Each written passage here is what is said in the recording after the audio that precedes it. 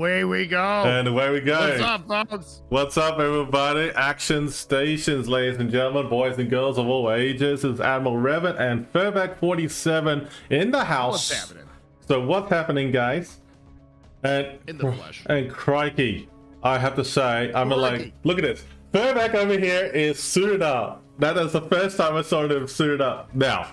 Yeah, who's got the better looking tie?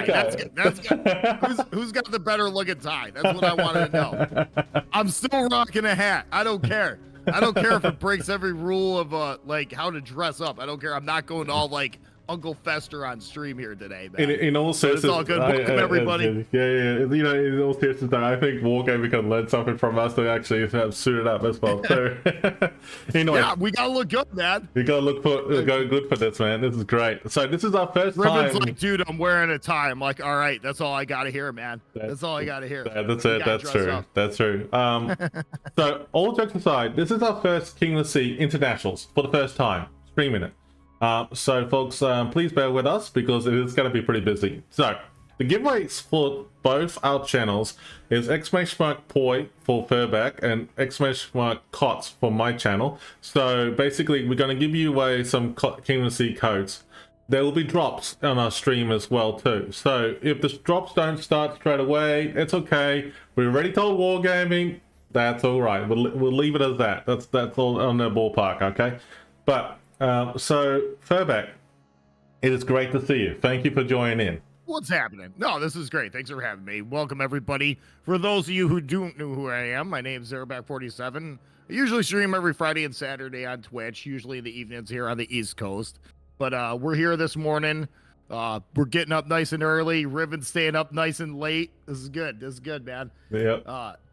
This stream is sponsored by poor sleep habits and an ungodly amount of coffee. So we're gonna get through this chat. I promise. Come hell or high water, we're gonna have fun no matter what. Speaking about coffee, this is my third coffee already. Just to try and get through it all. So this is great. I mean, like there was a last minute moment for us. I mean, like we were supposed to be streaming King of the Sea at 1300 UTC, but we ended up being pushed back by 30 minutes to a different group, which is all good because that means more time for us. All these matches, ladies and gentlemen, just letting you know that they're all best of 3 matches. Okay, so basically how it's going to work is that if we pull up the map pool, for example, let's go ahead and show the map pool. We got all these maps: Land of Fire, Shatter, North, Hotspot, Trap, Warrior's Path, Sleeping Giant, all great maps. You're all familiar with them all. The short version is that the teams have to go ahead and select it and then, you know, choose what to ban, what to keep, and so forth.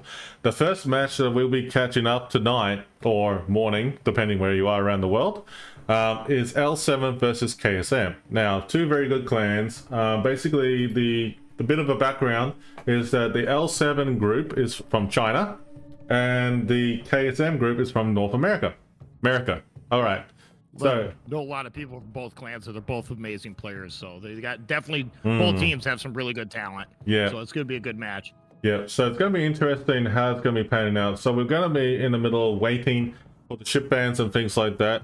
So folks, it is great to see you all. Thanks for the follows and also the support for both for my channel and also Furback47. Please stick around and wait for the giveaways as we go through. We will announce when the giveaways are done so that you can claim it. We'll understand there is a 5-minute delay. We do apologize, but this is the prerequisite requirements of the King of the Sea tournament, so that you all understand. However, that means that we will give you an extra time for you to respond, and we will just keep calling you out. The mods will call you out as well too, and then hopefully within the 5-minute time frame after that, you'll get your prize. So make sure you jump in the giveaways. You have to be following our channels and just enjoy the show. Gotta be present to win. And you have to be present to win. There. Well, not president. Okay. So so anyways, enjoy the show, folks. So what we're gonna do is that we're gonna be talking about how this works. We go to the schedule and explain how this works. Okay, so the schedule is sort of like this at the moment. So basically at the moment at 13:30 today, which is, you know, coming up real soon, we got the KSM versus L7, and then after that at 1500 we got we're not sure who the teams are for the next 3 matches afterward. Okay, so it's going to be on the fly. We're going to have to do it on the fly, let you know who they are, and we'll explain it as it is. At least you know what the schedule is looking like today. Furbeck and I will be doing the shot calling today for the first time in the KSM Nationals. I think Furbeck is just as excited as I am, aren't you? Oh, I'm having a blast, man. This is great. This is great. I get to talk uncontrollably. My day has been made. Yeah. I must be heard. Yeah. This is gonna be a good time, folks. Seriously. Revan's been doing this for a while. I have quite a bit of experience in the game myself as well, so we'll do the best we can to kind of call things as we see it, and it should be some good games, guys. This first game, this first match, I'm really looking forward to it. KSE is a very good clan. KSM's a very good clan. L7's a very good clan. So this gonna get nuts, dude. They're gonna be throwing elbows and stuff. I can't wait. That's true. That is true. So we're gonna have a great time, everybody. So folks, we're gonna try and stay hydrated, keep ourselves in up to date, and keeping ourselves awake. I mean, Furbeck, his job is very simple: keep me awake.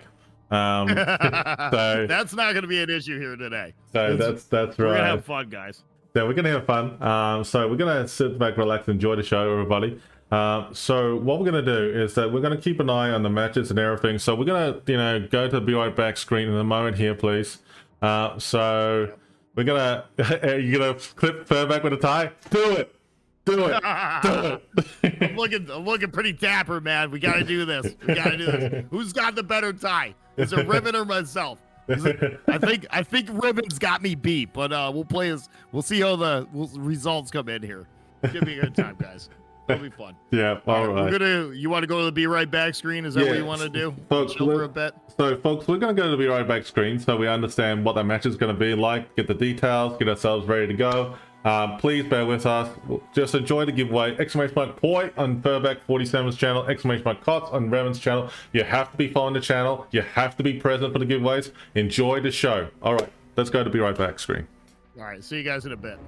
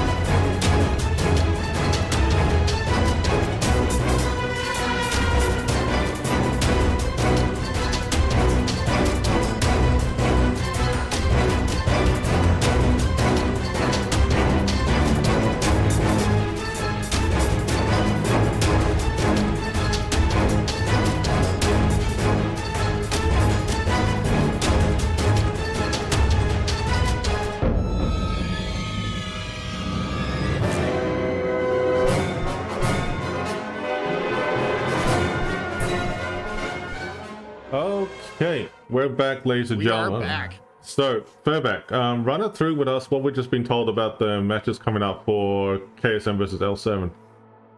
Okay, this one's gonna be on Land of Fire, guys. Cruiser's best dream, Aditi's worst nightmare.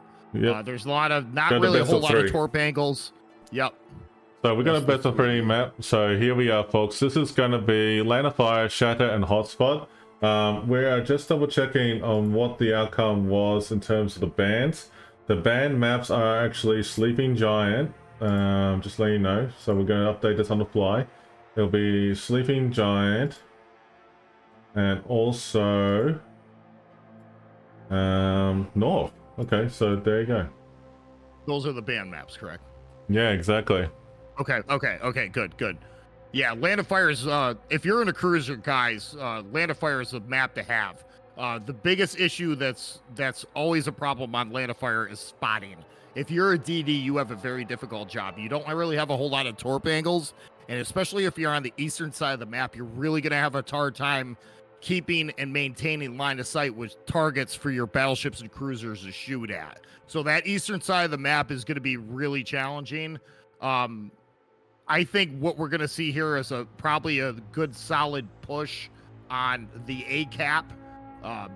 That'll all depend on how things play out, but A cap is usually the side that's where it's a little bit more easier to maintain line of sight with targets. If you're a DD, cruisers have good opportunities to kind of stack up, protect their DDs and get shots. Battleships are probably going to play mid. It's going to be standard stuff. What do you think, Revan? Yeah, it's going to be interesting how they're going to play this match. I actually just been advised, sorry 1 second guys, I just been advised that we have a lot of ship bans involved here. Damn, I was not expecting this, but there's a lot of ships that have been banned just now. Ooh, okay. So this will mix it up a little bit. Yeah, okay, so ship bans. See, you surprisingly said it. Ship bans are Christoph Colombo, Libertad, Marseille, Napoli, Petropavlovsk, Gdansk, Brisbane, and Quebec. Both sides have gone out swinging, banning those ships very quickly. So that is actually very interesting. And Petro, yeah, dude. This is gonna be like 2018 style clan battle match here, man. With no Petro, no Venezia. Yeah. Or I'm sorry. Yeah, this is gonna be pretty wild, guys. Yeah. Instantly getting rid of a lot of 12-kilometer radar. You're still gonna see Musvas with the 12K radars and stuff like that. I don't think that's been banned, but a lot of these hard to kill ships like Petro, Napoli, these ships just don't want to die, guys. Vincent, with a super heal. So getting those guys out of the fight is really gonna just turn things down to an old school slugfest. I'm looking forward to it. This is gonna be really good. This is gonna be awesome. This is gonna be a awesome battle. Actually, I'm actually really looking forward to it. I mean, like, I have to say that for both teams, the way they have banned these ships, man, I have to say that both these clans, these groups, are not mucking around, and I can see that this is going to be a very interesting gameplay for both teams. Speaking about that, I mean, like, Christoph Colombo is definitely full on. I know that for a fact. I mean, like, I've seen that ship in action. If you play it well, it's actually pretty good. Libertad, I haven't really played a Libertad that much, but I have seen a lot of good things about that, and I heard a lot of good things about that ship. Me either, but it's incredibly strong. That's another battleship that has a really good rudder shift, and it's just a secondary monster. Another ship that's really hard to kill. But yeah, this is going to be interesting, guys. Getting the Colombo out of the fight is a very good thing, because that SAP just doesn't care. You already have overmatch on most of the cruisers in the game, and it sticks. SAP's, it still has some ricochet angles and things built into the mechanics, but it doesn't overpen. And you got 16 guns, dude. You know what I mean? And especially Ledge Mod Colombo right now is just completely busted. You're seeing a lot of them in randoms right now. A very, very powerful ship. So getting that ship out of the fight, it's going to bring things back to a mano-a-mano kind of style slugfest between your cruisers and the battleships, which are really going to be good. I wouldn't be surprised if we see a Montana tooling around, probably a Kremlin. You're probably going to see a Kremlin. People pricking that for a battleships, cruisers. Boy, you might come back to Salem's, Des Moines. I wouldn't be surprised if you see a Des Moines in the fight. This is going to be a good time, guys. Actually, this is going to be pretty cool because, like, considering they bet the Petro, there's a lot of other ships out there, like the Salem, Des Moines, even Moskva, if you want to go that far. I mean, like, there's a lot of, choices to choose from for both Hydro and, of course, radar. So this is going to be interesting gameplay for how both teams are going to really play this out. So with that being said, everybody, this is going to be pretty much a very exciting match overall for both teams. And I have to say that, you know, big shout out to and hello to everyone in the channel and community for both for Furback's channel as well as myself. And thank you for your undying support. It's greatly appreciated. So this is interesting. So Furback, with that being said, I'm like, well, let's go dive in and play that video for Land of Fire, hey, for the chat. Let's do that. Yeah, absolutely. Let's do that, guys. We'll be right back and we'll talk more shortly. Amidst the treacherous islands and turbulent waters of the South Pacific lies an archipelago that will soon become the stage for an epic confrontation between enemy fleets. These scenic islands will reverberate with the clashing of steel and the roar of naval artillery that can only be matched by the volcano that looms over the area. This is Hotspot. Hotspot is a 48 by 48 kilometer domination style map with 4 cap points running from west to east. The A and B cap are on the left, C is in the center, and D is on the right. In this new setting, the spawn points for the teams Let's go have been moved. quick. Okay, so let's double check and make sure we got the video working properly. We just had to double check and make sure everything was set up in the back end. Yeah, sorry about this, guys. We're kind of learning the software on the fly. This is the first time I'm running OBS. Usually I run Streamlabs, and World of Warships actually did a really good job hooking us up with a really nice streamer pack, but it's incredibly complicated. So we're kind of the day one here. This first game is going to be a little bit of back and forth, just trying to get some of the scenes right. But we'll get it, guys. Yeah, that's true. Right. I mean, like, we're just double checking everything here because, like, we actually kind of like laughed hysterically that the video for Land of Fire did not play. We're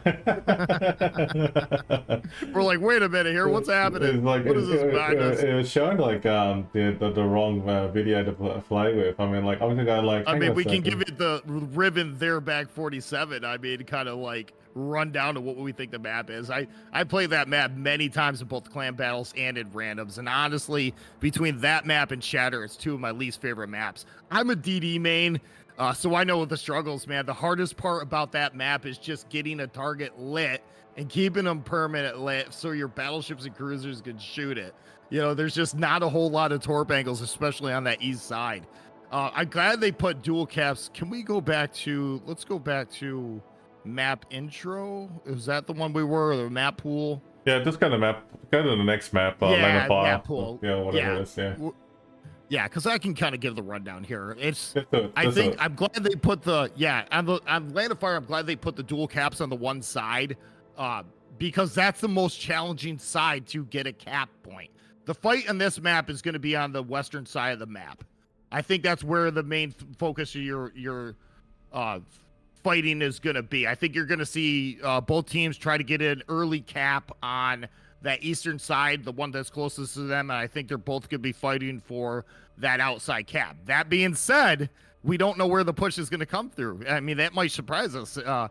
They might do a play on that eastern side of the map and just try to do a hard push on that side. If they can cannibalize on that on either side, you're gonna see a team that's in a fire sack on that western side of the map. So this could go either way, guys. There's 101 different ways you could play this map, and either way, it's not going to be easy. It's really not going to be as easy as a DD player, man. No, it's not. It's definitely not. But yeah, it's actually pretty cool. That's my 10 cents. Well, you know, like in all seriousness, I mean, like looking at, like, first and foremost, I mean, like, I can see that C and D cap will be probably loosely contested over there, unless they're going to play a little differently, where we have seen something happen in regionals in King of the Sea for this year, where we had, you know, majority of the fleet moving towards D and C cap and actually pushing hard and contesting each other, or loosely, you know, having one ship over there and versus a whole bunch of ships. So it's actually going to be interesting to see how both teams will play this out for this match. I mean, like, I would expect that this one will be a little bit of a long thought out process, so it can be pretty, you know, intense all around. Yeah, it's gonna really come down to whoever gets the most angles first, whoever wins the HP fight. I mean, this is with the ship's ban list that they picked. I mean, this is just old school, man. It's gonna be whoever can get an angle on the other guy first, DPM out a cruiser and make a push. And we just don't know yet what side it's gonna come from.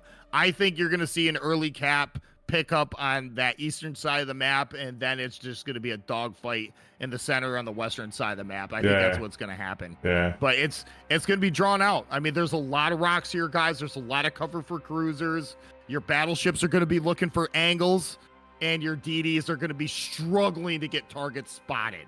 So this is all well being contested by radar. You know what I'm saying? So this is gonna be a dogfight, man.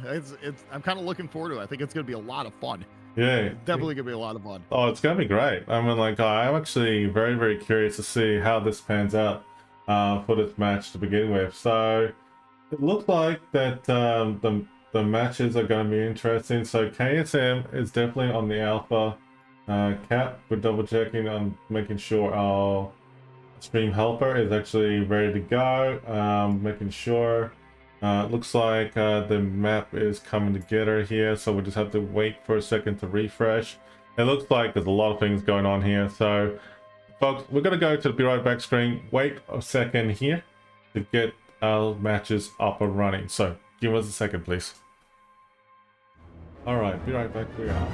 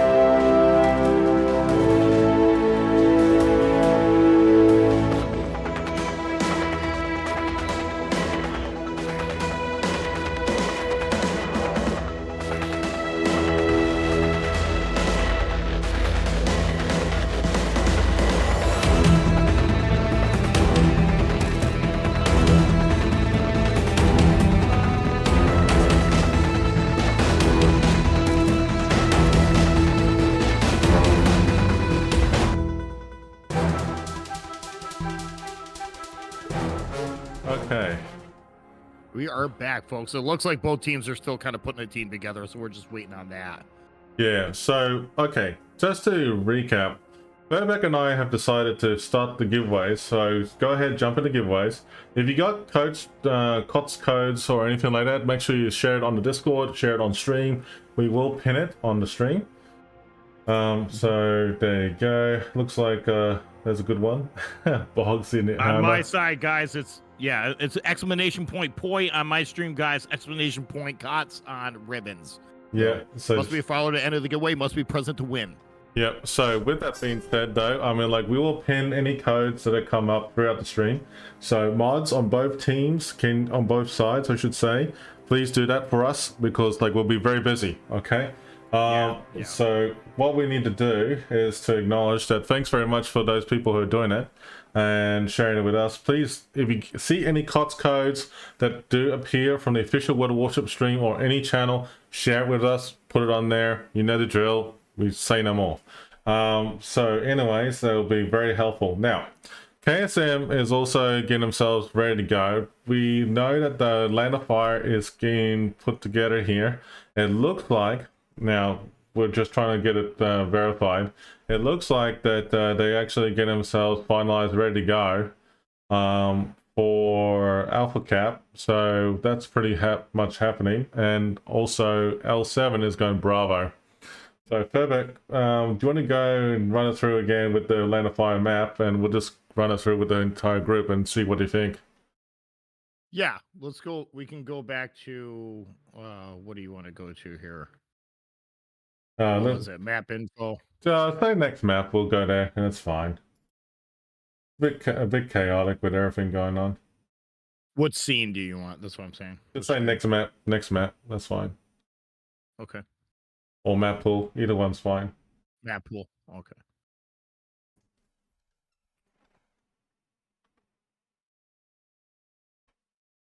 Okay, here we go, guys. Yeah, we've been over this once, but we can go over it again. Land of Fire is a fun map, guys. It's just very challenging for DDs. Cruisers have a lot of places to stack up. There's a lot of rocks on both the eastern and western side of the map.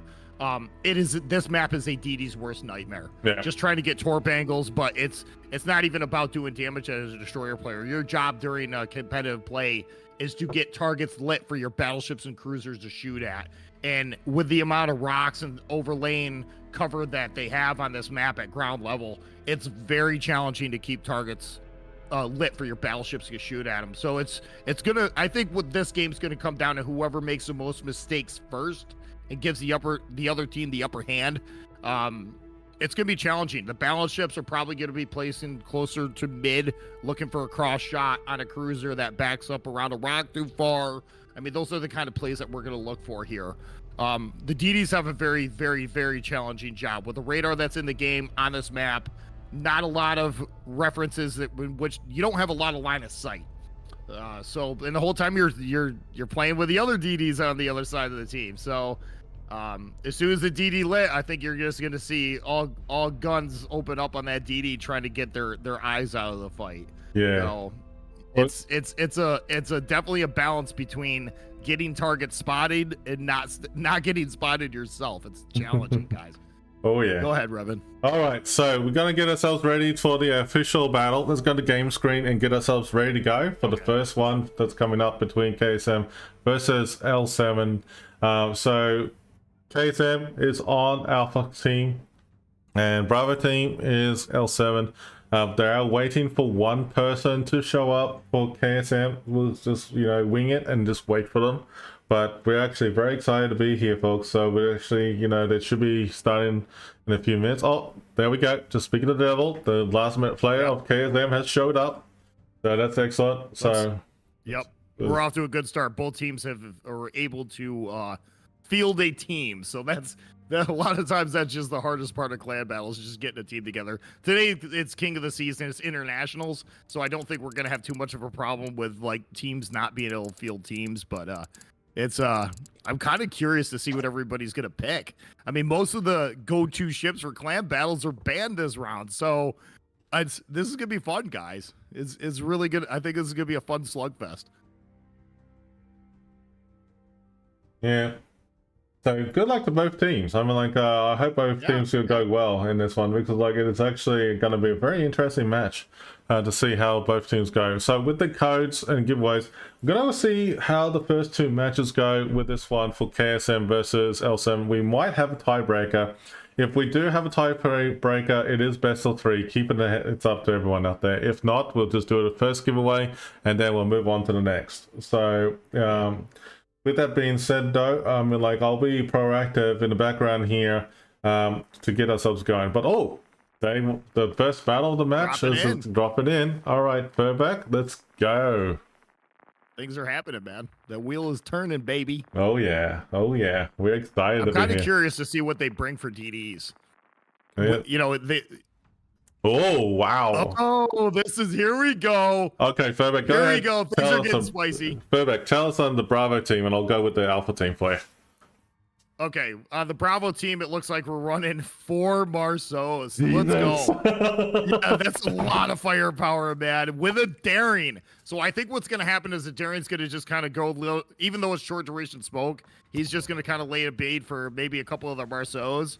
They're backed up with 2 Stalin radars, a St. Vincent and a Schlieften. St. Vincent's running the 457s with a super heal, incredibly hard battleship to kill. Schlieften's just all about that DACA. I think we're going to see Daring paired up with a Stalingrad as a holding side of the flank, and I think we're going to see a massive push with the 4 Marceaus and the Schlieften down one side of the map. We'll see how this all pans out. Well, that's my take on it. Well, look at this, ladies and gentlemen, boys and girls of all ages. The KSM have actually come out swinging with a Krebla and Conqueror, San Martin, and 4 Moskvas, 2 Marceaus. This is well, I have to say, you know, like with Moskvas, could be a good replacement for the Petro. So this is actually a very good, you know, choice they have come up here with the KSM. So I'm actually quite excited to see how both teams will come out in this way. This is absolutely fantastic. What a lineup, man. Yeah, this is a brilliant lineup. I have to say, I'm going to glance over these text tree builds on these lovely commander builds on these ships and the players here. They actually got some great unique modulars, and also they got some tanking builds, and wow, this is great. I have to say, I'm very excited. We got 3 Marceaus going to the outside of A, along with, let's see, he's being fouled with a Stalingrad and the St. Vincent. Okay, so I think, this is going to be kind of nuts, guys. 1 KSM Marceau on the other side, backed up by 2 Moskvas. 3 Moskvas and a Kremlin. So that's actually a good way of shutting down that push with the dual radar and everything else like that. But, man, if these Marceaus can get an angle on if they can isolate 1 or 2 of them Moskvas, man, they can farm them out. So this is going to be kind of very unique here. Yep. Stalingrad's kind of pushing up towards the center, and on the eastern side of the map, we got a Marceau and a Schlieften. So that's going to be your holding flank. But we thought that's how it was going to be earlier anyways. Each team's going to pick up an early cap close to it and fight for the western side of the map. So this is pretty wild. Was the St. Vincent running for a build here? Yeah, standard tank build. Good. Stalingrad should be doing something very similar. Awesome. Yep. At the moment, and Marceaus are just... Yep, we got the 2 Marceaus taking out the C cap, and they got assistance from KSM's got the San Martin and also the Conqueror. Interesting choices. And also the Schlieften is coming over there in the C for L7. Gangster and the Marceau and the KSM just got caught. He ran head on into 3 Marceaus. I think that Marceau is going to have a hard time. There's just too much DPM there. There's a lot of DACA attacking here. It looks like this KSM Marceau is actually getting absolutely hammered here. The only thing he can do at this point is just get out of here. But if they can take that DD out of the fight, then they'll have an angle on the Moskva. Big hits on the Moskva, the KFM. I think that came from the St. Vincent on the center. Yeah, that came from the Stalingrad. Stalingrad that had an angle. Well, that Marceau and the KSM is gone. So that's interesting. Yep. Okay, so we got a radar up here from the Moskva. I'm sorry, Hydro up from the Moskva here for KSM. Yeah. Looks like Bravo Cap, on the other hand, is actually a little bit of a stalemate. It's actually very quiet and neutral over there. Yeah, I figured that's what's going to happen. They did send the Conqueror over there, too. I think at this point, losing that DD on the A cap from is really going to put KSM at a very significant disadvantage over there. And Barth Marceaus are dropped off, too. The other one got beat up pretty good, but it looks like they're dark. No, they're not. The one's still burning. They might go DD for DD here. They might go DD for DD here. Yep, this is true. I mean, like, I'm just actually seeing, like, if they got any good shots on this L7's Marceau. It could possibly hit. This L7 Marceau could go down. He's very close. No, he just... He's dark. Is he dark? He's not dark. He's still getting shot at. Oh, man, that's some good blind shots there. Oh, so close, but no. Just skimmed the 466 health. Ouch. 465 more HP than what he needs, man. But that was a good play, though, getting the DD out of the fight, because they just lost their eyes on that flank. And right now, their Kremlin's completely exposed. I don't think the Marceaus are really going to be able to do too much. They actually have a really good counter with the the 3 Muscos on the one side of the flank. That pretty much shuts down that Marceau push. But, yeah, I think if they can keep that low health muscle maybe on the outside, but look at this, man. That Kremlin's just getting completely farmed out right now. Yeah. St. Vincent's moving up here. This is going to be really interesting. Yeah, exactly. Although their Stalingrad here from L7's getting worked over pretty good too, so he's in a tight spot. He did get smoked up though by the Daring, so that's going to help. That's really going to help. That was a good play by the Daring. That's very good play at the moment right now. Oh, there's a lot of focus firing going on with the St. Vincent over here. Let's see how the St. Vincent on L7 is going to take the Kremlin, and also the 2 Moskvas, 3 Moskvas, 4 Moskvas now. Yeah, their St. Vincent pushed up way too far. He can tank a little bit, but that was I think that was a... 4 Torps going to hit the Kremlin. I think that was a bad move. Maybe 2 Torps, 3 Torps? No, 2 Torps. There we go. 2 Torps on the Kremlin. Kremlin's really doing a good job, though. Yeah, St. Vincent overextended pretty good, too, so he's really... Oh. I think that was a tough play. If he stayed back behind that rock, he wouldn't have exposed himself. Oh, Kremlin got absolutely obliterated by the Stalingrad just now. Both of the battleships got really aggressive this match. Just pushed. I don't agree with either of that play. Neither did I. I think if that St. Vincent, I think if that St. Vincent would have held it back just a little bit longer, they could have got that Kremlin dead and still maintain pretty much all the HP for the St. Vincent. I think that St. Vincent just pushed a little too far ahead.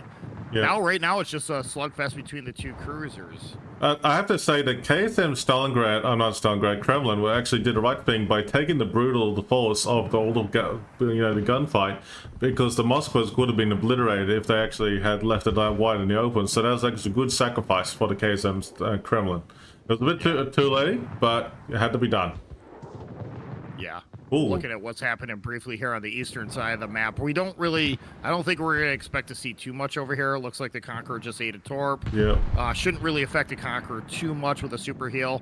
I think they got a pretty good advantage over here. KSM, I think the best way that they can win this game right now is continue that push on the eastern side and try to flank some of the cruisers, especially that Stalingrad that's stacked up in the center of the map. Yeah. I think that's really the only way they're going to come back with this right now, because L7 has the caps, and right now they have the map control.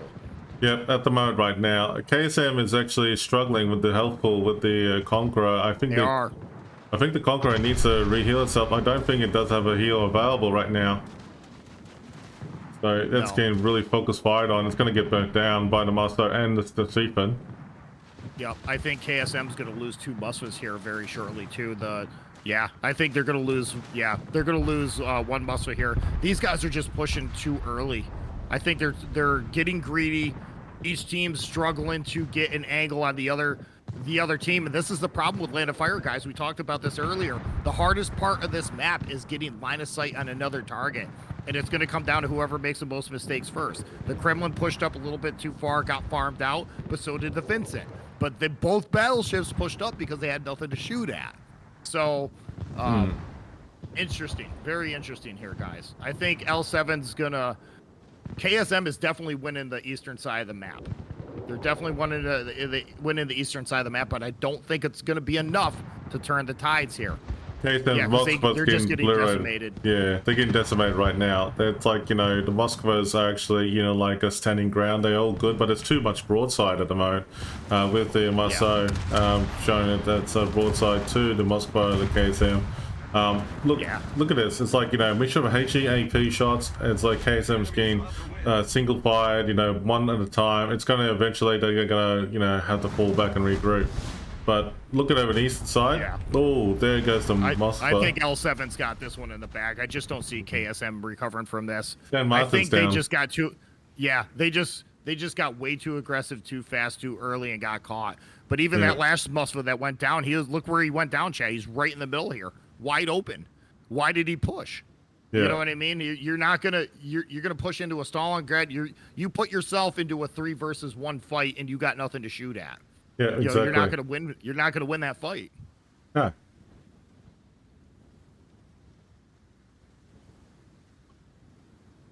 I mean, L7 has some low health targets right now, but it's just not going to matter. I think it's already too little, too late for KSM. KSM like had the right idea, but they just pushed it way too aggressively on the right flank over an A. Well, yep, left flank, I agree. left wholeheartedly. flank, yeah, left flank on actually on an A, but L7 actually did set up a very good defense. I mean, like they caught them off guard with the triple Marceaus. And they were actually, that was a good start to the match of taking out that Marceau for KSM straight away. Yep. L7 still has the HP advantage here too. Yeah, I just don't think L7's in a really good spot right now where they can just start pushing on the western side of the map, and these two Moskvas are just going to get completely overrun. Once that happens, then it's all over at that point because they're not going to win. KSM is not going to win on points. No, they have to win in kills. Yeah, they have to kill their way out of this, and they just don't have the HP or the ships left to do it. All L7 has to do is just, at this point on the western side of the map, is isolate targets and kill them one by one, and that's exactly what they're doing. Right now, their Marceau has an angle on the Moskva. He's down to 1900 HP. Even if he's got to heal off, it's not going to be enough. He can't get out of there. No. He did get a heal, but at this point, it's just kind of, it's just futile. Yeah. Like, it's actually kind of funny when you say futile. It's like a resistance is futile right now. Resistance is futile. But, you know, just by looking at it right now, I mean, like, the Daring and also the Marseille, Stalingrad have got that KSM, you know, like, Moskva in place, and then the full health KSM Moskva that's coming in the middle towards B. He doesn't have much any of his shots to shoot at, except shooting at the Stalingrad. Why? Oh, hang on. He's actually bow in. No, that's why. But yeah, it's just, you know, at the moment KSM's gonna lose this fight because they got way too aggressive at the start, and you can't do that on Land of Fire. Not with this lineup. No, you can't do that going head to head against 4 Marceaus. I mean, that one Marceau got 4 kills. You know what I'm saying? So it's just all they had to do is wait for them to push into it. There's just too much fire, too much heat there. There's too much DPM. Oh wait, you're right. There's one Marceau got 4 kills. That's unreal. Yeah. Well, Bravo team has just won. That's game there for the first one of the night. So congrats on L7 for the win there. So let's go to the fantastic match. Make sure you set the winner to L7 with a 1 point. And you do that through, where do I do that? And the stream and the thing, the stream helper. And there you go, folks. And well done, L7. That is an impressive match. Overall, I mean, like, they only had the Schlieffen, the 2 Stalingrads, the Marceau Daring, and 2 Marceaus left over. Yeah, that was just going to come to, I said it at the start, and it played out exactly how I thought it was going to be. That game was going to be decided by whoever made the most mistakes first, and unfortunately, KSM just got way too aggressive at the start. You can't push into 3 Marceaus, backed up with a Stalingrad, a Daring, a Vincent.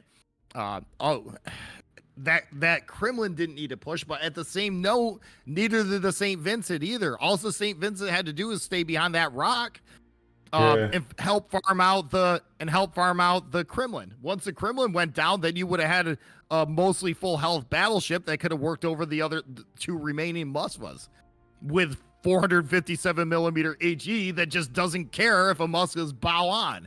So it's exactly. I think both battleships got a little over aggressive, and both battleships paid for it that game. In the end, it just didn't really matter because KSM wasn't able to get the upper hand on the western side of the map. They just couldn't do it. So what a good game though, guys. That was a fun one to watch. I was excited when I seen that line coming out. 4 Marceaus, let's go. Yeah, fantastic. that's actually very good. All right, we need to update the match to have L7 on the team A.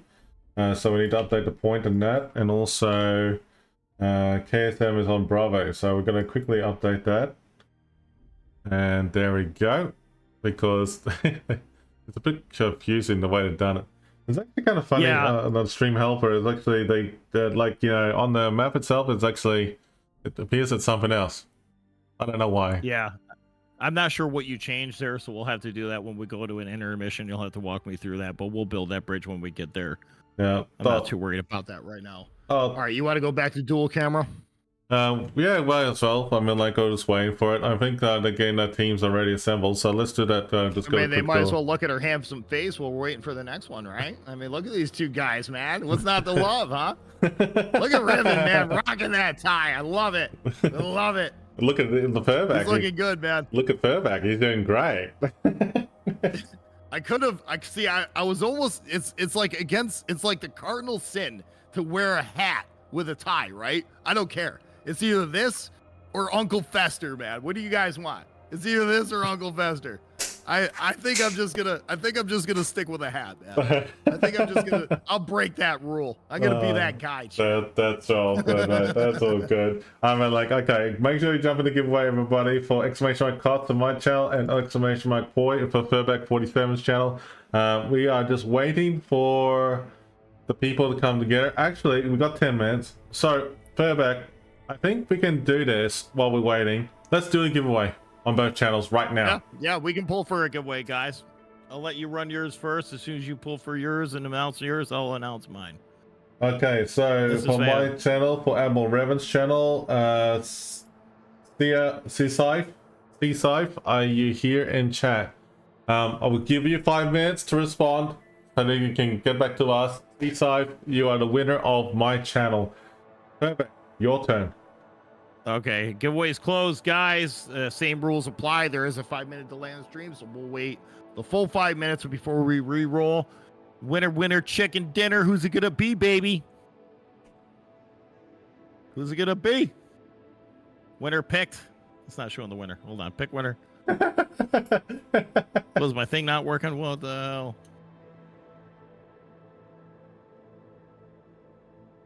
Oh no. Don't forget to message us on Twitch, folks. If you're having trouble with Twitch, message us on Discord.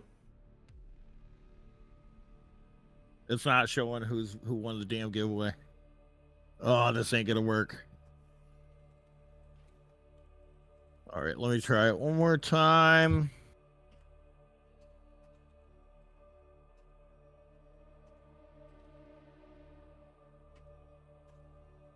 Oh, damn. Too many buttons, guys. We'll get through this. All right, giveaway's closed. Let's see if I can get mine to pick. For some reason, it doesn't want to roll. This is winner pick, but nobody's showing up. Man. Yeah, I know, right? Oh, damn. Okay. I'll have to figure out why this isn't working, guys. I only have a lizard where yeah, I could put everybody like into a wheel of names or something like that. I might end up doing that. Just to keep the ball rolling. Wow, that software's not working. That's too bad. Yeah, I have to say that, folks, I mean, like, thanks for those who just pointed out, like, you know, like, the way the teams are lined up and that sort of thing. I will admit, I mean, like, when they did the OBS overlay, I actually said to myself, whoa, hang on a second. This is not right.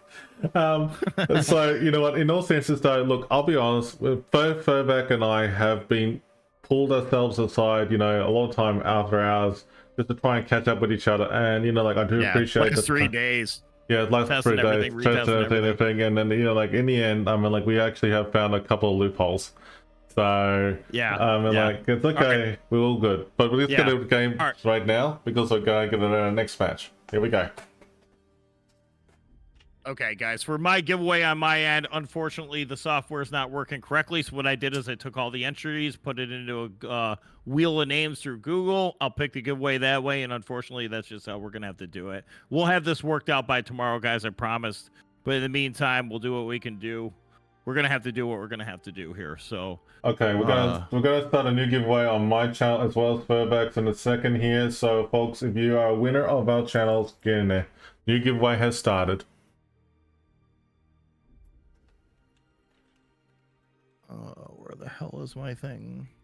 Mods, can you do us a favor? Make sure that you have advertised the giveaway has started. Must be following the channel, !KOTS for me.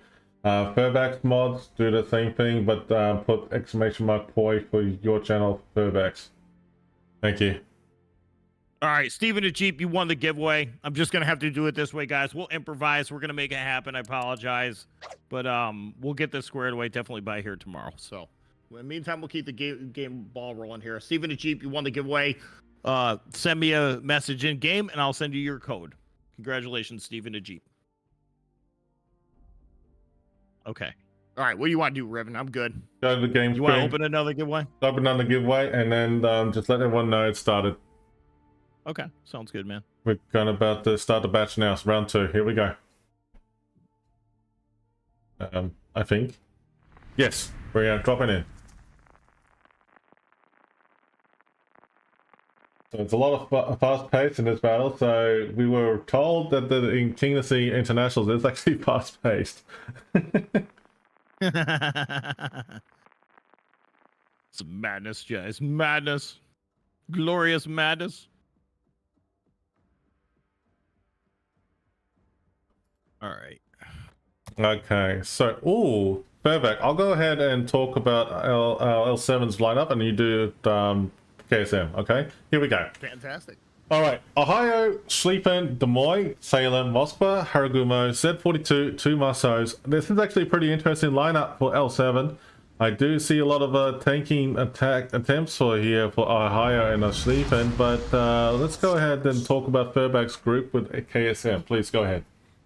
Yeah, no problem, man. Ragnar, Daring, Gearing. I think we're going to see a smoke comp, possibly trying to smoke up maybe the Gulen and or the Salem.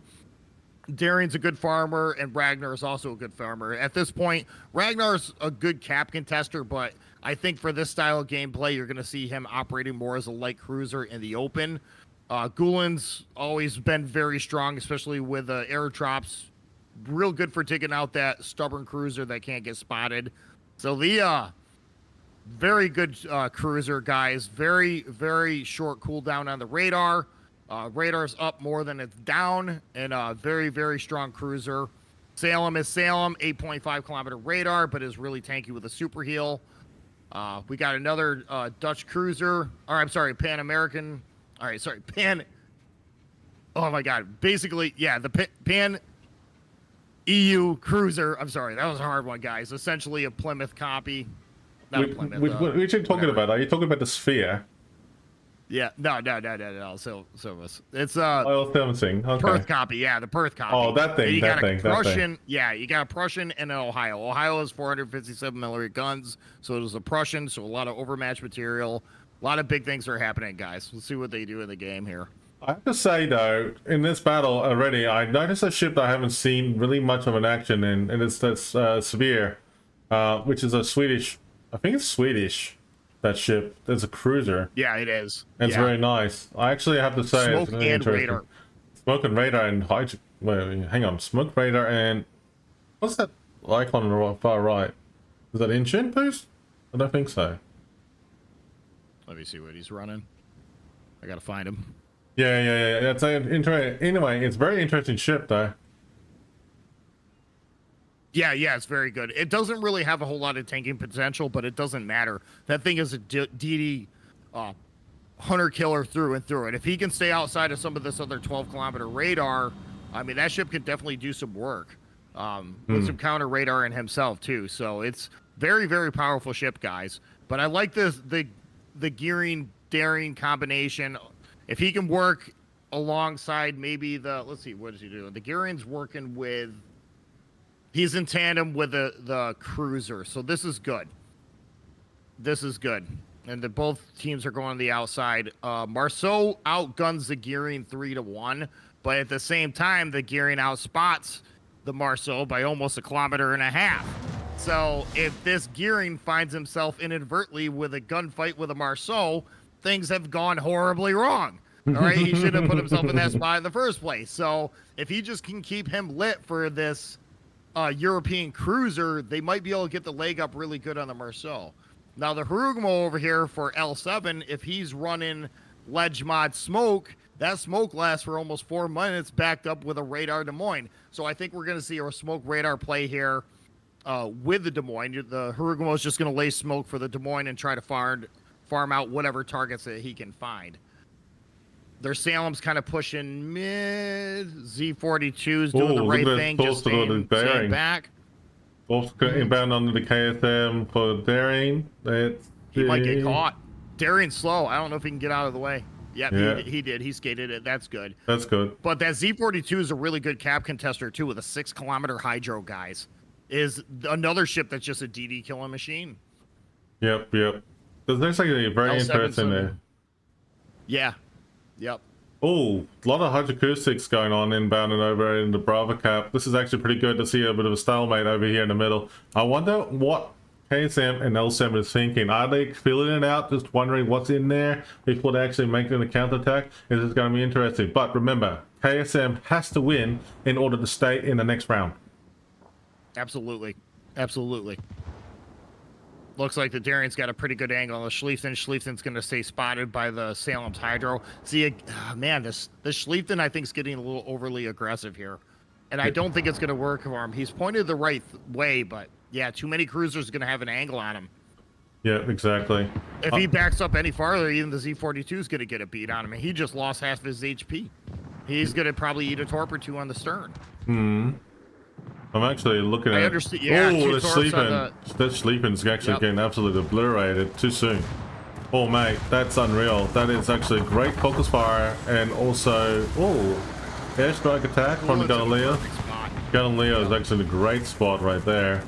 And this Schlieffen is... Whoa, he's gone. He got too aggressive. Even though he was pointed the right way, he still put himself in a spot where he couldn't get out. Yeah. Right now, the Z42 has a beat on their Daring. I don't think it's going to matter too much. The Daring does have a small token heal, and more importantly, he has a way out. So he's pretty much just going to single-handedly nerf the Z42's Hydro once he gets out of Hydro range, and it looks like he went dark, so he's fine.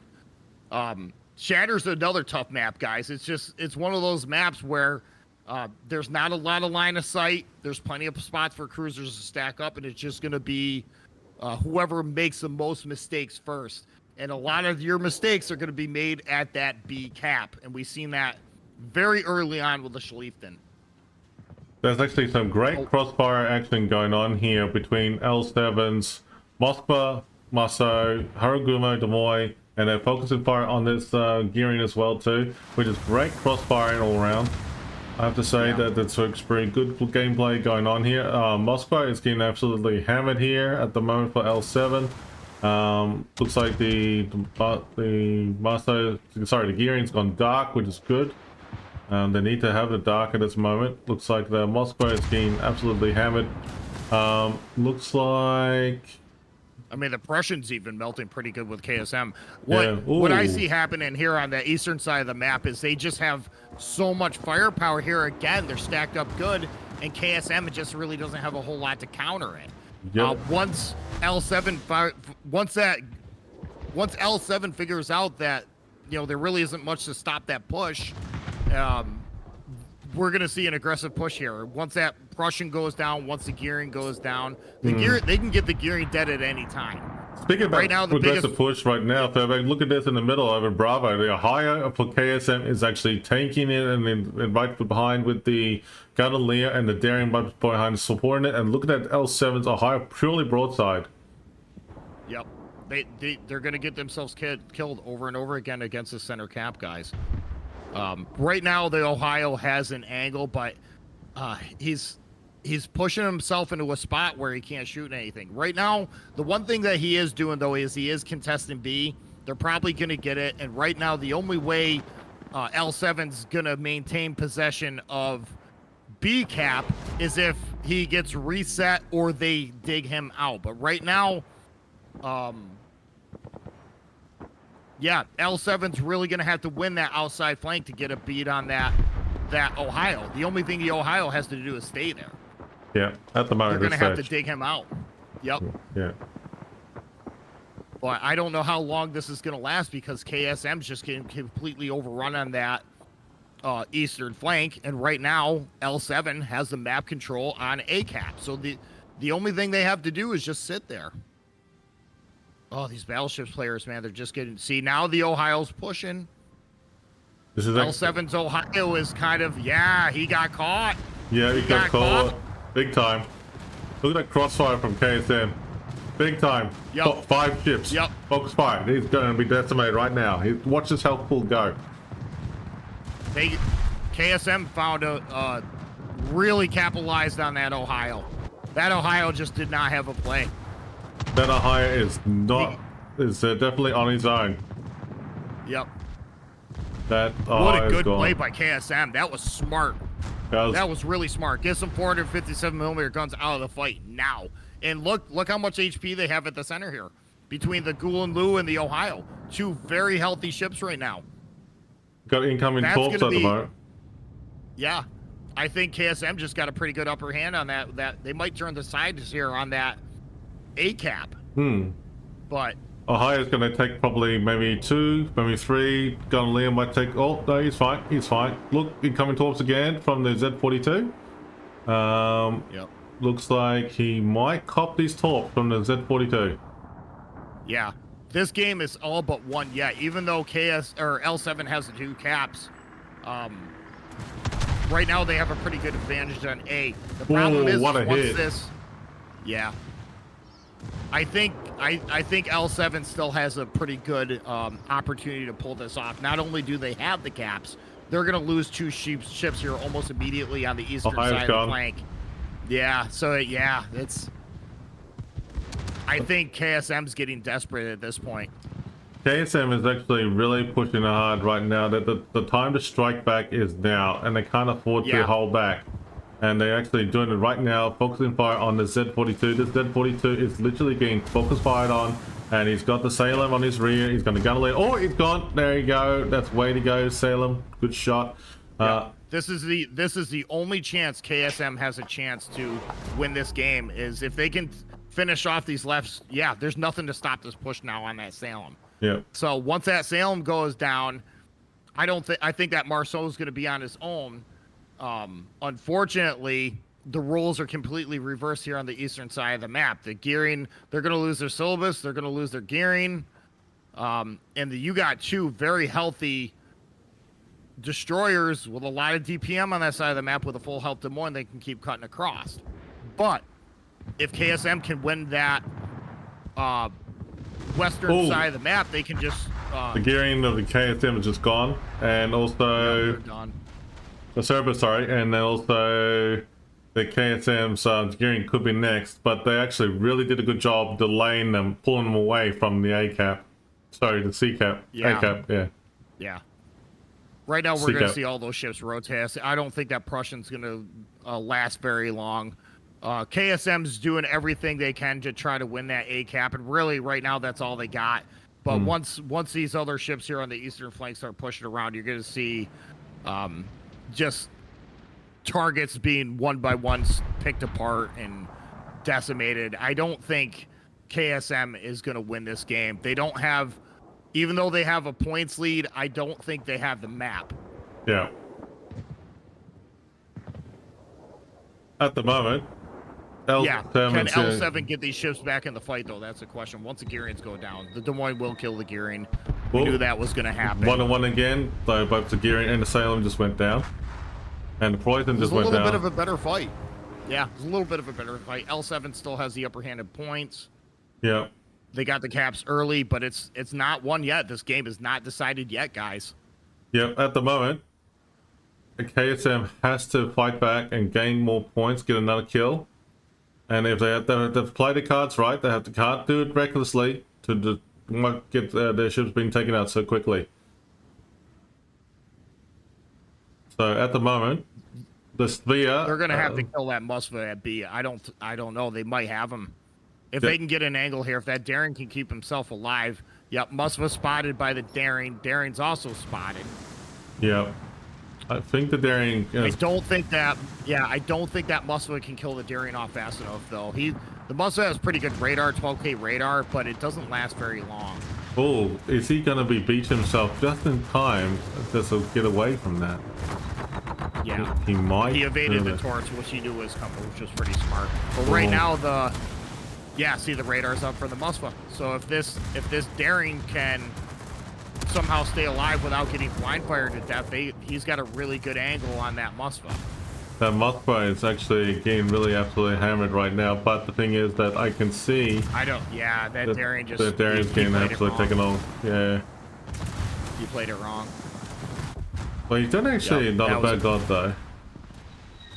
Oh. No, he did all right. He played it wrong. He pushed out there alone without the help of the Salem or the Ghoul. And if he would have gotten eyes on the Musva, Musva's down.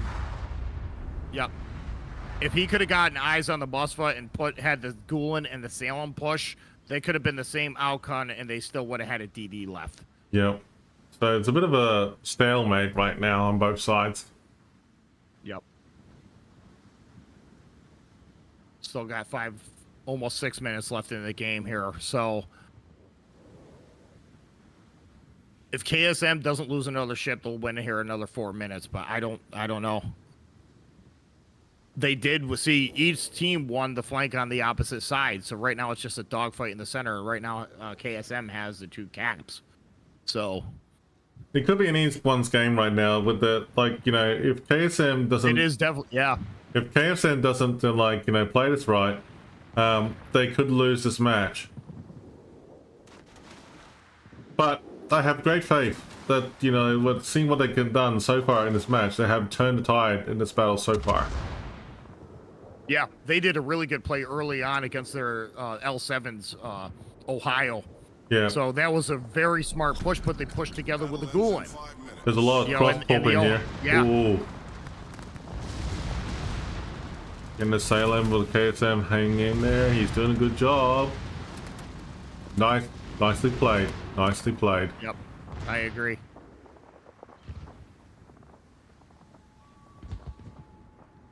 Salem's dark too. Salem's dark. And they still got possession of the cap. I don't think L7's going to be able to get that center cap back. Right now, KSM will win on points if they can stay alive.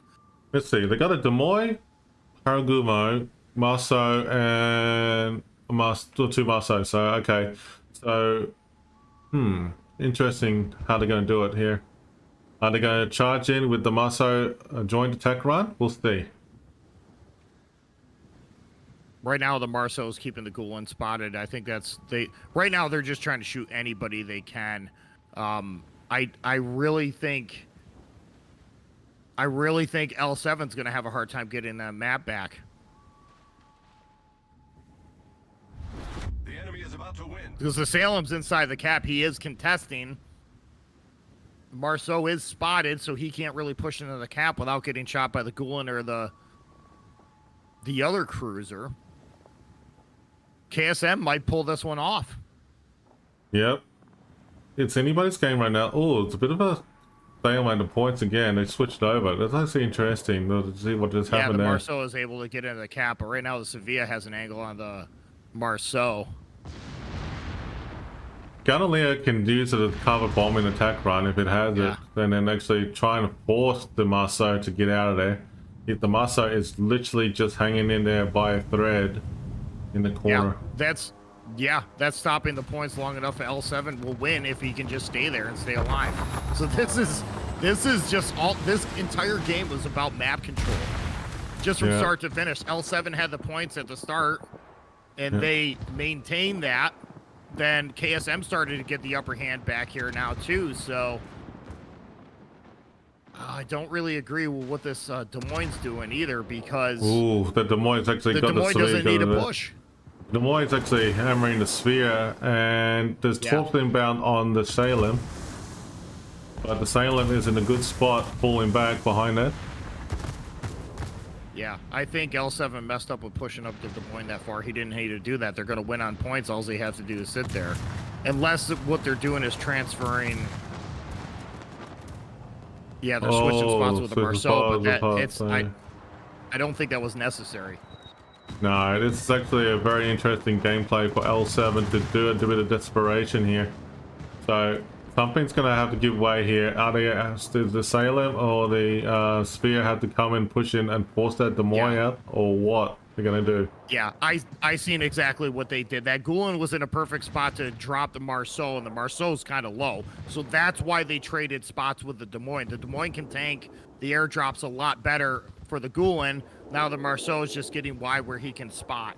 That Gunnelia is actually spotted by the Marceau and the Harugumo. That Gunnelia is going to be taken out real soon. Yeah, that's game. Once that Gulen goes down, that's game. Yeah, oh, that's a bit too late. That's a push in right there, close. I thought it was an iffy play when that Des Moines moved up, but looking now at what they did, that was actually really smart, because they know even though the Marceau wasn't spotted, they know that's the only spot he can be. So all that Gulen has to do is just sit there and drop that corner of the cap. Can I take out that Marceau? It is really close. It's very, very close. I don't know. Still spotted. Oh, bobbing, weaving. He's beelining for the smoke. Nice. Oh, dude. Dude, that was just... They would have won if they just stayed dark. If that Marceau never needed to fire his guns. I know they want to farm out that Salem, but... Yeah. Oh, that Salem is actually literally overextended, so he's toast right there. He got greedier at the Destroyer that pulled him out into the herd. Oh, the Sphere is too late. Else of the brother. No, that's that. I mean, like, looks like... that's game. That's game right there. L7 has prevailed to hang in there. That was a lot of back and forth right there, man. It literally could have been any game, but his game. L7, I think it benefited them to get the caps right out of the gate. Yeah. Then all they had to do is hold it, but each team won the flank on the opposite side. So at that point, the fight's going to transfer to the middle of the map because it has to, right? So L7 getting the early cap advantage put them in a points advantage, so where all they had to do is just hold the caps at the center of the game. But transferring out, I thought that was a mistake when the Des Moines moved up, but I seen exactly what they did. They moved the Des Moines up so he could tank the drops of the Gulen. Then all the Marceau had to do is just go wide and spot the Gulen for everybody else of the brother to shoot at. Yeah, exactly. And that was actually a very impressive win for L7. So great job, L7, for that win right there. Yeah. I got a dual cam now. And KSM is a hard team too, guys. Those guys know what they're doing. I mean, that game, we're seeing a lot of talent here today. Yeah, that was actually very well played. So it's actually very good gameplay for both teams right there. Yep. I'll go back to dual camera. So I have to say that was actually a very impressive gameplay and win for both teams for the way it's been done. So it looks like KSM is going to be in the losers bracket, and then looks like L7 has moved into the winning bracket, so they'll be moving in to the next group. We'll be waiting patiently for the next round, so we'll just wait anxiously to see what the next battle is going to be like. So we're going to be waiting for it for a moment here. So we're going to go back to the Be Right Back screen shortly. With that being said, everybody, go ahead, jump into giveaways for both our channels at the moment at this stage, and then we'll see you all both soon. Be right back soon. That was a fun game.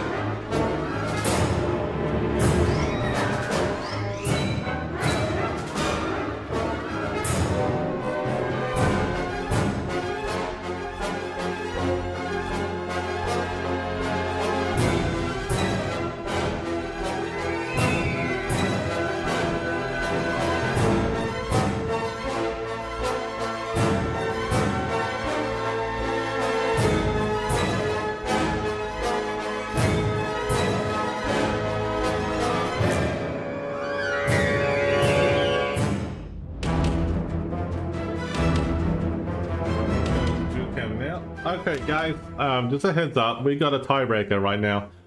We've got the official stream in the background as well too. In the background, we're just waiting for those guys to join in. So we got HSR versus AU, and we got Sleeping Giant, ladies and gentlemen. So basically, there is a tiebreaker match for that one. So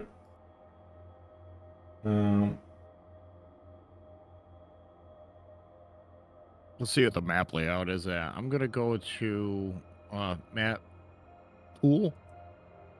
We'll talk through the map this way. Is the videos working yet? I don't think they are.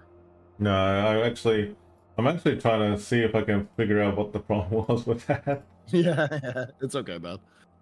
So I mean, like, in all seriousness though, I mean, like, what we're gonna do probably in like offline is like just make sure we fix it on the fly. But that's cool. I mean, like, these things do happen for a reason. I don't see my name in I'm there. It's the like observer.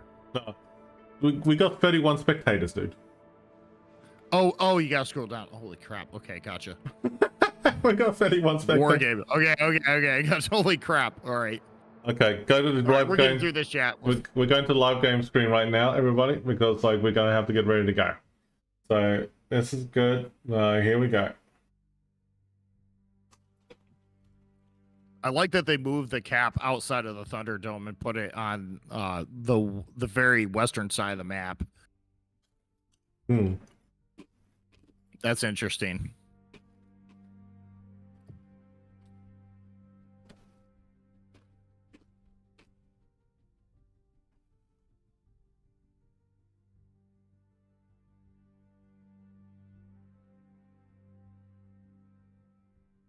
All right, full teams on both sides. We do have a giveaway open, guys. Explanation point Poi get you in the giveaway on my chat. Explanation point Kots get you in the giveaway on Revan's channel. So make sure you throw your name in there, guys. And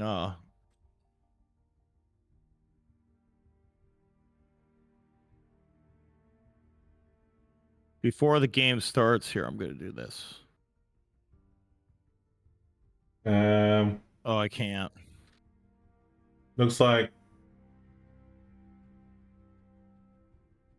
they have a little bit of delay going on, but that's okay. Don't worry about it. Folks, we're just gonna have to wing this. Just letting you all know now. We've got to wing this at the moment because like we've got the official cast coming in. We've got a lot of things happening at the same time. Yeah. So just bear with us, please. Jeez. Wargaming themselves is hanging out. So this is gonna be a tiebreakers are where it's at. So this is good. This is gonna be really good. Yeah, but a big shout out and say good day to everyone out there, and good morning, good afternoon, and good evening from all around the world. So, folks, thanks for joining in. It's greatly appreciated. Fun times. We're having a blast here today. Absolutely, 100%. Well, we're going in right now officially. Okay. I was not expecting Things that. are happening, baby. The things are happening right now. All right, let's go.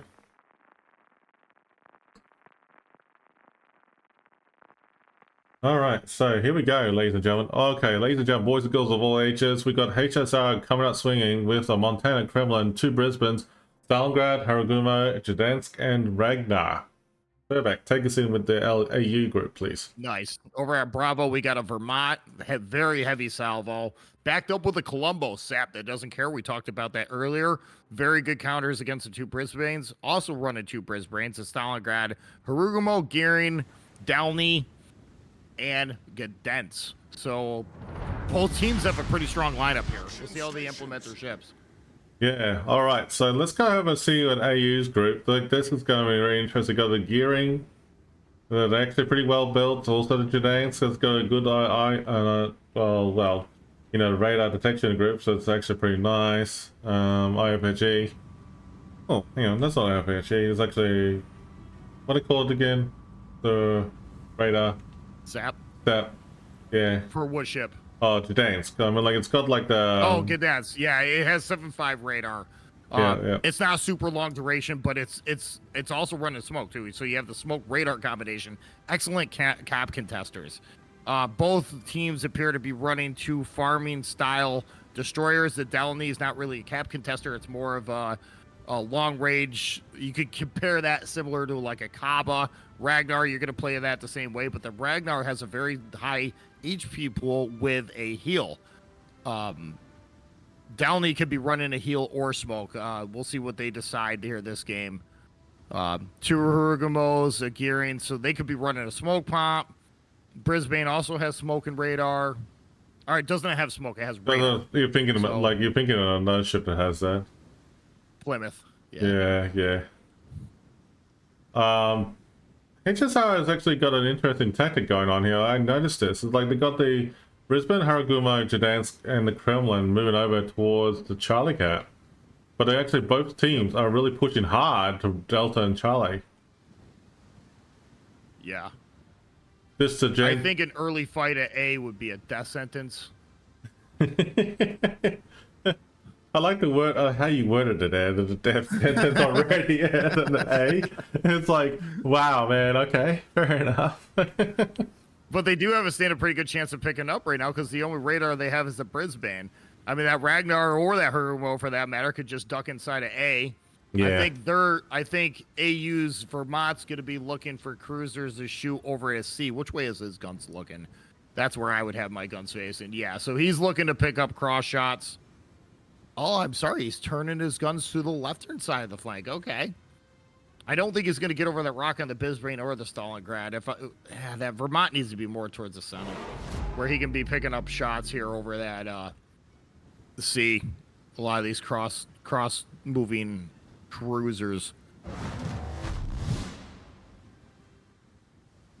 Bergamo did get spotted early.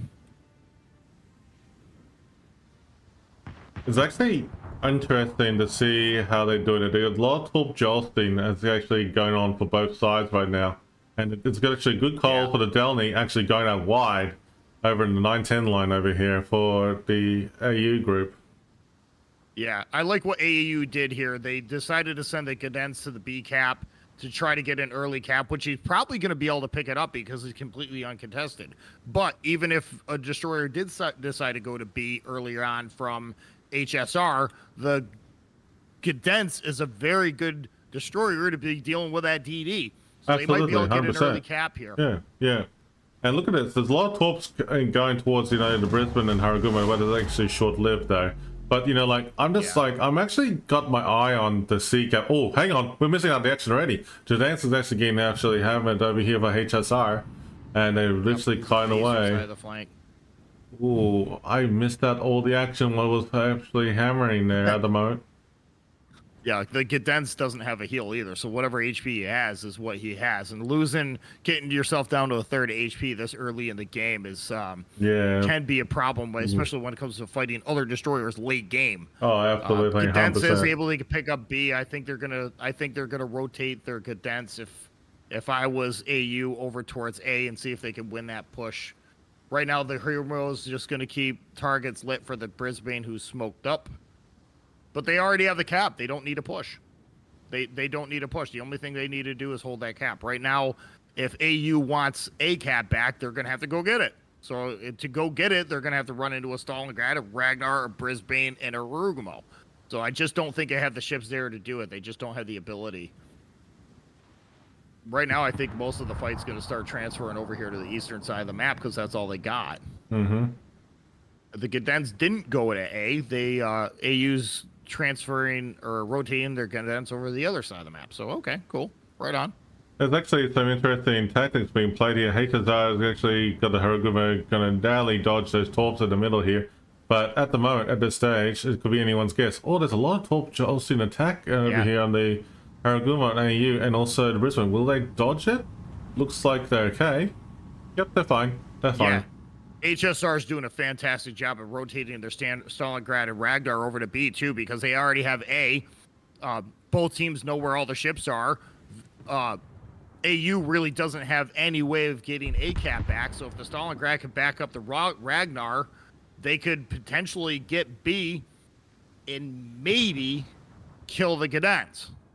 But I think AU's very shortly here going to lose C cap in the center. Mind you, though, I mean, like, I have to agree with you. At the same time, look at his points, at the moment for both teams, neck to neck right now. It's only neck to neck. Someone has to give way at this at some point. Someone has to give way. Even though the Stalingrad's there, I think that we'll see what that Ragnar does. I think that Ragnar is going to make a play for B.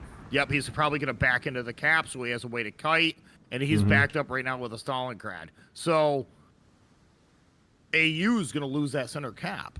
They don't really, again, AU just doesn't really have a means of getting these caps back. And HSR is doing a fantastic job of not pushing when you don't have to, because they're going to have a 3-to-1 cap advantage here. Ooh. And AU just doesn't have a means of getting a cap back. Yep, at the moment right now. Well, they're playing the long game. Yep, looks like that the HSR is doing a great job of, taunting at the B cap right now. There is radar being spawned at the moment from the Stalingrad of AU, and actually they can see the Ragnar. The Ragnar's starting to move. He's got Goblin coming. And Ragnar can tank it, though. Stalingrad radar doesn't last very long. Oh, but Monta's actually having a go at him. Oh.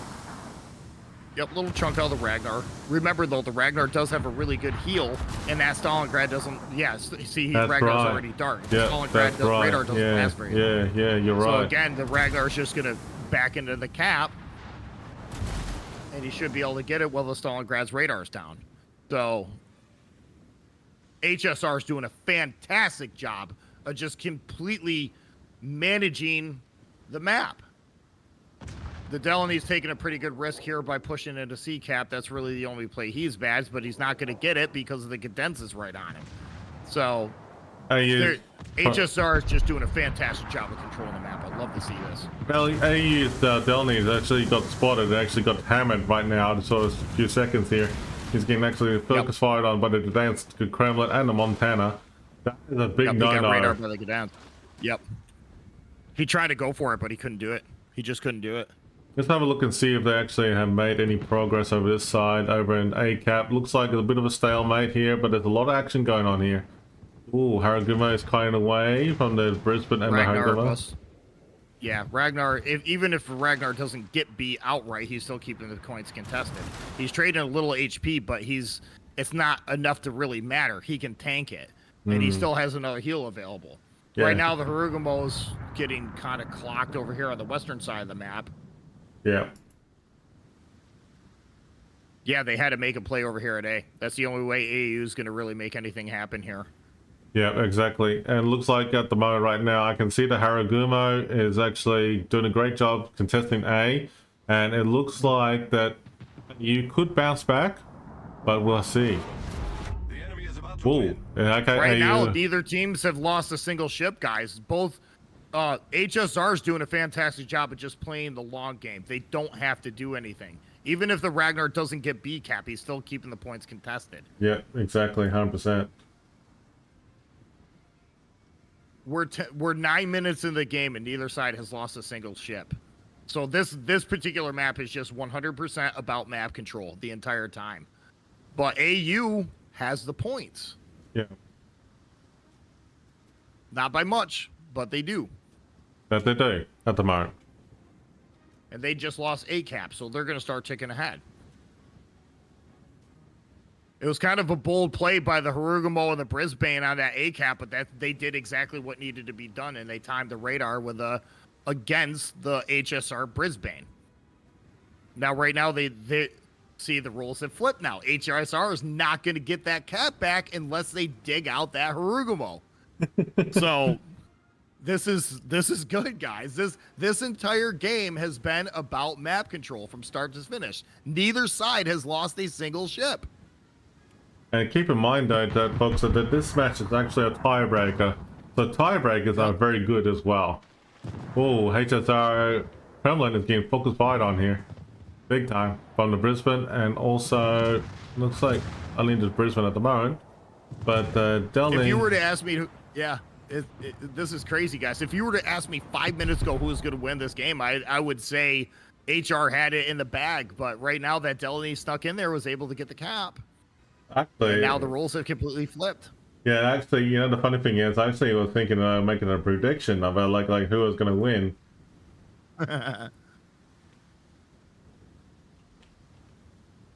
Ragnar's back into the B again. I think that Stalingrad's getting close to being out of radar. Unless he's running superintendent, I think that Stalingrad burned 3 radars. Yeah. All right. So we got a Ragnar's. Yeah. Go ahead. No, that's fine. I'm just saying the Ragnar got radar briefly by the Cadet, so he's just not going to get that cap. He's just not going to get that cap. Yeah. HSR is making a push at A because they have to if they want to win, and it might actually win out for him here once that Brisbane. If that Brisbane can get an angle on that Harugumo, right now the Stalingrad's shooting him too, they could kill that destroyer, get A cap back. Yeah. I still think HSR is going to have a hard time winning the points.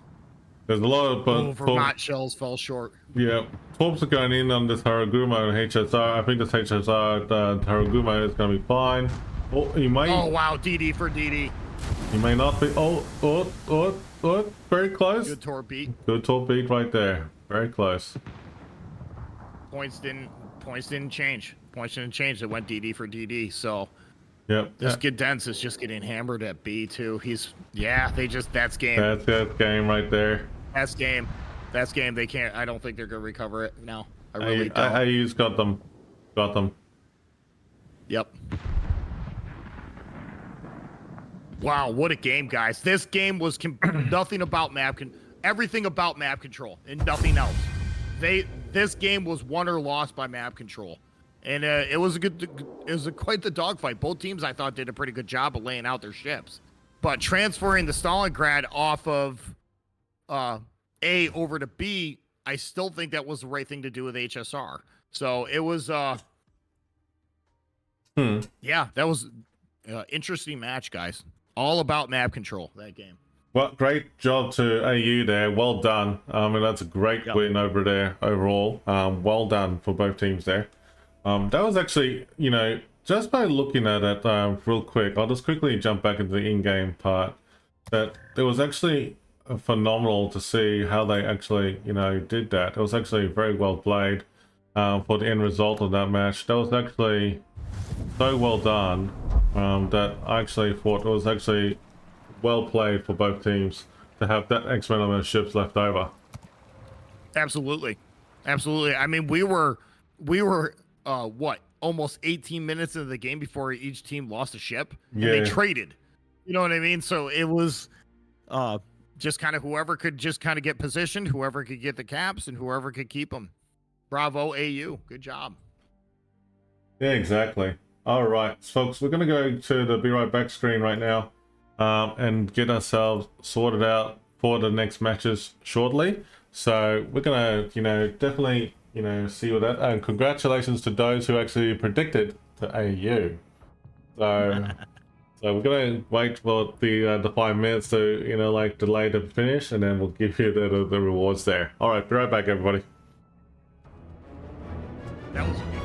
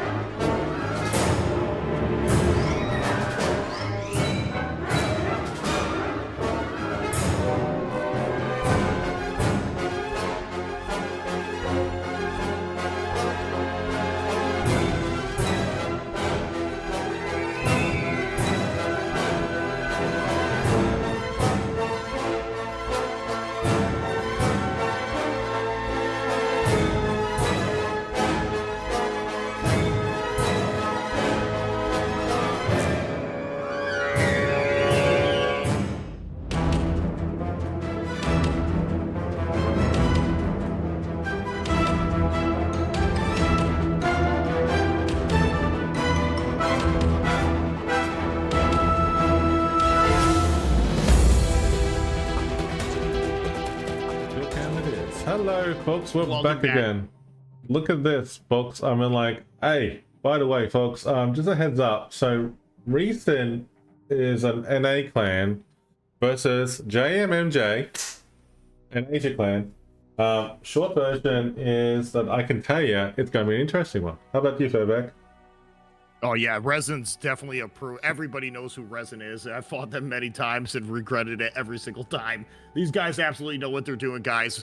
JMMJ is a really good clan as well. They got a good record. There should be a pretty good dogfight, guys.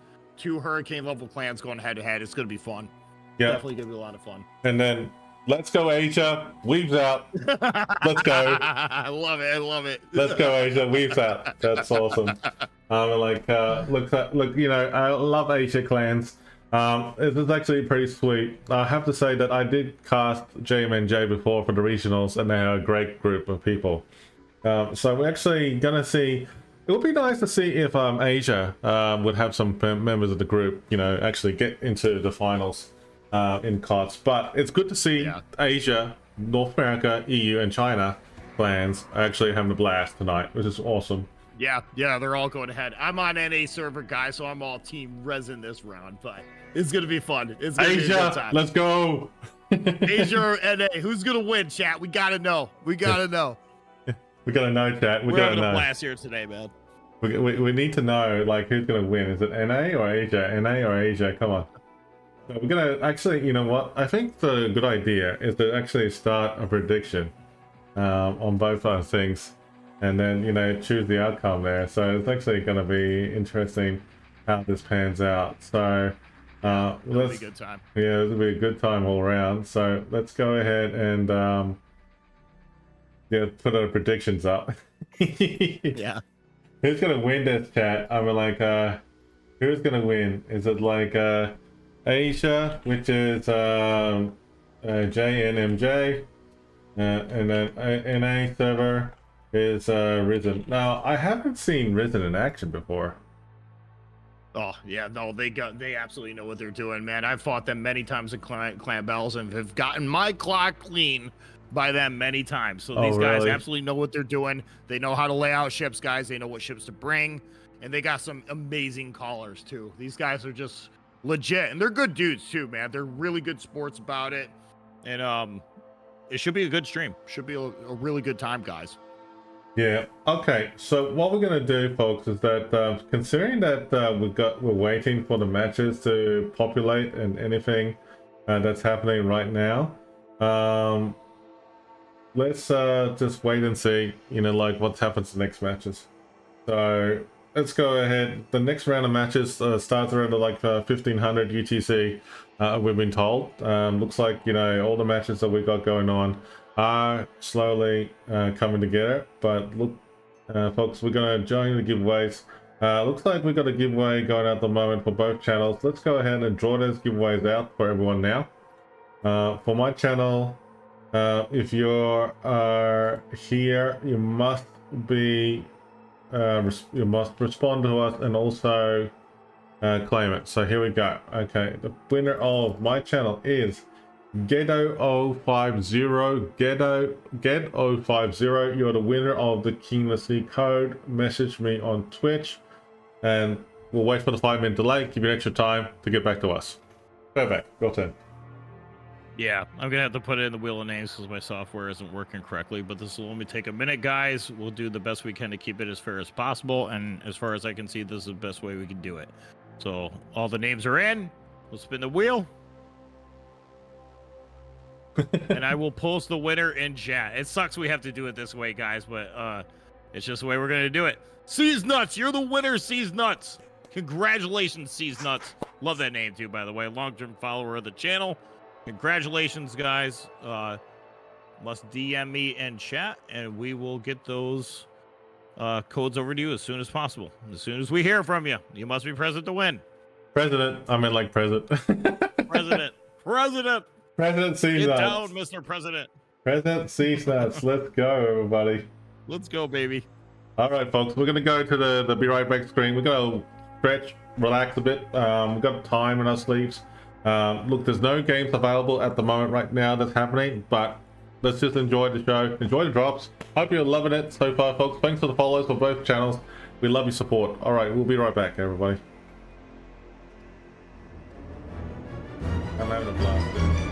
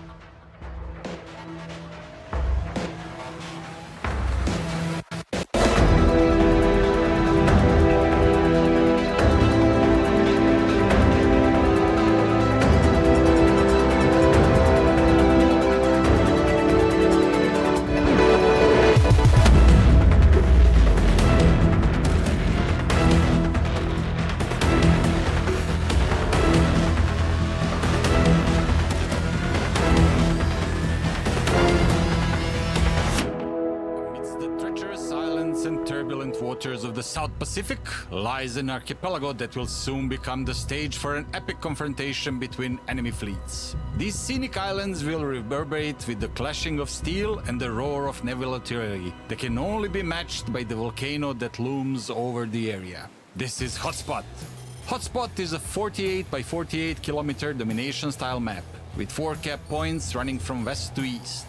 The A and B cap are on the left, C is in the center, and D is on the right. In this new setting, the spawn points for the teams have been moved from a central position to a position located on the 7/8 line. Cap A and B on the left will provide a challenge for even the most skilled of teams. While an island provides an easy ability to take one's home cap, the small amount of water that separates the caps enables the smallest misstep to be massively exploited. Teams that lose a ship out here will quickly find themselves fighting for only half the map. In the center, Cap C provides a variety of ways in and out for ships and can draw in a destroyer player like bees to honey. However, the 4 islands surrounding the cap provide a multitude of ways for a raider cruiser to ambush an unsuspecting DD. Cap D on the right provides a new and unique experience for teams. Moved from within the islands to the west, the D cap now has no island cover. Teams will have to execute any plays for the cap with an extreme amount of caution, as once lost, the cap will be a significant challenge to retake. 18 ships, 2 teams, 1 victor. It's time to play Hotspot!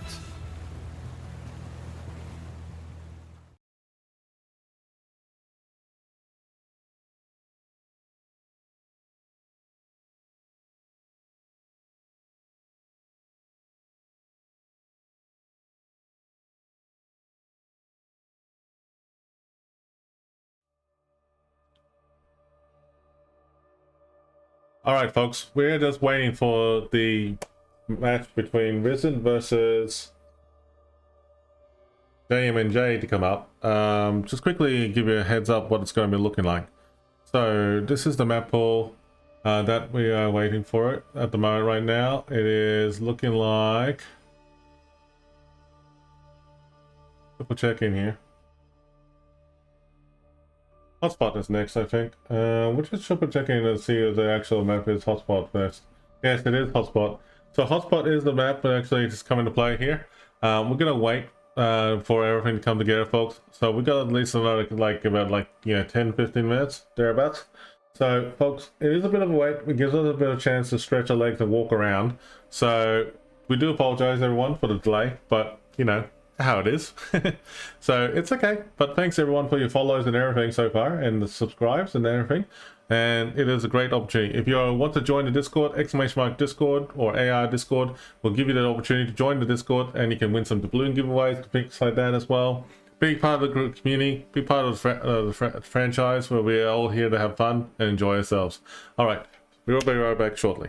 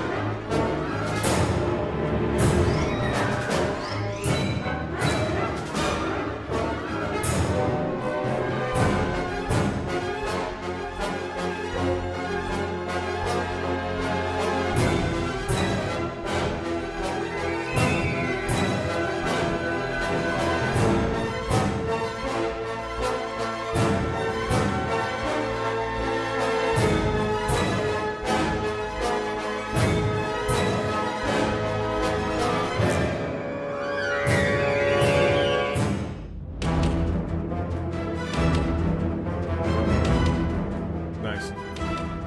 And we're back. What's up, folks? We're definitely back. Hey, guys, quickly heads up. RESIN versus JMMJ. Two great teams. Very good teams. Both different servers. NA versus Asia for the first time of the stream, anyway. So this is actually pretty exciting to be here. Now, with that being said, we're going to quickly recap and explain what is the maps on here. Furback, I'm going to get you to update it on your side so you get ready to go. Okay. So the maps are the following. Now we got, wow, okay. So we got Hotspot, Land of Fire, and Sleeping Giant are the three maps. Land of Fire, Sleeping Giant. Okay. Okay. No. Fantastic. Now, while that's going on, let's update the ship bans for that. So I'm going to run it through with everyone here.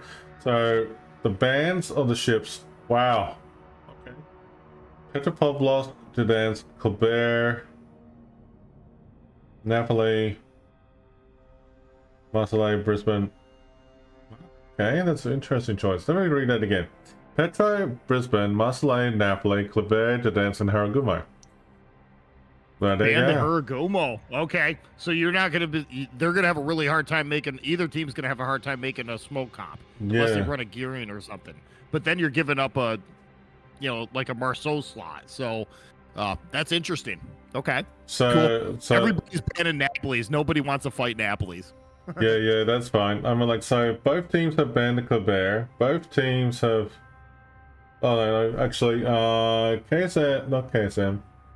Wow, okay, this is interesting. I've never seen that before. That's actually unreal. I was not expecting that. Okay, so looks like the website is it's like falling behind, so that's okay. We're just going to go with whatever we've been told in Discord. So let's try this again. Yeah. So it looks like, yep, okay, so that's pretty much it. I mean, like, it's pretty straightforward. Petropavlovsk has been banned. Okay, Colbert has been banned. Wow, okay. Brisbane, Marseille, Petro. Okay, very good choices. I can understand Clever, but nobody's been running Clevers today. Anyways, we haven't seen a single Clever. Everybody's been running Marceaus or Downies or Ragnars. You know what I mean? These really fast farming destroyers. So that's interesting. The Clever is too, but I think, yeah, I'm kind of scratching my head about that. Nobody's running a Clever. I mean, like, I don't understand. I mean, like, I understand why the Colbert, because, like, it's fast, maneuverable, it does the job, you know? Sure. But It does have 150s too, so they hit hard. yeah, I mean, like, I don't know. I mean, like, it's just a bit weird with what they chose there. I mean, like, that's okay. I'm just double checking with RESIN's banning. They got Petro, Brisbane. No, sorry. Oh, Marseille's been banned. Okay. Okay, Marseille's been banned. Petro's been banned. Oh, Marseille's been banned. Nobody wants to fire a Marceau. No, Napoli's gone. Definitely gone. Gdansk. Okay, so there we go. I mean, like, here we go. These are the bans over here. Sorry about that, folks. There we go. So basically, this is what it's looking like on both sides. So basically, RESIN's actually banned the Marseille, Napoli, Gdansk, Petro, JMMJ turned around it, Brisbane, Petro, Colbert, Haragumo. Very interesting choices. Yeah, for sure. But they We've have, been seeing quite a few Brisbanes today too, so that's obviously a popular pick. yeah, It's a strong cruiser. It's a strong cruiser, 12K radar. It's essentially a radar Minotaur. You know what I mean? yeah. And you know, the funny thing is, actually, when I look at this, they actually banned both Shatter. They banned map Shatter. I'm shattered already. That's Come Shadow, on. Okay. I'm shattered already. Yeah. Shattered. Shattered and Land of Fire are two of the hardest, most frustrating maps to play. So I can definitely understand that. Yeah. We're still in the process of looks like both teams are still in the process of fielding a team, guys. So we're almost there. We're just waiting for them to ready up, and we'll kick this thing off. Yep. I think, well, the same thing we're going to say is that we're going to make sure that we're just going to, you know, make sure we got the cross the I's and T's in this one. It looks like that we got the teams coming together right now, which is good to see. So I think in the next 5-10 minutes, thereabouts, I think we're going to have a match starting real soon. Yep. So it's getting that time already, so we're probably like nearly a little bit over time at the moment right now, but that's okay. Don't worry about it. We'll get through it. Yeah, in my experience of fighting RESIN, they like to play the long game. So what they'll do is they'll try to get a cap, chill there, and wait for the other team to make a mistake. They don't push if they don't have to. RESIN plays very smart, guys. So we'll see how aggressive JNMJ gets. We'll see if it's going to come down to whoever makes the most mistakes first, and we'll go from there. But this should be a pretty good dogfight, guys. Yeah. Definitely, for sure. All right, we're going to go into the game screen right now. So we're just going to wait this out and see how this pans out for us all. Okay, so we're going to mute our microphones for a moment here and just wait. We're going to quickly have a quick drink for both of us because like I have a feeling we're going to be pretty fast paced. So I'll be right back, guys. 1 second.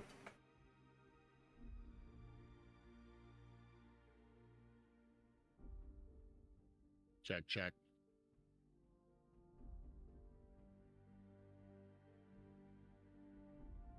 Yeah, no problem, man. Be right back, screen guys. Let's go. Okay.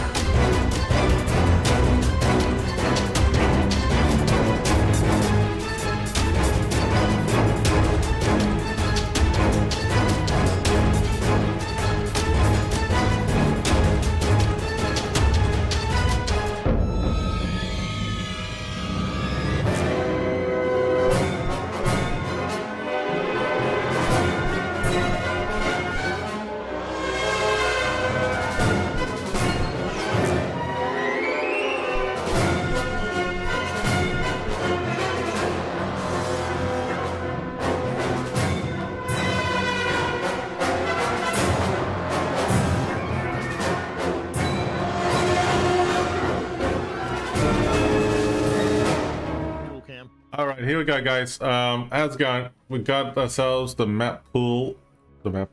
Best of 3. There we go. Hotspot, Lane of Fire, Sleeping Giant. That's what's going on.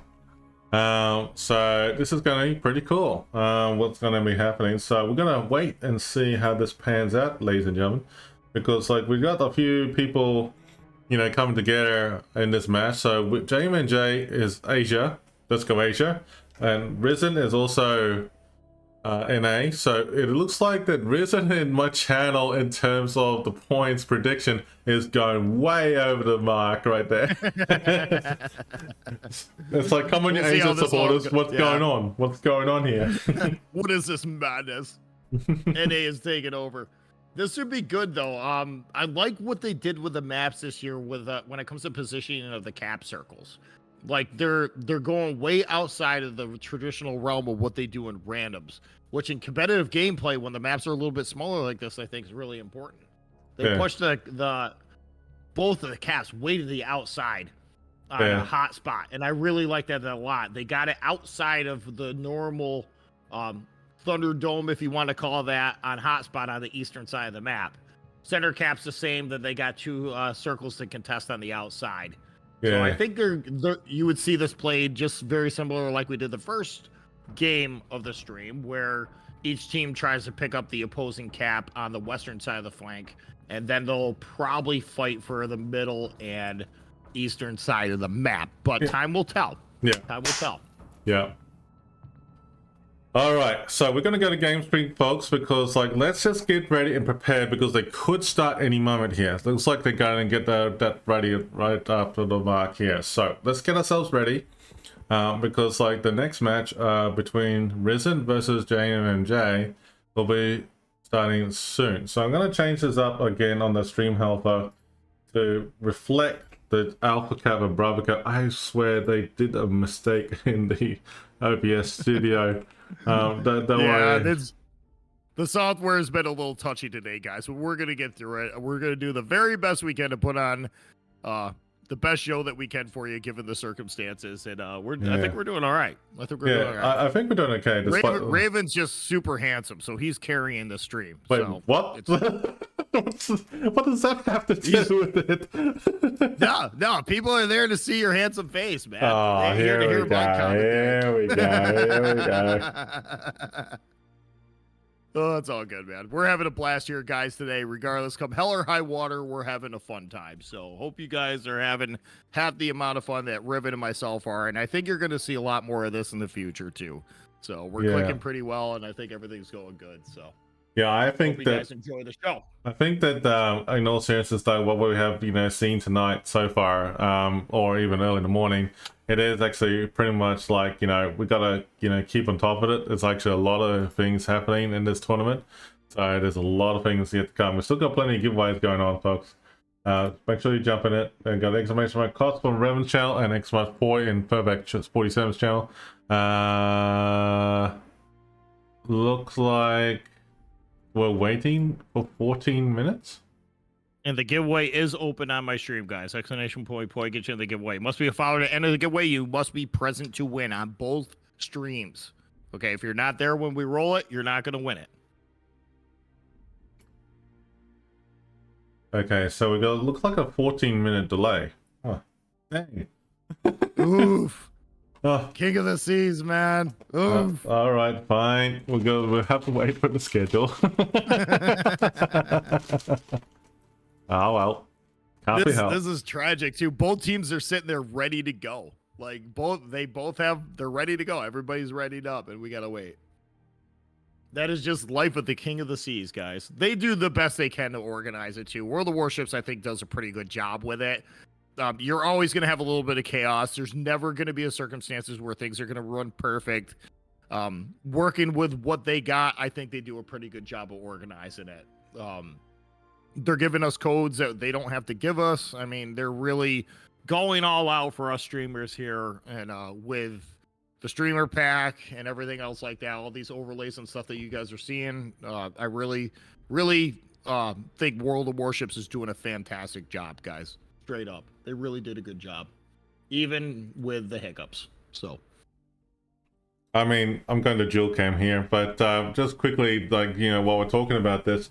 I mean, like, I have to say that, like, despite of everything that's been going on right now, I mean, like, it's actually very good to see that, that Wargaming has done a top-notch job with everything they have done for the overlays and everything they have done organizing things. I know this is a really last-minute preparation because, like, they just did, Black Friday and different other things, in the back end, as you have seen. There's so many things that's, that's going on, and especially, just around the corner, not too far away, is Christmas. This is a massive undertaking. So this is like probably one of the best I've seen so far. Like we're actually going to go back into the game screen right now. But yeah, it's actually pretty much, you know, all good so far. We're ready to go.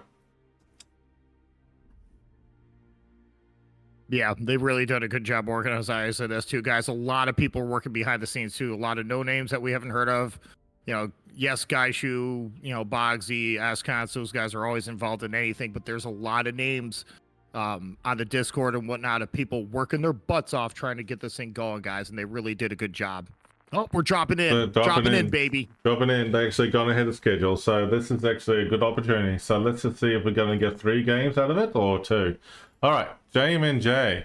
Ooh, Ohio, Crystal Colombo, Des Moines, Moskva, Venetia. Oh, that's an interesting choice. Gearing, Darien, Marceau, and Ragnar. Interesting lineup. RESIN, go for it there, Furback. Both teams are running a heavy destroyer lineup too. 2 Deerings with 2 Ragnars, so I can predict a smoke comp pair possibly backed up by 3 Musvas. The Perth copy. Cerebus. The Cerebus and the Libertar. Libertar is incredibly strong too, guys. Can it beat the Ohio? That's a question. And moreover, the 16 guns of sap that the Colombo spits out, guys, is that sap just does not care. It just does not care. Just by looking at a JMMJ's lineup right now, I mean, like, I have to say this is quite incredible right now to see how this is panning out.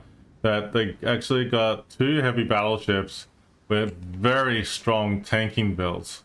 So that's actually going to be interesting going forward.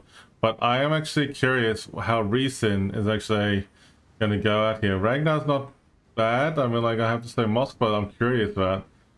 Interesting. Hang on. Yeah, the Libertar here obviously is running a full secondary build as he should. But that's another battleship, guys, a newer battleship to enter in the game that just got released out of early access, you know, a patch ago. And this patch, actually, and that ship has been incredibly strong. That whole line right from the start. It's been really fun to play. But really good rudder ship, too. On a ship that size, that thing can pull off some epic torque beats. Yeah. But I would imagine they'll set him up with some form of pushing flank. We only have 1 destroyer going to D from RESIN, though. Interesting. So it looks like RESIN isn't choosing to fight for D. They're going to set themselves up over here as a holding flank on D. Ragnar is going to spot for a cruiser that is self-smoking. Remember, the Celibus has that crawling Perth smoke, so he doesn't need any kind of assistance for another DD. The only thing the Ragnar has to do is spot for him when he's out and about. But I think they're going to do, they're doing a heavy push on A, B, and C. Let's see what's going to happen here in the center of the map. Darian's rocking his Hydro. Good play, good call. It's actually interesting to see how Charlie Cap has actually got a bit of a contesting moment on both teams. And only Cerebus and Ragnar over for RESIN is actually a decap. It's actually very loosely played over there. Yeah, that's what I'm saying. They completely, RESIN completely, I don't want to say abandoned D, but they're not fighting for it either. I think the only thing that we're trying to do right now is just kind of slow down a push over there. But if they send, it looks like they're sending the Libertar and the 2 cruisers on the outside backed up with the gearing. If they can get the upper hand over on that western side of the flank at A, they could very easily push down through B. RESIN is just not going to fight for D at all, which is an interesting play. We'll see how this works out. But at the same time, they're not giving them nothing either. Like the gearing dropped a really nice smoke for the Des Moines, which is smart, and they're backed up by the Musva. So that cap is just completely locked down. What's happening here in the center of the cap? No shots have been fired yet. The Ragnar is spotted. He's going to open up. Everybody's opening up on the Ragnar, guys. Life of a DD. As soon as you fire your gun, damage. Yeah, he got clocked. And the gearing couldn't have smoked him up either. There's no radar at C. There's no radar at C to help out the DDs. RESIN might lose a Ragnar here at the start of the game. Wow. That's unreal. Yeah. They didn't play it how I thought it was, too. RESIN's a really good clan, guys. If that Ragnar really wanted to shoot, he should have communicated that with the Gearing so the Gearing could have dropped them a smoke. Then he would have had free reign to farm. Because the only other radar they have at that cap is Ragnar, who is completely out of radar range against the Resin's Ragnar. So it was kind of a misplay there, miscommunication. I actually was looking at the gearing for a moment for Resin, and actually it looked like it stopped, but it looks like it's okay now. They're fine. I mean, like, I was actually thought it was strange. Yeah. Their gearing, Resin's gearing is doing a pretty good job of just trying to keep target spotted right now against the Columbo. He could bait out the radar from the Ragnar, but the Ragnar is not really in a position to do anything. Yeah. Gearing's in the cap, so this Gearing's doing a pretty good job. The only thing he has to do is just keep the cap contested against the Daring. And so far, he's doing a pretty good job of that. They did give up D. We knew that was going to happen. Let's see what's happening here. I don't think this Celebus can... He's going to kite. We know they're going to kite. That's all they can do. Ragnar on the outside's doing a pretty good job of just kind of keeping targets lit for the Celebus. We're waiting for him to smoke any second right now. Right now, he's got a pretty good angle on the Musfa, so he's just going to take that for everything it's worth, and he's out of range of the fire for the Des Moines. So, not a bad play. They're just playing the long game here, guys, chat. They give up the cap to potentially put rounds on a cruiser where you know he's going to stack up. It's actually, I'm curious. I mean, like, what's going to happen here over at the A and B? But there's nothing really happening to speak of right now. I mean, like, look, I'll be honest with you, that the interesting, you know, how they have played over at DCAP, they have pushed, JMMJ has pushed them out of RESIN out there. So it's actually going to be interesting. Are they going to actually reconsolidate their ships and focus on C now? I don't know. This is going to be an interesting choice. But there's a lot of talk jostling going on here. Yeah, I think they gave up D with the hopes of putting the two muscles on the inside with potentially killing a DD at the start.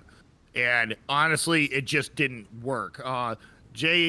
JNMJ is doing a fantastic job of controlling their DDs, not letting them get in a spot, not letting them get in a spot in which they're going to get caught. Yeah. But right now, they're driving the Ohio up the middle too, so he's going to be looking for cross shots on these cruisers like the Musfa. Yeah, exactly, 100%. And ooh, what happened there? He might have it too. Look at this. JMMJ gearing is actually really pushing up, and it's got a Des Moines behind it. And wait a minute, Tycho or radar. They can get away with it because radar just up, and he's actually just taken the gearing just on the edge of it. Glorious. So the gearing's going to take a lot of damage here. With very little cost. Very low cost to the HP pools of the Ragnar and the Celebus. These two players, even though they're by themselves, they're doing a really good job of managing their HP. The Ragnar's doing a fantastic job of keeping targets lit. They gave it up at the start. They knew it with the hopes. It's a gamble, guys. It's definitely a gamble. Speaking about gambling, there's a lot of gambling over in C-Cap as well, too. So that's actually a lot of interesting gambling attacks here. Yep, and the points slate are pretty even, guys. Right now, Resin has a slight lead in points, but it's pretty insignificant once they start losing ships. With that being said... They are continuing... Go ahead. No. I just realized that it's actually interesting to see how JMMJ is focusing on that Resin's Mox in the middle there. And like, as you said, the points are neck to neck, but it could go anyways further right now. Yeah, they're doing a really good job of pushing up the Ohio because they can. He's going to be looking for cross shots on the Resin who's stacked up close to A, as well as the Musfa that's essentially right in his face. Yeah, I mean, like over here at C. Ooh, yeah.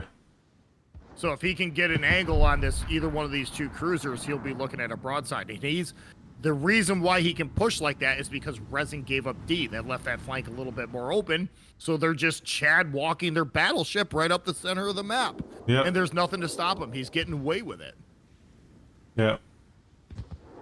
But all due respect, this Ragnar and Celebus player up here on this cap is doing a fantastic job of doing what they're supposed to be doing. Keeping themselves alive and just doing what they can to isolate a push. Which is exactly what they need right now. And they got the Moskva, actually got the radar on the both sides for JMMJ and also Resin's Moskvas have done it. and they're actually keeping themselves lit. And at the moment, the Ohio for JMMJ is only getting like hammered here and there, but not that bad in comparison to before. So it looks like right now it's just like a bit of a stalemate. Oh, hang on. JMMJ is taking a gamble. They're pushing in and pushing hard to get CCAP. This could be a break they needed. Yep, this very well could be a break, and they did pick it up. They did pick it up. The Marcel pushed with the gearing, and they were able to do it because they caught the Musvas, both Musvas out of radar. So neither one of those two destroyers could get reset. Yep. And right now they're forcing the Musva to back up, and if he backs up any further, he's gonna back right into an Ohio. Yep, and that's actually very good gameplay. Broadside, and that's exactly what you don't need right now. Yeah. So that's actually like this RESIN Roscoe is rocking the hard place, like legitimately rocking the hard place. Yeah. And he can't go anywhere. Really gonna have to, they're really gonna have to drive through B hard. But I don't know if they can do it. I don't know if they have what they need to do it, because you got a Venezia, Ragnar that are will completely blister a DD. Those shots are looking good on the Muspa. No. Yeah. I don't think that Libertar is going to ever get close enough to the Colombo to bring the strength of his ship to bear, which is his secondaries. All they have to do is kite. But again, we're in a game. Take note of this, chat. Neither side has lost a ship. Both teams are playing the long game. Right now, JNMJ has the points, so they don't need a push. Yeah. And it is actually pretty, quite evident that, like, I'm seeing it, like, as it is, like, for both RESIN and also JMMJ, is that they actually played Libertad a bit more conservative and actually have it, like, behind the smoke. I don't know if this is actually a good idea. The Crystal Columbus getting focused fire on by the Libertad, and I see some good hits, though, but it didn't really do much enough damage to actually get a reset. Oh, Ohio just clocked some torps with JMMJ. Yeah, the Libertar got smoked up by the gearing, which is smart, but that allowed them to pick up the cap. But it's still right now JNMJ has the map, and they have the points, and they don't have to really do much of work for. Oh, there's Moskva. Like the Libertar's I'm headed here now. Oh.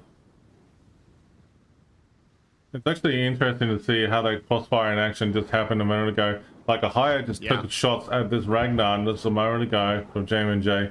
Torps crossfiring guns this Moskva and RESIN. RESIN that actually got blapped by something hard. Yeah. They're actually RESIN's really starting to push out a B, which absolutely needed to happen a long time ago. Right now the Colombo's in the secondary range of the Libertard, and the Libertar is at an angle where he can tank the Venezia, which isn't going to do enough meaningful damage to that ship. I think JMCJ is going to lose their Colombo here. And then RESIN's second Moskva's going to be lost as well too. So that's actually a very interesting exchange here for battleship with cruisers. Yep. Once the Colombo goes down, there it is. Now there's really not much to stop that push all the way into C. RESIN can definitely pick it up here, and they're already ahead again on points. And the gearing over here is doing a fantastic job of keeping the Moskva smoked up along with the Libertar. Not only that, like look at this Moskva over here at RESIN. It's actually just hanging in there. It's been did a great job. Yeah, he's doing a really good job over there at CCAP. Yeah, he's staying alive. Yep, he's gone now. For now. but just by thinking about it, it took a while. But it took a while for him to be destroyed. So that's actually good. Yep. Oh, this gearing at JMMJ is actually getting picked up right now by the Libertad as well as the gearing and also the Moskva. Oh. Yep, the point goes down. This is where RESIN's really going to start to shine, because they're winning the flanks. I tell you what, these two, this Celibus and this Ragnar, you really got to give those guys credit. They've been even though the Celibus just went down, it doesn't matter. They've been in a 2 versus 5 fight the entire game, and they've lasted this long. This is unreal. They actually really done a big crossfire. Oh, these torps are going to hit this Moskva. 1, 2, maybe 3. Oh, 3 torps. That's good. Okay. But this Moskva RESIN go down. That was unfortunate right there, because they're going to lose the Moskva. They're going to lose their initiative at C. If that Moskva could have stayed alive, they could have pushed that Marceau to the end of time. Right now, it's just the Ragnar.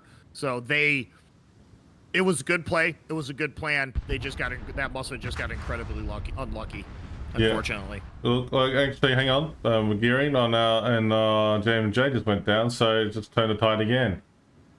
Yep, and what they did is they took instead of having the Musva continue the push with a Libitard, they broke him off and put him on the center. Now he's got a really good crossfire going on across C. He can farm out both the DD and the Musva, and if they can get that DD dead at C, there's nothing, absolutely nothing for them to stop pushing up through.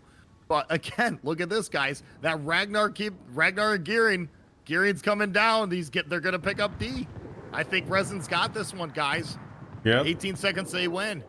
Well, less than 15 now, so that's like it could be a recent win right here. Yep, I think they'll get it, guys. It's actually a very good play for JMMJ. They actually did not go down without fighting. They actually did a very good job. No, they did a really good. They played hard. They absolutely played hard. Yep, they just couldn't contain the push at B, and their Columbo couldn't have got out of there fast enough. I think if they picked up on the Libitard closing in on the Columbo a little bit faster, and that Columbo could have got out of that secondary range, they could eventually have farmed out that Libitard. But because they caught that Columbo slacking, that was a free kill. That was a dead battleship. Yeah. Columbo's got some really good guns, but it's also a little squishy. And with that Libitard, man, he could it pens him at every angle.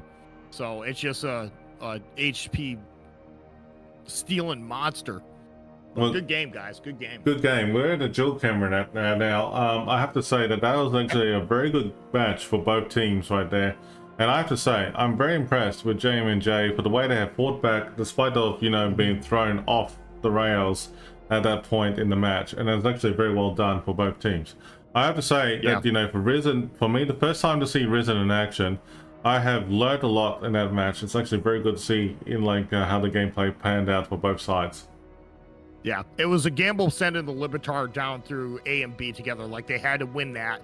And at the same time, they had to hold D with only 2 ships. Yeah, exactly. And it worked, So that was really impressive to see. Really impressive to see. Good match, guys. Good gameplay. Definitely good gameplay. We're going to double check it and see what the next map is. I think the next map is Land of Fire. It is Land of Fire. Alright, so we're going to bring up Land of Fire next. I'm just triple checking.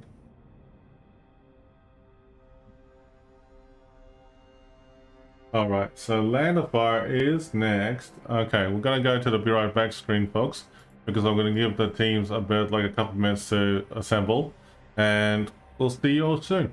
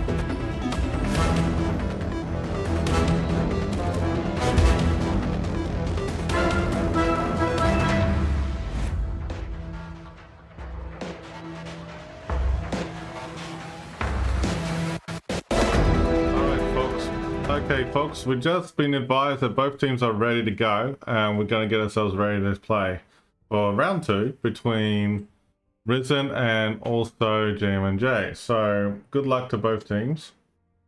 Speaking about that, good job with the prediction, folks, for the RESIN. Yeah, that was a good match too. That could have gone either way. They just in the last 5 minutes of that game got the upper hand. That's the only reason why they won it. All right, so we're gonna do it again for everyone in chat. Good luck for the next one. All right, good luck for those for the predictions. Good luck. All right, they did change up the lineups on both teams. They did change the lineups. Let's see. We got RESIN that's actually going to Libertad to Vincent. Okay, so they stuck with that idea a little bit, but tweaked it a little bit. Service and Des Moines, double Moskva, gearing to Downleys. So JMMJ, on the other hand, this is interesting choices, haven't they, Furback? Yeah, really good. Double Ragnar, Marceau, so a lot of farming potential, along with a daring. Sevilla, Stalingrad, Moskva, Kremlin, and Libertard.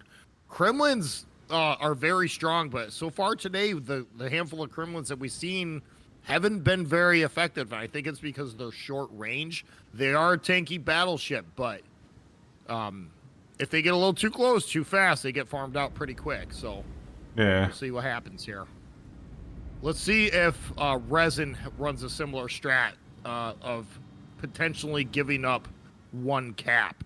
I don't think that's going to work for them this game on this map, but we'll see what happens here. I'm kind of surprised in a way that they traded out the Ragnars for the 2 Downies.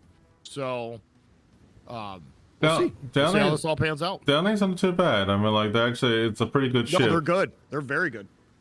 But I have to say, just by looking at it, like how RESIN and also JMMJ have actually started off, this is actually interesting how they actually just broken away smoothly, and it's actually good to see how 2 teams have broken away at the start really easily, which is very good to see. Good luck with the predictions, everyone, for RESIN and also JMMJ. Go ahead and vote your way through and see what you think. But keep in mind, though, they did do very well. Oh, yeah. No, JNMJ did a fantastic job last game. They lost it in the end when the Colombo got caught. Yeah. That's the only reason why they lost that game. This could go either way, folks. This is not a guarantee. RESIN is not a guaranteed win. We'll have to see what happens. So JMMJ have to win this battle in order to get a stalemate, and after that, it could be anyone's guess. So it's actually a very interesting, tactics going to be played for both sides. It looks like that JMMJ is doing a bit of torch jolting at the moment, and this Downey and RESIN is actually really pushing hard for RESIN. Oh, he's detected already. Yeah, and the Marceau was not. So, but they did get the reset. They did get the reset on the Marceau. Now he's spotted. Yeah, he's spotted big time. Okay, so, yeah, he wasn't able to get the cap, whereas RESIN Downey just beelined at the start. He looks like he's going to stand a pretty good chance of picking up C. So they will have a small points lead at the start here once they get that C cap. Can the Deering get B? It won't be in time for... Yeah, RESIN's going to have a slight points advantage here because they're going to get the early cap quick. Yeah. And it does matter. It does matter between these 2 teams. It absolutely matters. Oh, it looks like they got the B cap in the control as well too. So maybe that with JMMJ, if they play the cards right, not getting spotted, they actually will get, by that, taking out the word back, spotted. He just got spotted. Yeah.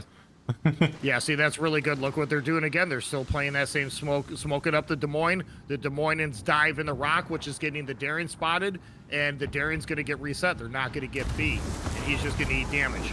So this is good. Big hits on the Sevilla. Yeah, JMMJ is actually getting really swelled with the Daring over here at the moment, and is getting reset at Bravo. There's no point for that to happen. Yep. The reason why this play worked by RESIN is because where they stuck up the Musva. Even though the Daring's outside the radar range of the Musva, it doesn't matter because the Des Moines can dive that rock. that Darion's just he's not gonna get the cap. He's gonna eat damage, and he's gonna continue to get reset. So as long as that Musfa's there, JNMJ's gonna have to kill that Muska if they want B cap. And right now they're doing a pretty good job at farming them out too. So that Musfa really needs to go dark.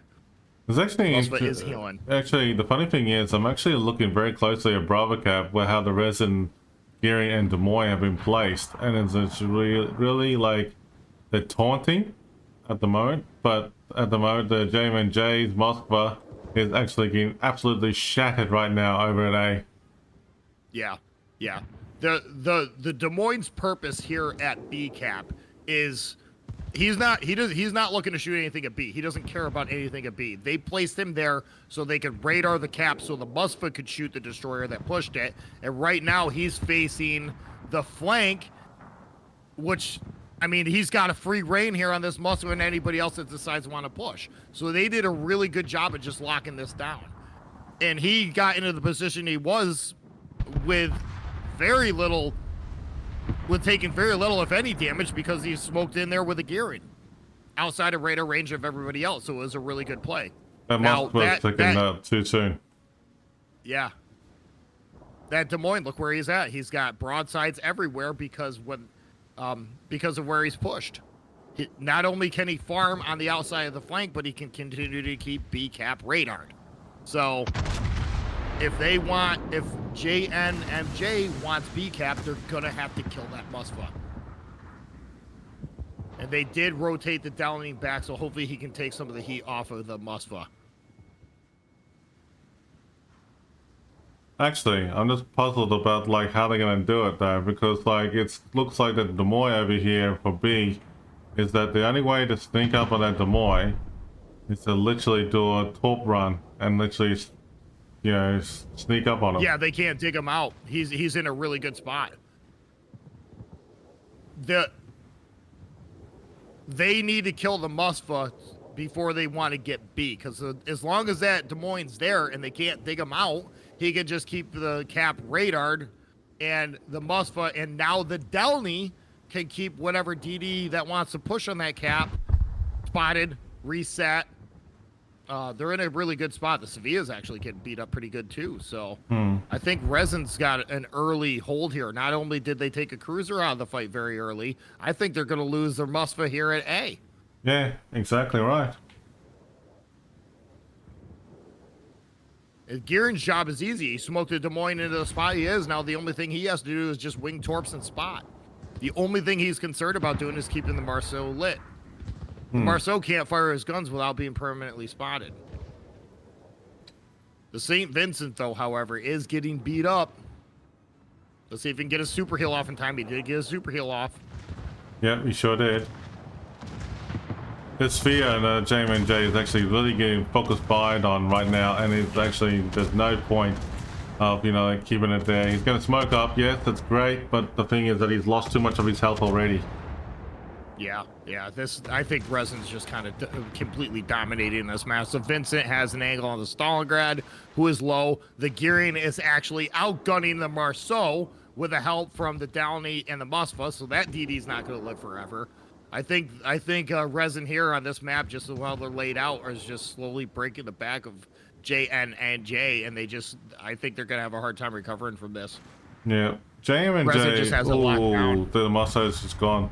Where was he? I couldn't see it. I didn't remember seeing. Oh, so Vincent's down. Wait, what? How? Oh, Kremlin took him out from JMMJ. Yeah. Okay, that's interesting. A battleship has been taken out very quickly. Yeah, but at the same time, there's really not much to say. He did it with the intentions of he helped get the cruiser dead at B. Now B's wide open.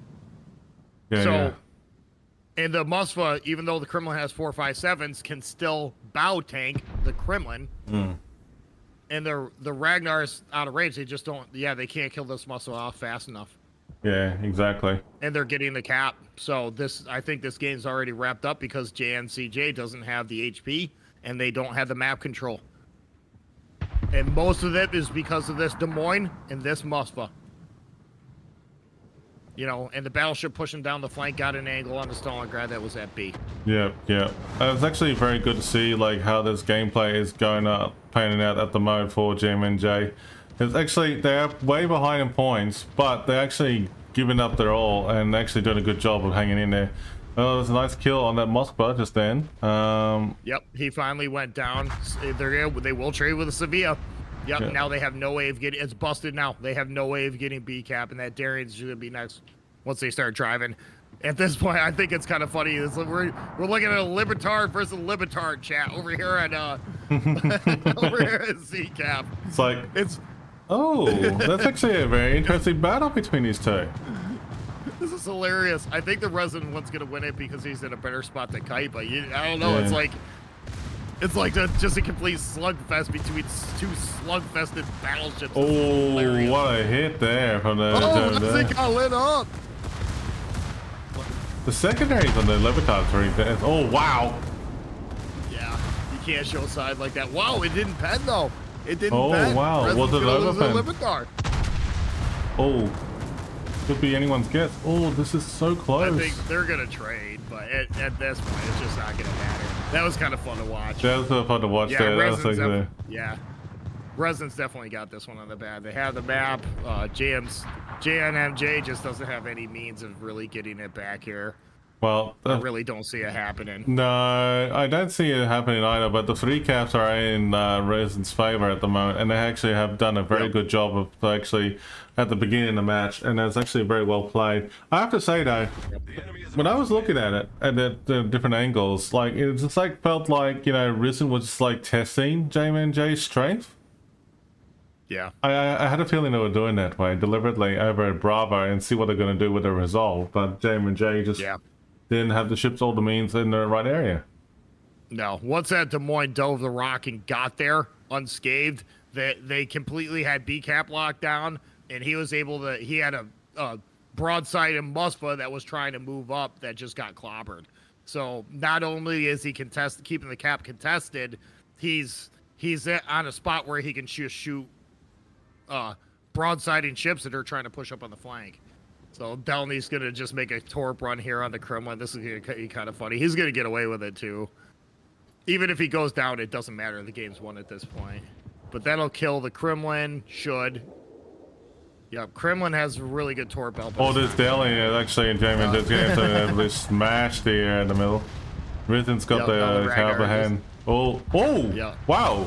Okay, that was unexpected. Gearing, daring, taking out with torps and shot gunfire.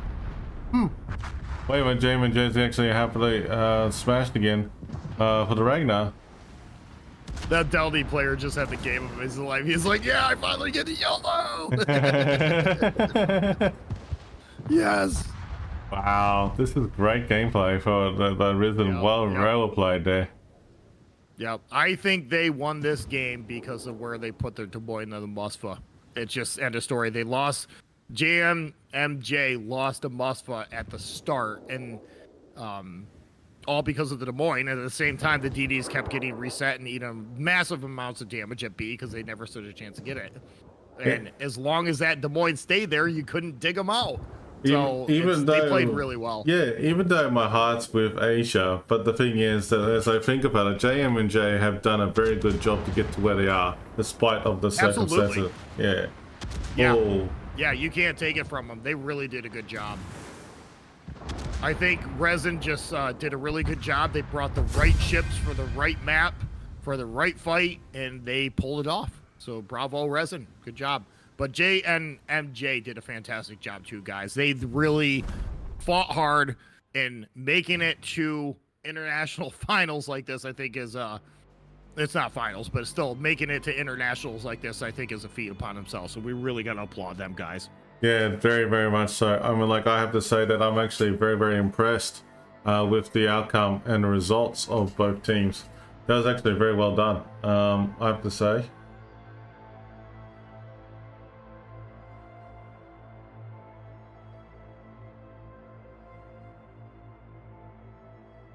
Thank you, Excellent, for sharing that, and also thank you for the subscribes, guys. That's awesome, very, very much.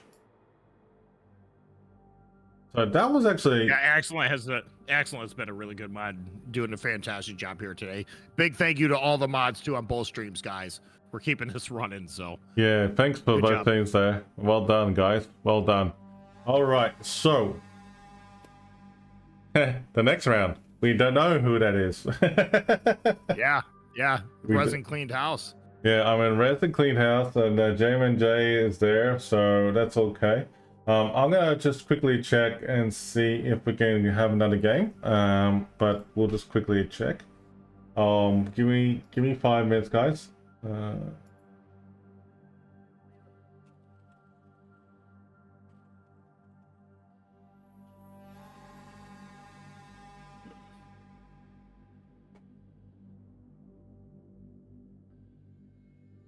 Yep, that was two very good teams going head to head, guys.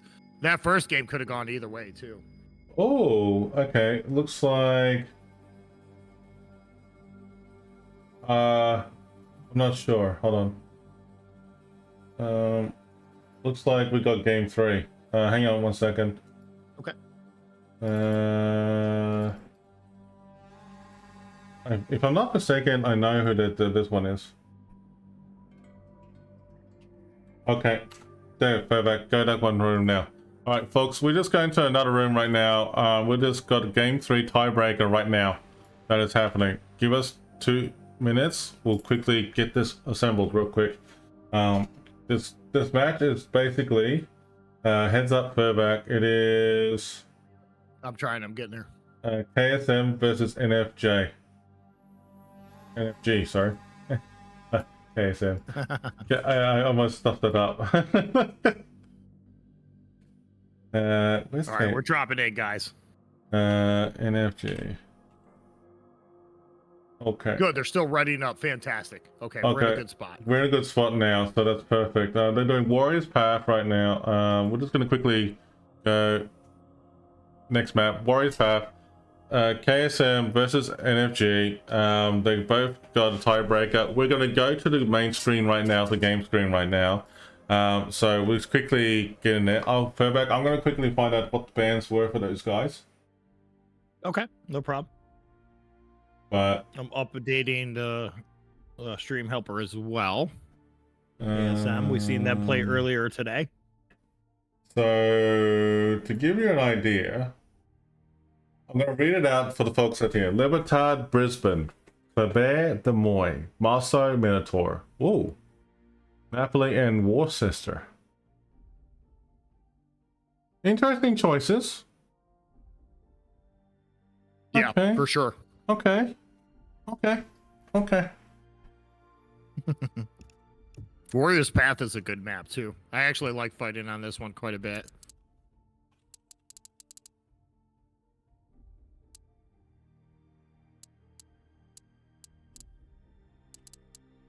While we're waiting for the game to start too, guys, I'm going to run an ad just so that doesn't interrupt us in gameplay. Bear with us. We'll get that out of the way, and we'll be back as soon as possible. I hate having ads right in the middle of a game.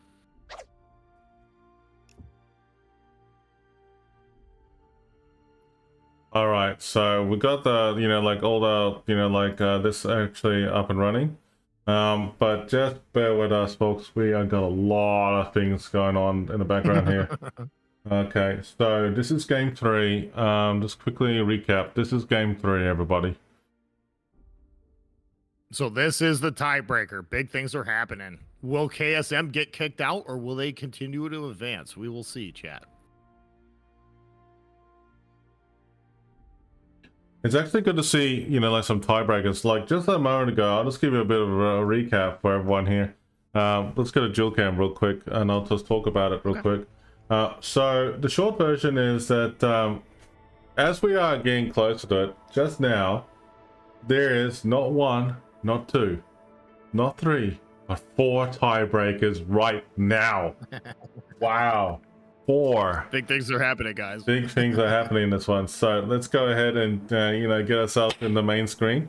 But yeah, jump into giveaways, and then we'll get the next giveaway join out after this one. So stick around and make sure you get in exclamation mark KOTS on my channel, exclamation mark Boy in Furback's channel. We'll be right back. into the game screen right now. So that's good. Over to game stream. Both teams are kind of getting ready to up the chat. So right now, KSM still trying to field a team.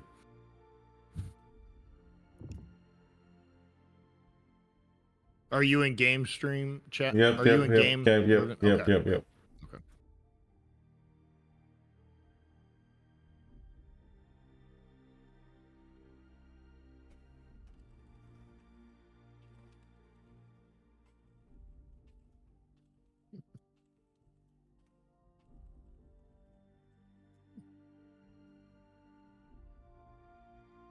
Good, we got the ad out of the way. This should be starting pretty soon, guys. Yeah, I know, right? This is like unreal, man.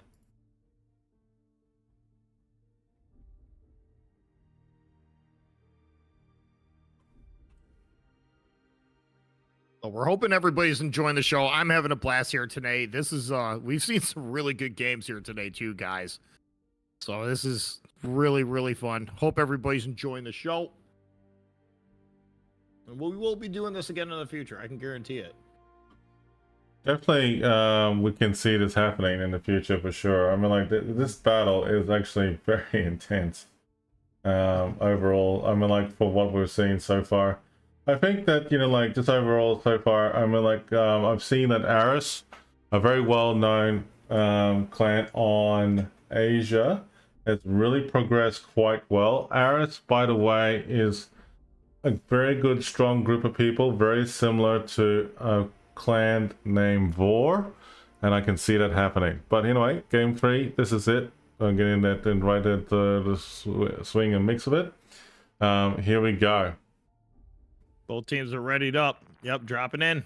Let's make it happen. Here we go. Be sure to get in the giveaway too, guys. We'll be pulling after this game. Yeah, let's go. All right, let's see what's happening. Wow. Okay. NFG. Lots to take in here. Okay, so NFG and KSM. So NFG is Asia, and the KSM is coming to swing of it. Okay, so I'll read Asia's group. 2 Crystal Columbos, Cerebus, San Martin, Petros, Dugirin, Delhi, and Gdansk. Take us in back with the KSM group. KSM is rocking a Kremlin, a Conqueror that doesn't want to die, Musfa and Petro with 2 really good radars, backed up with a Venezia, DD Hunter Killer, 2 Shimikazes, and a Daring. Okay, this is an interesting lineup. Looking at it just from the start, I want to say that NFG has the better lineup, but we'll see how they get employed here, Chad. Battle starts. Anything, it could be anyone's game here. So, okay. Yep. I'm gonna have to fix up this prediction at the same time here. Okay, so well done to RESIN there for that one, and then now we're gonna do another prediction. Perfect. Go ahead and tell the folks what you've seen so far. Okay, NFG is just kind of still getting deployed. Looks like they're kind of doing a 50-50 split here. I'm kind of curious as to see how KSM is going to employ their Shimikazes. Given what they're going against here, I think those 2 DDs are going to have a little bit of a harder time. Don't underestimate the guns of the Shimikazes, though. I mean, if it gets down to a 1v1 with the shimmies, the guns do hurt. Can it outgun a Gearing? I don't think so. Especially being backed up by a San Martin and a Petro. Yeah, this is gonna be a challenging fight, I think, for the 2 Shimikazes. They do, however, outspot pretty much every destroyer on the map, so there's that. But we'll see, guys.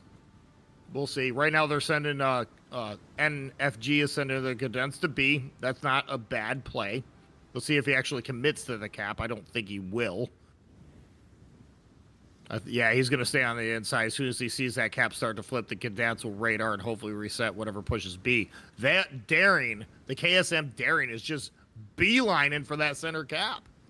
So we'll see. We'll see what happens here. If he gets caught by the Gdansk, he's not going to have a good time. It is not going to work in that Daring's favor. I can guarantee you that. The Petro has an angle on him. The Colombo has an angle on him. The Gedence right now is just foaming at the mouth, ready to pop whatever. Yeah, get ready. Yep, Darien spotted. I call it. So yeah, that Darien's gonna get lit up. Question is how much is that Gedence gonna take in return? Because a lot of ships have an angle on the Gedence as well. Oh, I think sending this that Darien is to be actually alone. absolutely smacked right now, Yeah. man. I think sending that Darien to be this early in the map was just. Bit too soon. I don't. Yeah, way too soon. I don't see how KSM thought they were going to get away with that. And the Gedence isn't going to trade what the Darien just took. Even though the Darien has his heal, I don't think he's going to be able to heal up much of that. He's going to have a hard time getting that cap.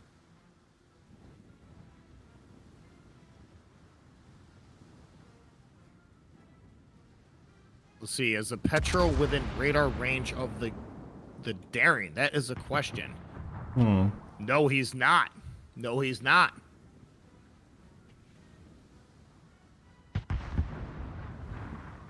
Okay. I have to admit, just by looking at it right now, there's a lot of torps going in on this San Martin right now.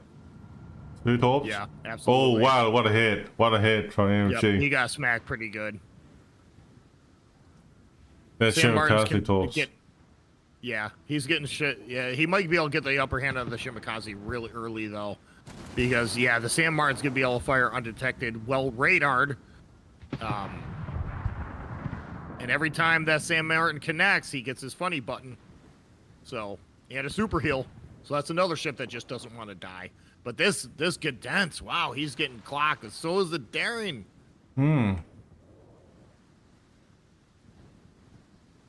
They might stand a pretty good chance of killing this Gedence. KSM might be able to kill this Gedence. If they can kill that Gedence, then B's wide open. There's Whoa, that's KSM's like the Gedence. B's wide open. They can get that cap now. NFG's the dance He's is outside gone. of Yeah. Darien's outside of Petro radar, so as soon as he 180s around, he'll get that cap. Yeah.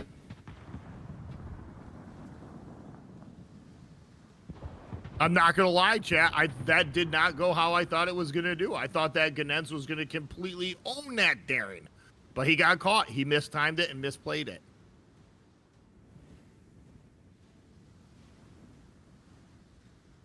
Venezia is looking for an open shot on the Delany if and when he gets spotted.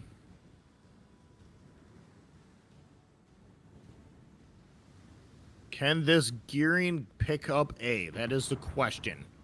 Wow, I that think is he a good can. question. Yeah, you think he can? I think he can get away with it here because that Shimakaze can't do anything about him with the San Martin sitting there. So until that San Martin dies, that Shimakaze just is not going to be able to get that cap. Just by looking at it right now, the way how it's going in this battle right now, it's just like it really got CCAP under control. KSM is just like defending. AFG is trying to push, but they can't succeed in doing so. Bravo cap is to KSM right now. Alpha cap is to NFG. That is going to be a slugfest. I think once they get that cap, if they move that Colombo up, he might be able to get a shot on that Gulen. I think that's where he's going to be looking. Yeah, Gulen's in the open. Colombo's got to, let's see which way his guns are facing. Oh yeah, he's eyeballing that Gulen. I'd be looking for that shot too. I'd absolutely be looking for that shot too. I think he misses opportunity though. But they can push. With the San Martin there, backed up with the gearing, there's nothing to stop that Colombo from moving forward. Try to get on the broadside of a cruiser. At the moment, I'm just like glancing over at CCAP to see if there's anything that's going to break a stalemate. At the moment, none whatsoever. No, nothing.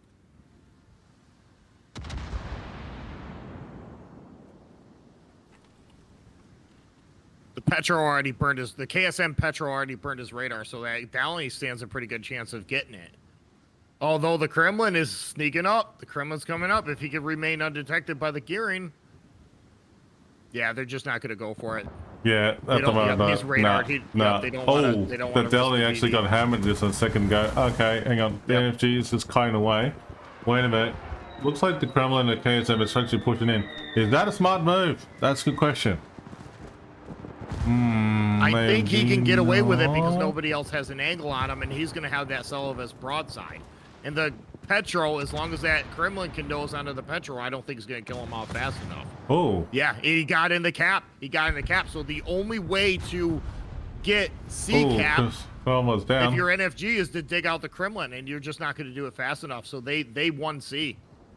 They did a good job taking out the Crystal Colombo with the Shimikaze, which is I just missed that opportunity though. But it's actually very good to see that there's a bit of a trade-off here going on here. Yep, absolutely. Oh, San Martin is trying to sneak up and get that Shimikaze, and also the Gearing is trying to help out as well too. There's some good shots incoming, but they lost the battleship. That's the thing. They did. And right now their Petro's completely out of the fight too. NFG's, he's just really out of position. So they're going to have to find a spot to push him. And right now NFG's battleship is kind of getting pummeled. And their KSM's Gremlin is still really healthy. Ouch, that looks like it really hurt there for a moment there. Yep. Well, hang on. Gearing is actually... Okay, it's fine. San Martin is fine. This is intense. This way, see everything going on. Let's have a look and see what's going on at Charlie. Yep, if NFG loses that Colombo, they're going to be battleship less. So, yeah, Downey's gone. I think, yep. I think KSM is slowly getting the upper hand here. Yep, and this is looking good. Yep, they absolutely won C cap. KSM is actually doing a good job. They're playing it conservatively, and they don't want to take the risk too far. But they got a Callisto Colombo at the rear, and as well as the Petro that could be flanked at the same time too. But they have decided to focus the Colombo. Yep, Colombo's looking for an angle on the Petro, but he's not going to get it fast enough, and he's pushing essentially into 5 ships. So eventually, once people figure it out, I don't think that Colombo's going to live forever. I really don't. Darren's going to smoke up because he's spotted by the Gulen. The Ganaleer. They might lose their Darren. Oh, dude, that rocked. Yep, he couldn't drop off fast enough. That 16 guns of sap, man, it hurts. It sure does. It hurts. It bloody well does. I mean, like, I have to say that, like, when I see the sap shells like that, I'm gonna run. Yeah, absolutely. Is it really gonna matter though that the Daring went down? I don't think so, because this Colombo's not gonna make it. No. So they're essentially throwing away the last remaining battleship that they have for a play that's gonna have absolutely no significance whatsoever. Oh, this Petro. So this is a ram. Petro ram. Wait, what? Oh, he did get the ram off. No way. Okay. Okay, and he took out the Kremlin, and Crystal Colombo's taken out as well. I don't know if that was worth it, though. I don't think it was. I don't think it was worth it at all. Neither did I. I don't think it was working at all, because they just gave up the last battleship, and KSM still has a Conqueror. So they're about ready to lose their gearing. I don't get it. What's the I don't understand at all why they pushed the Kremlin through C. That made absolutely no sense. He didn't have an angle where he could have done anything. If they wanted to send the Kremlin to C, they should have put him on the outside. Destroyer destruction there, and also San Martin and Gearing. Oh man, NFG. Yep, Gearing's. Oh dang. I thought, looking at what they had here too, I thought NFG had the better lineup of ships, but you know, these Shimikaze players have been doing a fantastic job. I mean, this below average gentleman got 2 kills. One of them was a San Martin. So that's impressive. Mind you though, the San Martin, if you play your cards right, can actually tank a lot of ships and kite and keep it busy at the same time. So, you know, it's all like, you know, depending on how you play the San Martin. But yeah. Yeah, the Shimikaze killed the San Martin, which was like insane. It's just mop up at this point. KSM wins this game. I really think NFJ made some really bad mistakes here. Pushing that Kremlin through C, through the backside of C, made absolutely no sense whatsoever. And they did the same thing with the Colombo. So I'm kind of racking my brain here. You're not the only one, mate. You're not the only one. Yeah. But well done to KSM. They played well. Their Shimakaze players did a lot better than I ever thought they would, considering the circumstances of the matchmaking. But them losing their cadence at the start, too, gave up B. They completely lost B once NFG lost their cadence. That was actually an exceptional gameplay for both teams. I actually have to say, KSM, well done, guys, for pushing through to the next round. And that is a very good outcome in gameplay overall. Well done, GG. GG, baby. So, going back to the dual cam, I have to say that was actually one of the best matches I have ever seen for the tiebreakers. Actually, it's good to see tiebreakers in this game because, like, we've been expecting that, you know, like in going forward. There's always going to be a lot of tiebreakers in this match just in the near future, so it's actually not bad at all. Speaking about that, I think there's a whole bunch of new matches coming up soon. So I am gonna be. Once you're doing that, do you want to go ahead and pull for a giveaway? What do you want to do? I don't want to pull it too hard for back, but okay. Okay, we'll wait. We'll wait. That's okay. We can do a giveaway. All right, 3, 2, 1. On my channel, the winner is. You got to be following the channel, guys. I have to put it out there. I mean, like, it's not that hard to follow the channel. Heinrich Venter. If you're here, you have to message me on Twitch, and I'll give you a code. But all right, Purback, your turn. Spinning it right now. Sorry, my software is broken, guys, but this is the fairest way that I can do it. The FBB, you won the giveaway, buddy. Congratulations, the FBB. Whisper me your in-name game and in-name game, buddy. Well, just send me a voice or I'll send you a code. Okay, we're gonna get through this chat. All right, folks, we're gonna reset our giveaway now because we're gonna start the next one now. All right, here we go. Exclamation KOTS and also exclamation Poi and Purback channel. Exclamation KOTS and my channel. Good luck to everyone in the net. We will go to the Be Right Back screen and then we're gonna start sorting out the next group of people. But yes, we'll get there. Don't worry about that. When you see exclamation mark rigged, we actually do it for fun, folks. It is a bit of a BONKO thing, so don't worry. It could have been worse. But now, in all seriousness though, we love you guys. It's very much appreciated. Thanks for the follows and everything as well too. And look, it's actually going to be interesting what's going to be happening with the people who lost the matches. Are we going to see them on day 2? And same with the winners as well. So we're going to see that soon. But just, you know, we'll be right back. In the meantime, jump in the giveaway. We'll talk to you soon.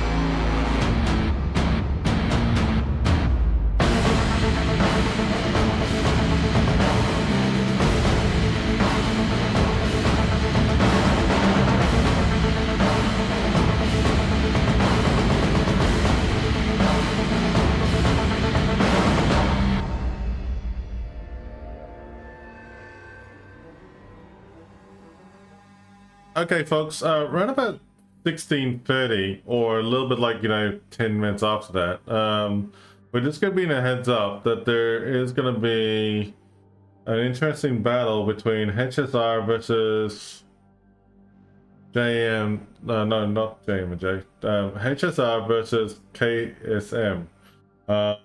Let me clarify this. Fairback, we know we have seen both teams already. What's your thoughts? Yeah. I don't know. I think it's going to be a dogfight. KSM, we've seen them play really well and also make some mistakes too. So I think it's like always, it's just going to come down to whoever makes the most mistakes first, and we'll go from there. It's going to be interesting to see what both teams bring to the fight. Yeah, 100%. I'm trying to pull up the room right now too as we speak. Yeah, there's a lot of information here. Like, I'm just trying to wing it as we go here. There's a lot of information that we're both trying our best to keep up with it. So just bear with us, folks. Yeah. The short version is that it is going to be a very quick match between both of them. I have a feeling, and that's just my hunch, that we have seen enough KSM gameplay as it is. And at the same time that from a HSR, I can think of a couple possibilities that we're going to have a tiebreaker here. A possible tiebreaker. Yeah, it is a tiebreaker is definitely possible. That's absolutely, given the way that both teams have been playing today, it's definitely possible. Yeah, so what we're going to do is that the voting is in the middle of progress right now. So I'm going to say this question to your chat, and this is a prediction. It's not officially released yet in terms of the actual tournament battle yet, but I'm going to ask you, people in chat, on both channels, who do you think is going to win? HSR or KSM? I'll go start a new prediction on my thing. It's going to be a dogfight, that's for sure. Yeah, so HSM, I'm not HSR. I don't know who HSR is. Is that a Chinese group? I have a quick look. I'm not sure. I've never heard of him either. I know. I'm really not sure. I know KSM is a North American group. So, yeah, they're the KSC group. Oh, are they? Those interracial clams. Yeah, they're KSC. Okay, KSD, no wonder why. KSD. Yeah. Okay, so KSR is like Ashkan's group. Like, wasn't it? Ashkan was a member of it? I'm not sure. I don't know if he was ever a member of KSE or not. I can't remember now because like it was a while back. Yeah. Okay. Anyway, look, that's the question. Who do you think is gonna win? Is it a HSR or a KSM? I'm just gonna have a look at this because like I'm just gonna dig in real quick. HSR. I'm just gonna see who they are at the beginning of the tournament because I'm curious. It's got me thinking because like it drives me nuts when I'm trying to figure out who they are. Oh, it's a North American group. Oh dang. Oh, okay.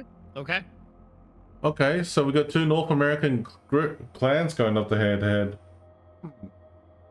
That'll be fascinating. We'll see what happens. All right.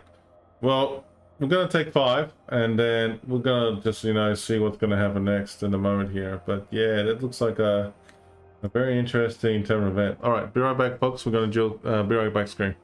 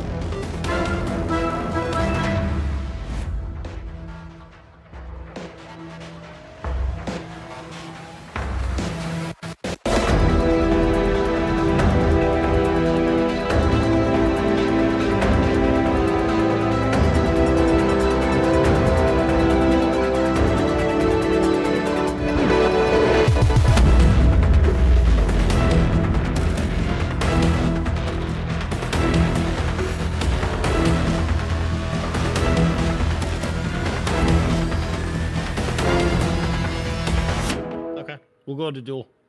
All right, folks, we got a very interesting next map with ship bans. Wow. The Bears have been banned. Marceau and Marseille has been banned. The Dansk has been banned. The Libertads have been banned. And the Napoli's been banned. Actually, that all makes sense about the Libertad. Yeah. They've been pretty strong. There are a handful of them that we've seen here today just been decimating the map. I mean, I can understand why people just don't want anything to do with the thing. Yeah. Everybody's been getting rid of Napoli's too, because they're just the one ship that doesn't die. You know, it's just such a strong ship for competitive. A lot of people are just opting out of it. Yeah, right now we're just waiting for the training room to come up, guys. Yeah, it's actually very impressive to see like how this is going out with this match. You know, like just by looking at it, it's actually funny and not funny at the same time that they banned the fast-paced warships in terms of destroyers so far in this game. Like, I think throughout the whole matches we've played, we've been casting tonight, everyone seems to be banning the fastest ships or the hard-hitting ones. That's what I've been noticing. Yeah. Petro's another one we've been seeing getting the axe lately too. I mean, I'm kind of surprised because the Petro has been a really good ship for competitive, but it's something everybody could use. So it's like, I don't know. I guess you could argue that for any ship, but usually the Petro is the one ship to go to for clan battles. But I think maybe everybody's just trying to throw the other team off. Who knows? We'll see. I can definitely understand Napoli's getting the axe because it just doesn't die. I mean, it's the one ship that just does not die. It can tank and tank and tank and tank. The prize pool is actually pretty good. So whoever wins first place gets $40,000 worth. Ooh. As well as second place is $20,000 worth. $12,500 worth third place. Fourth place $7,500. 58th place is $5K. Wow, that's a lot of money, man. I mean, like, hey, it's like, hey, Wargaming, send it to us, it'll be fine. Thanks, mate. But that's okay. Trust me to dish it out. Just trust me. Yeah. Trust me with 14K.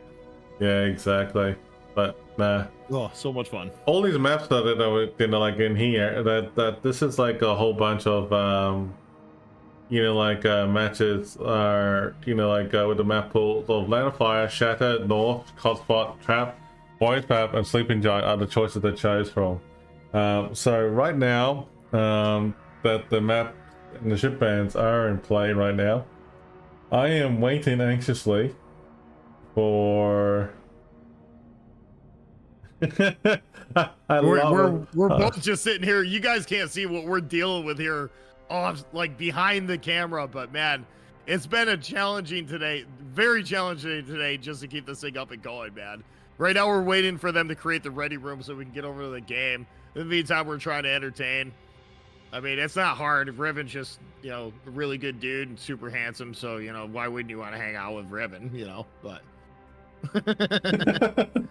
he's keeping this stream alive, man. I'm just here running my mouth. Here I am trying to figure out, like, what are you trying to tell me? And it's like, no, I'm taking Revan. You got nothing to worry about. Same with me. I'm fine. But it's all good, right? All good. You got me puzzled for a second there, man. That's hilarious. Oh man, that's funny. Madness. Nah, Madness. It's all good. We're actually just triple checking about what's going on now. I'm not 100% sure. Wait a minute. Hang on. They haven't got the room created yet. Awesome. Okay. I think Bob is. I actually thinking about it for a moment. It's like Planet Bob. I think Bob is AFK or something. He's that's who they got on the list as the creator. But man, I keep typing in, nothing's showing up. So yeah, no, it looks like it's an interesting prediction at the moment to see like who's gonna win. It looks like HSR is the favorites and KSM is like up there as well too. So interesting prediction for both teams. Yep. So let's just go and wait and see what happens next. So we're going to go into the Be Right Back screen, folks. Taking 5, waiting for something to happen. and then we'll be right back. That's King of the Seas, man. You know? Well, we can't right, hurry guys, we'll this. see ya. We'll see you in a little bit. Yeah.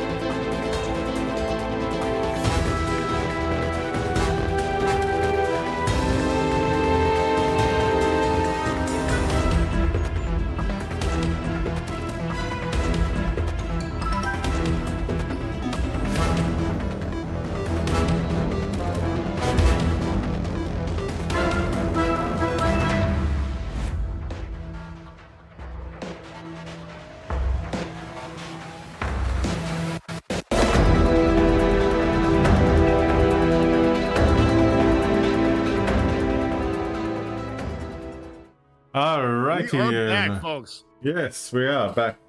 So we just been informed that the room is up and now available, and we're just waiting very anxiously for the match for KSM and also HSR.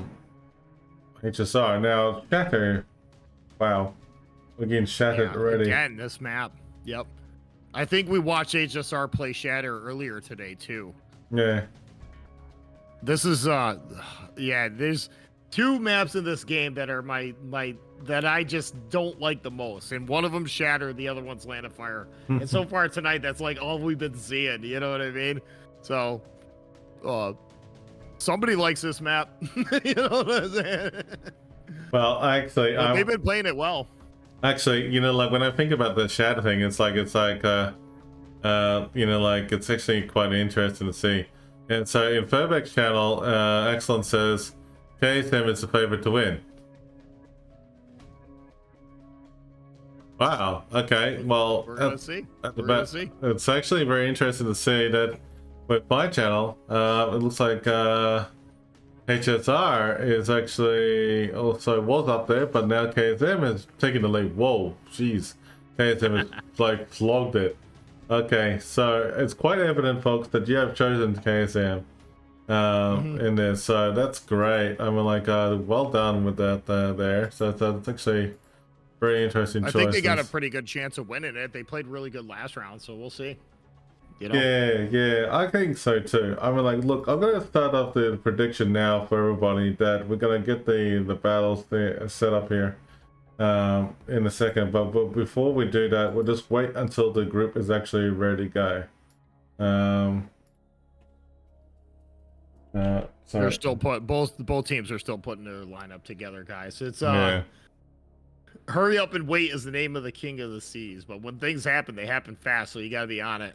I think we're doing a pretty good job here this morning, noon, or night, depending on where you are in the world. Yeah. So basically,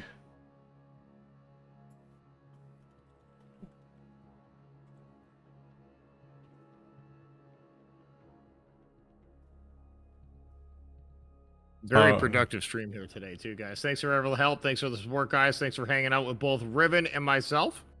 We both appreciate you guys hanging out and doing your thing. And you know, we see some good games today. Too. Yeah. And in all seriousness, though, folks, I mean, like, this is not common for you to see me streaming at this hour, nor Furbeck at the moment. So you'll be very surprised. I mean, Furbeck was like, I got to keep you awake. It's like, okay. We are on opposite ends of Australia, dude. Guys, like Revan's toilet flushes the wrong way from where I live. Okay, that's how far apart we are. All right, never trust a man whose toilet flushes the wrong way. And it's just like, you know, like talking about like never trust a person over there. It actually drinks the beer upside up. It's like we're drinking the beer upside down. It's like hilarious. You know, like it's actually kind of funny in the way. It's like, you know, one of my friends went to the bar one day and he goes like, "Nah, Australia's on top." I was like, "What?" It's like Australia's on top. He's like drinking upside down. He's like, "Yeah, drinking the bottle." It's like out there. There you go, man. And he gets like, "Australia's on top," and I went like, yes. Good times, man. Good times. But yeah, Revan, this is very late in the evening for you, and I got up this morning, guys, at 4 o'clock in the morning so I could come do this. And Revan and I did the flight of the Bumblebee, just doing some last minute preparations to kind of make sure everything goes working all right. For the most part, I think things went off without a hitch. We're always going to have like certain things that aren't going to work right. We'll just work through them like we always do. But it's been a fun day, guys. We've been watching some really good games too. What's your favorite game of the day so far today, chat? Mine was that last RESIN game, or the first RESIN game. The first RESIN game to me was the most fun. I think RESIN versus JMMJ was actually a breathtaking experience, to tell you the truth. That was a good match. Yeah, both games they played very well. Both teams, you know. Yeah, so far so good. I mean, like I have to say that, you know, like all things considered, like how we got all the teams together, it's actually transitioning quite well. It is actually very nicely done. It's actually good to see that there's no issues happening along the way. You know, like with everything like that. It looks like 30 minutes after BP's battle. What the hell? Oh, okay, I was reading that in the game on the actual battle. I was like, what the? Okay, so like I was gonna say a 30-minute delay. No way. Yeah. But big props to World of Warships too, guys. They've really been. There's a lot of behind the scenes things going on, and they have just committed an entire team of people to this. And you know, with all the little minor hiccups here and there and stuff, honestly, that's just a drop in the bucket for the amount of stuff that has gone right. And they have really done a fantastic job just getting this thing organized. Because this is a massive undertaking, guys. These are internationals. This is a big deal. So, props to Wargaming, guys. You did a phenomenal job.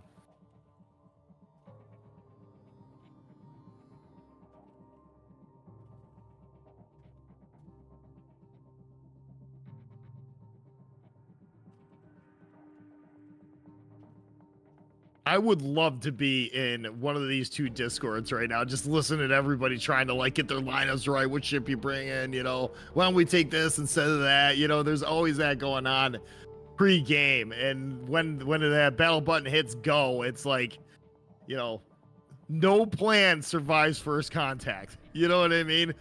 So your game plan, your strategy is usually the first casualty of any kind of battle, and it's good to have an idea, but anything can change, and your ability to adapt to things that are changing in game on the fly is what makes a Hurricane team and what don't. So, you know, that's both of these teams here today have been playing very well. So this should be a really good lineup, guys. I think this is going to be a good game. Yeah, thanks for the bonus codes as well too, folks, for sharing that. Make sure you share it in the Discord with everyone in the communities as well. I actually like admiring the people in chat in the actual stream as well as in game. That there was a comment in the game itself. It's just like, you know, like extra large McDonald's coffee needed. And that's funny. That is funny, I have to say. But you know, for me, I had 3 cups of coffee. I honestly, folks, like for me in my time zone, I'm gonna guarantee you this is what happened. All I remembered was that on Friday night, I had to get last minute things still to be sorted out. And then, you know, like I finally reached out to Furback and I said like, okay, let's just make sure we're all good to go. And then basically between both of us, I slept like 4 hours in the afternoon, woke up and going like, man, I felt like absolute crap. And then basically I was like, hang on, why did it sleep so long? And I realized like, hang on, I got KOTS tonight. So here I am, you know, like I'm ready to go by 11 o'clock, right about my time. Furback, it's like, you know, going like, oh, we're running late. And it's like, nah. Like, I delayed it by 30 minutes. I knew this was going to happen, so I deliberately delayed it for 30 minutes. I'm kind of glad they did delay it, though, because that gave us so much more time, just a little bit of last-minute stuff to get everything done. It actually worked out in our favor big time. I'm running on like 4 hours of sleep today, guys. Revan, he's off his sleep schedule, so this whole stream between both of us have been just it's being run off of like messed up sleep schedules and nothing but caffeine, so we're getting it done. Yeah, but I'm having the time of my life here. Revan lives, we're what, 13 hours apart, 12 hours apart? They're like 14 hours apart, isn't it? 14 hours, yeah. We're making it work, guys. We're having the time. Well, the funny thing is, I said to Furback, I was like, man, I'm just glad they done it, and like in terms of NA time zone. So it's actually not bad at all. Yeah. I can get up early, but if you ask me to stay up till like 4 o'clock in the morning, like Revan's doing, that's when I struggle. But it's been a really good experience, guys. It's honestly been the time of my life. I'm having a blast here. I love running my mouth and calling games anyway, so hey, it's right up our alley, man. It's fitting the bill. Fitting the bill, baby. Yeah, exactly. Revan does a fantastic job by himself, too. This is not Revan's first rodeo, and he's done a really good job of helping me out with the software end of things, too. So big props to everybody involved, and it's all for you guys. Chat, it's all for you. Let's go to the game screen because look, it looks like we're about to start off the next round. So this is the best of 3 between HSR versus KSM. It looks like that we can start the new predictions now. So go ahead, everybody, do your predictions of it's KSM versus HSR, and let us know what your thoughts are. Good luck, everyone. We got the codes in progress. Good luck. We're going to draw out the next giveaway after these 2 games. and then we start the next one afterwards. So good luck, everyone. Yeah, good luck. But it looks like, you know, like I have to say, it's like a pretty interesting day with everything that's been lined up. So it's going to be good. We've been seeing some really radical changes in lineup too, which is great to see. I mean, the first game you've been seeing a lot of Ragnars, and with Gearings, the last game we've seen 2 Shimikazes. Like nobody's running the same meta div, which is great.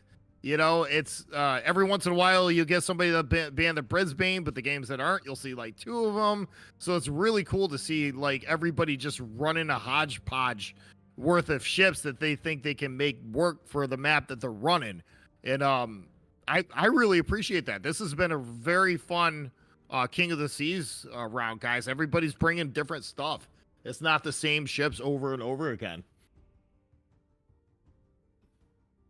Looks like that the wargaming is gonna make us start this shortly, and I'm not sure what that meant, but that 52, I think that looks like the time. Look, in all seriousness, my timing or anything like that is out of whack. I have no idea what time it is in the States. All I know in Australia, it is literally 2:52 in the morning. Oh, we're in the battle. Drop it in, baby. 2:52 in the morning. Wow. Wow. Wow.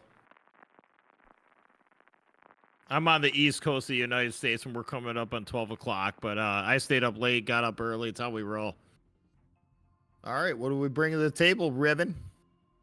Bringing you. Wait, hang on. That's not right. Let's try it again, Furback. Okay, here we go. It's just like let's see. HSR is going out with the Ohio, Schlieben, Brisbane, Des Moines, Worcester, Harugumos, Daring, and Ragnar. And looks like KSM's bringing out the Ohio, Colombo, Brisbane, San Martin, Petro. Okay, cool. What was it? The Shimikaze, Harugumo, Daring, and Ragnar. Interesting choices. HSRs, yeah, very interesting choices. HSR is just screaming smoke cop. 2 Hurugumos probably running Ledgemont Hurugumos to smoke up the other ships and whatnot, all their cruisers, but 3 cruisers per side, 2 battleships. Yeah, this is good. This is good. This is a good smooth transition at the moment for HSR right now. It's actually very good to see that it's actually doing very well.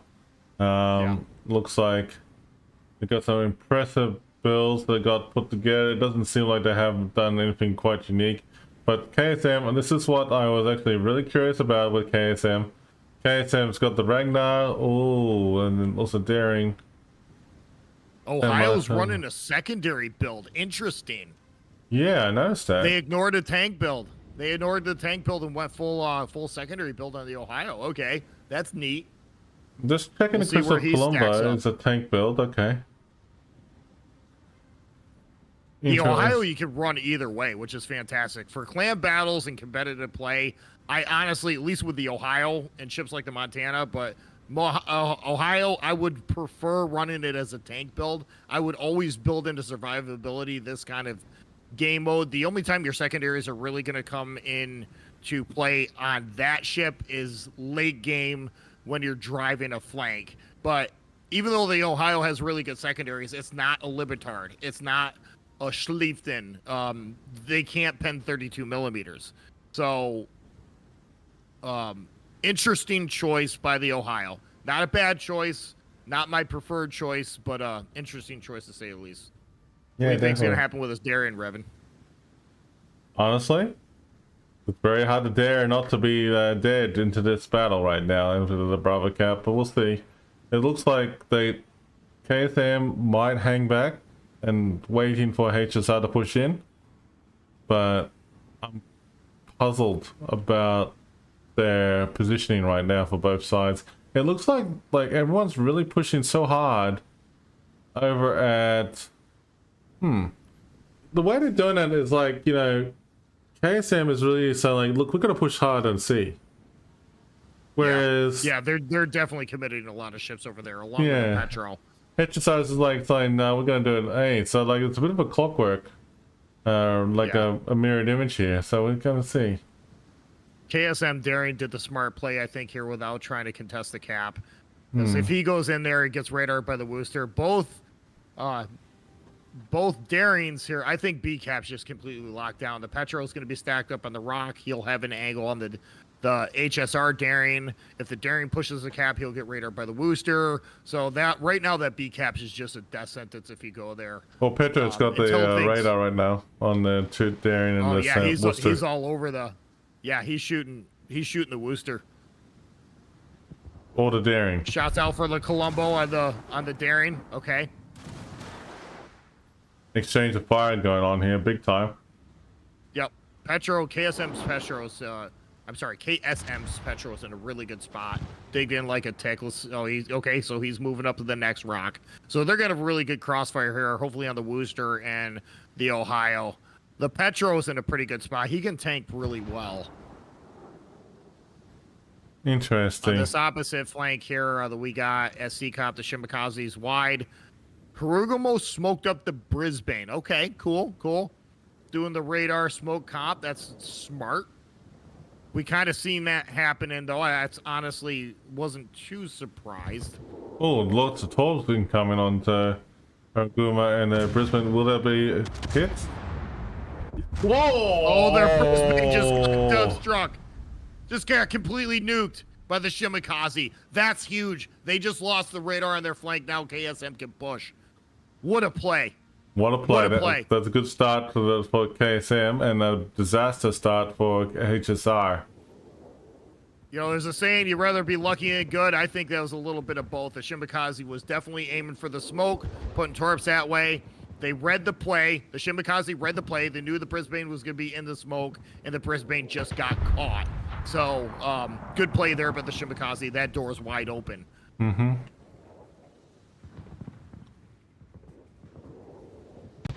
Lots of fire getting poured on that Shimikaze by the Wooster, and the Petro can't shoot doesn't really have anything to shoot at, so as long as he stays there, he's going to eat damage.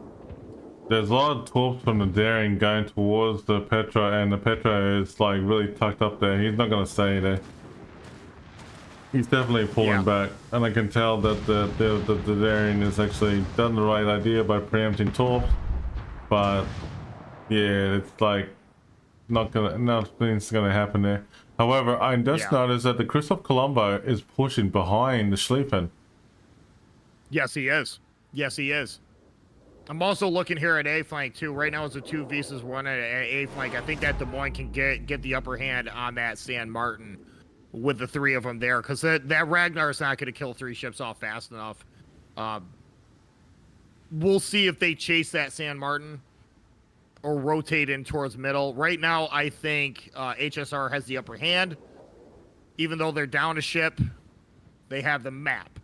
So this game could go either way, guys. It's not won yet. No. HSR absolutely won the A flank. So once they push through there, they can rotate those guys towards the men and start working over ships like the Ohio.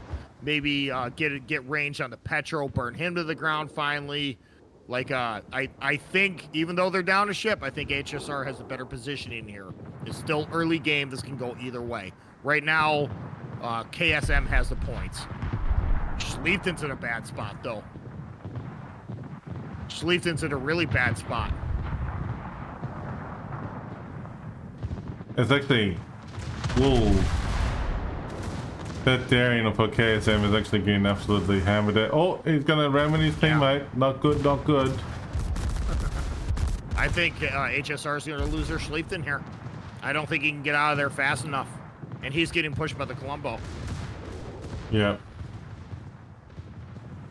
Yep, and the Schlieften's just gonna run head on into a Daring and a secondary build Ohio. So I think that Schlieften's just in a bad spot. He had it. The only way he could get away from the Colombo and the 2 cruisers that were farming him is to push around the center of the rock, and unfortunately the Ohio and the Daring is just there waiting for him. So that Schlieften went down pretty quick. Now, that means, Daring can't get the cap either. He's got to get out of there. HSR is actually in a tight spot. They actually spread too thin. Now, yep. The 2 spread too thin. I mean, like, at the moment, like, the HSR... Harugumo is getting focus fired on. He has no defense to play except using smoke, and he's actually kind of away. Whereas, like, over here in the Bravo Cap is actually not in favor of HSR. because now KSM has actually literally got a very strong presence there. They're gonna push it very hard they there. got a hard push. Yeah, they got a hard push going. Even though KSM lost their Brisbane, it doesn't matter. That Brisbane kited these 3 ships to the end of the map. Now they're out of the fight. So there's really not much to stop a full health push from KSM right down the center into B. Same. I think the roles have flipped there now. I'm gonna go back on what I said. I think KSR is really in a hard spot here, and it's just gonna get worse and worse because look how much HP they have. Yeah. I mean, they got over 100,000 hit points worth of HP between the 2 teams, and there's really not much to stop KSM from driving right through the middle. Like, Ohio's gonna melt. Once the Ohio goes down, their cruisers will have free range because they won't have to face battleship guns, so they can just drive right through that Worcester and the Daring. The Daring's not going head to head with 6 ships. KSM San Martin, even though he went down, still played it well. He drew the fire he drew 3 ships all the way to the back of the map. Now they're completely ineffective. Absolutely, 100%. KSM they might lose their Petro, but I don't think it's going to matter. I don't think it's going to be enough to turn the tides here. Even if they lose the Petro, they still have enough ships to play. And agree. Yeah, I agree. HSM is like basically, you know, like, HSR is like, if we do take out the KSM Petro, for example, in this case, there's not much that's swing in their favor right now because HSR needs to have at least a couple more kills and also take a more caps. If they the thing is, even if the Petro goes down, what's to stop the Ohio and the Colombo? They're full health. Yeah, exactly. You know what I mean? There's absolutely nothing to stop that. So, okay, you lose 1 cruiser, big deal. You know what I mean? Because their Ohio's going to get clobbered. Once their Ohio goes down, what's going to stop them from just flanking the Worcester? The Worcester doesn't have the armor to tank, so he's just going to get hammered. That HSR is like Ohio's actually going to obliterate, man. Yeah, I think KSM is just going to completely decimate them. HSR. It started out well, I understand, but I think 2 things worked against HSR here. They spent too much time chasing of San Martin down the edge of the map. That was completely out of the fight. Yep, that was a good trade. That was a very good trade. Yeah.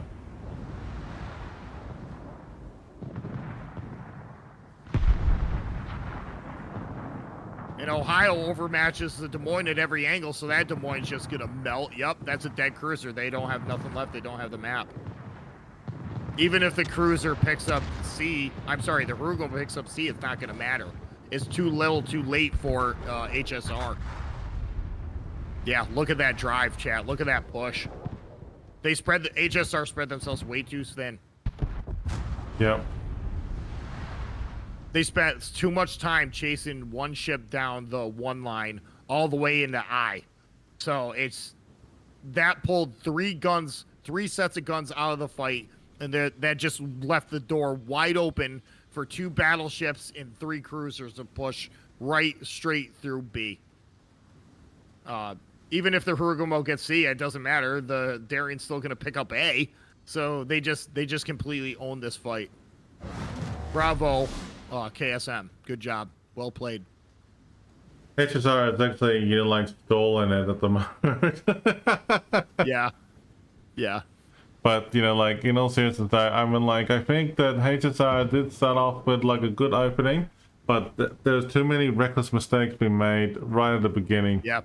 They're Schlieften pushed on the outside, which is fine, but the problem is he found himself alone where he was getting farmed out by 3 ships. The only play he could do is to get out of that amount of DPM was to drive head on into a full health Daring in Ohio. So it was only a matter of time before he was going to get clobbered, So it just in very short time, KSM was able to break their back in a pretty quick fashion here. Yeah, exactly. I just think that the way it's been playing out in this battle so far, it has worked out very well into everyone's advantage right now. It looks like that, just by watching this happening unfold, I mean, like, it could have been played out in any way that if KSM actually just, like, you know, played aggressive at the start, they would have, you know, like, finished the match in less than 15 minutes. But in all seriousness, though, that the way we saw it, like, HSR, like, look, Brisbane got taken out too soon. Right at the bat. Very unlucky in the smoke and taking my torps. Yeah, I agree wholeheartedly. HSR just spent way too much.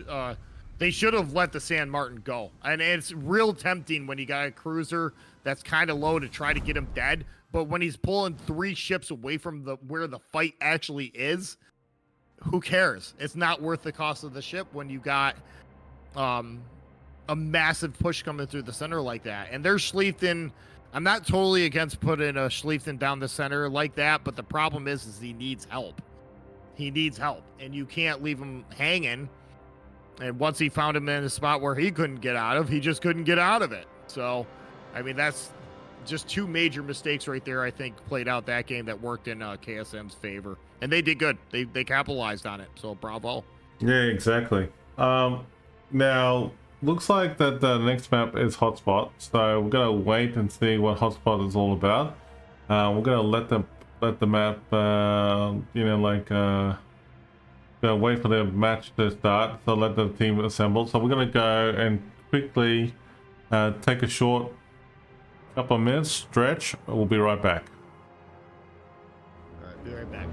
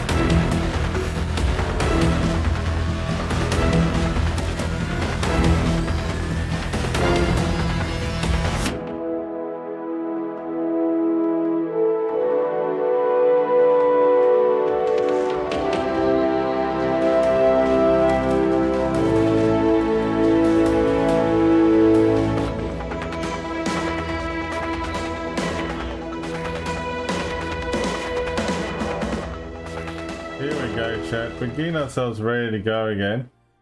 Looks like that the team is actually getting assembled. We're just waiting for them to finalize it now. It looks like they're finalizing. Yeah, they're just kind of getting readied up. Just a handful of ships left to ready up. And as soon as they get a full team together here, they'll drop. I talked to Revan on the break, guys. We'll be pulling for the giveaway after this game. So make sure you get on the giveaway. This is for a King of the Seas code. Explanation point Poi gets you in the giveaway on my stream. And explanation point KOTS gets you in the giveaway on Revan's stream. So make sure you drop your name in the hat, guys. That's right. So we're actually just waiting and see how things pan out at the moment. So it looks like it could happen in any way at the moment right now. So it is a bit of a late night for a lot of us, or early morning, but we actually made a good. Revan's a trooper, man. He's staying up. He's staying awake. I'm proud of him. It's like a good turnaround event. So yeah, I am feeling that this stream for me is going to finish at 5 in the morning. This guy's gonna be up till 5 in the morning, chat. Let's give Revan some love and appreciate all that he's doing. So yeah, and we'll be back again tomorrow too, guys, to finish this thing up. It's been a lot of fun. Yeah, and actually, we got one day left, I think, after this weekend. Yeah, too. that's we got right. One day next weekend too, don't we? Yeah, day 2 is actually a lot shorter. It is a lot shorter actually. Day 2 is a lot shorter. Good. It's like about 3 hours or 3 to 4 hours, I think. I think that's not bad. I think today was a bit more intense because like they have to break down so many teams to get to where we are. So it's like unreal, man. Let me just see how we go with the results. It looks like, you know, a couple clans on Asia have actually done well.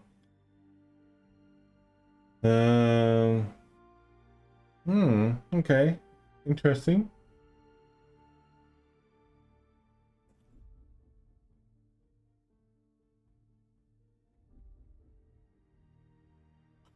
Okay, so HSR and KSM are ready to go. It looks like we're gonna drop any second here, chat.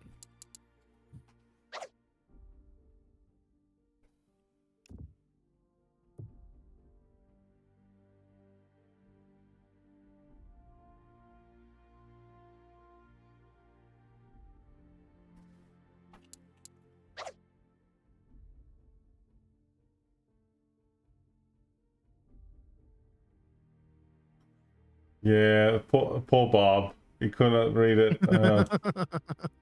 You know, like it's actually kind of funny in a way that we would like poking Bob about it, but yeah, it is what it is.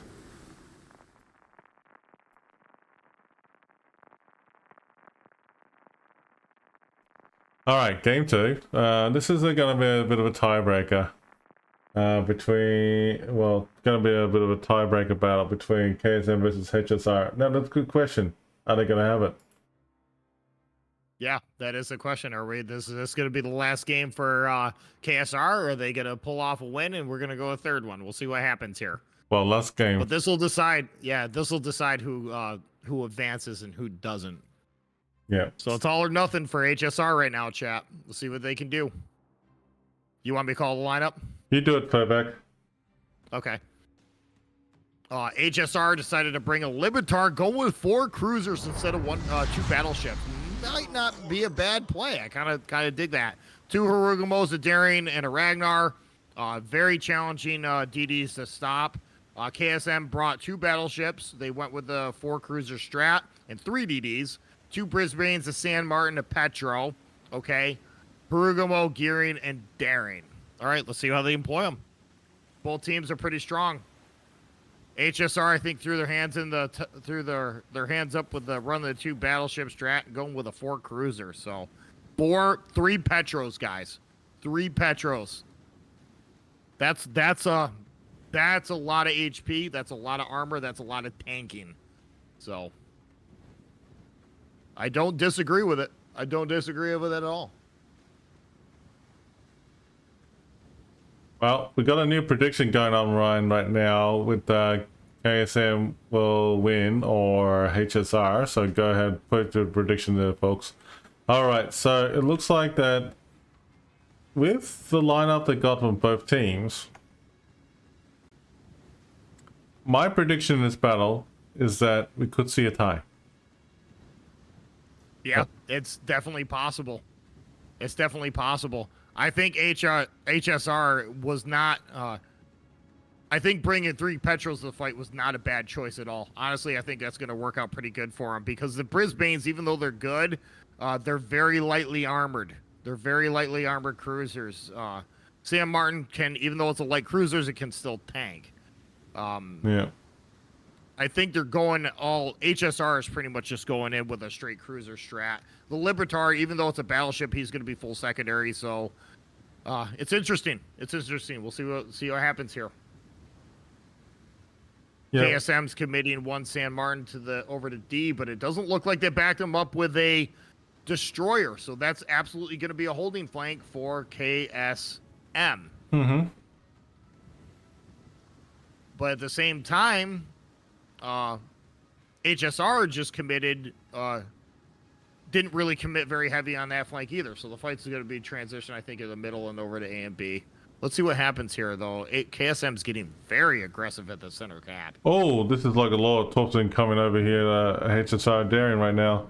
But they can't afford to lose anything too soon, right at the beginning of the match.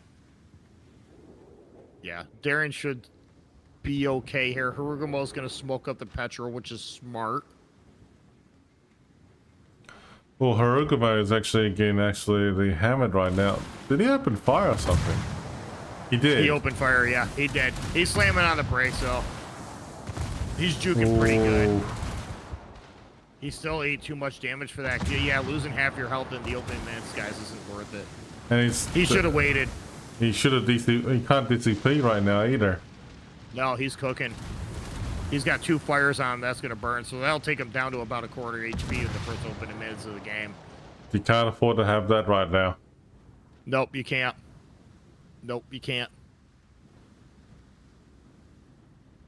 Not much happening over at DCAP, but Charlie is like where the action has really started, and it could have been disastrous for HSR. Yeah. For the I agree. For the Harugumo. Even though they're going to take the cap, but at what cost? Exactly. The San Martin can't really get decapped either. It's still really early, guys.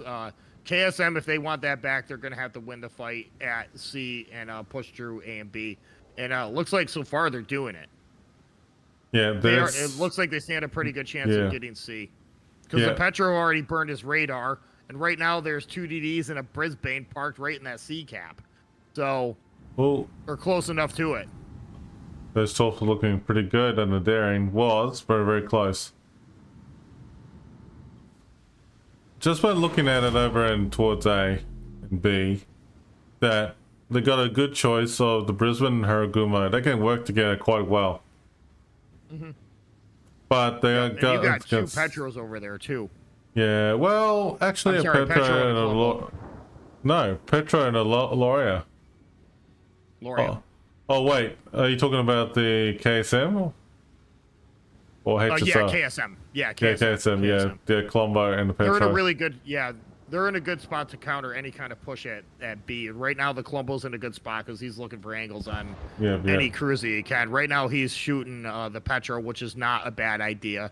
Even if he's bow on, that sap doesn't care. It's going to stick. If you put 16 guns worth of sap on a cruiser at any angle, most of it's going to stick.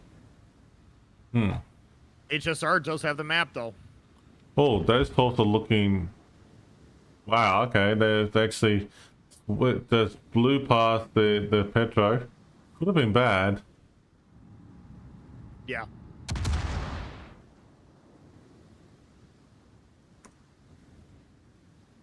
Let's see over DCAP. No action on D at all. No, nothing going on. There's really not much to stop it. They sent the Conqueror over there, but we'll see. If they want caps back, they're gonna that Conqueror's gonna have to push all the way through. He might get away with it. Same with the San Martin, but I think it's a bit of a waste of time to having a cruiser and battleship way out that flank of the 9-10 line. They should be really focusing gameplay I over agree. in the C cap. Yep, I agree. Most of the action though is at C and B and A, so look at this push that they got going on with KSM with the Haruguma and Brisbane. Very I see great, that. Yep. very dangerous yep. combo, but very well played combo. And the Petro's coming to reinforce, so it's going to work out. All Haruguma has been detected by radar by the Petro. That's only going to be short time, but he has to maneuver quite quickly. Oh, Torp's incoming. Are they going to get clipped at Brisbane? No, that's a good question. Brisbane is maneuvering. Yep, I think that Brisbane's got the beat, which is good. They're gonna, I think KSM's gonna end up picking up A. The Haruguma might get reset once or twice, but I think they're not gonna kill the Haruguma fast enough, and the Brisbane's gonna be in there with them as well. So, and the Petro's round the corner too, so they're gonna own A. They're gonna get a little bit of the map back. The issue here is HSR has a pretty significant points lead, so they're gonna have to make things happen. Yeah, at the moment right now, it is a bit of a one-sided battle right now. So it looks like that HSR has to push to take the lead and take it to the win in their favor. HSR must win this battle in order to stay this game. If they do stay in this game for this win, that means it's a tiebreaker. But that's a good thing for tie-breaking. So let's just hope and see what happens. I agree.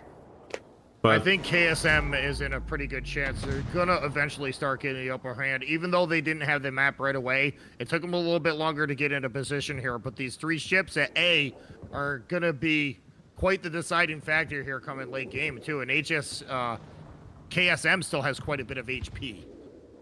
So if they can somehow farm out that Petro, they're gonna lose the radar on their flank, and their gearing's gonna be able to get C. And they're still keeping it contested the entire time.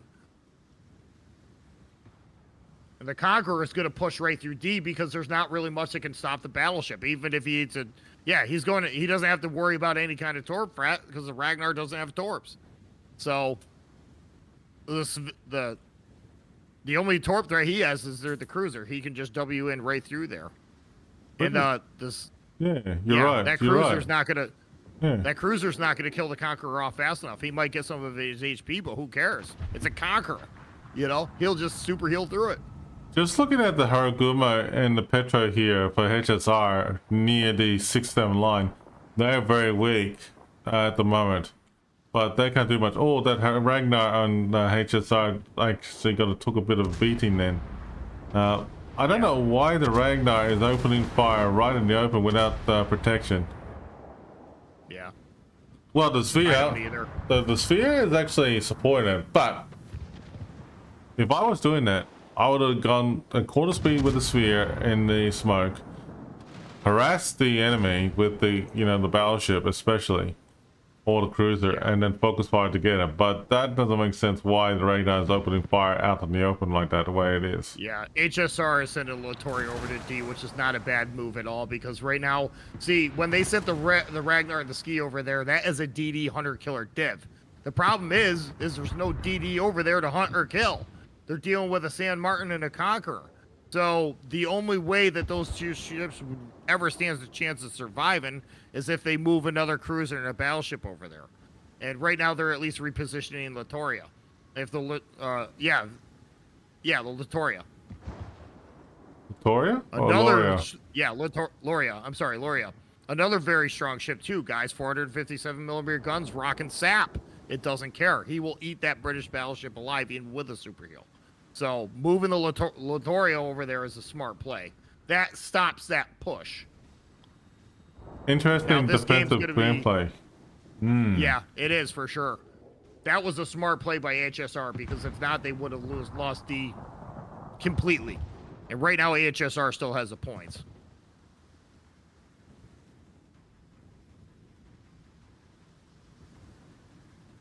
Yep, repositioning that battleship just saved D 100%. Yeah, exactly.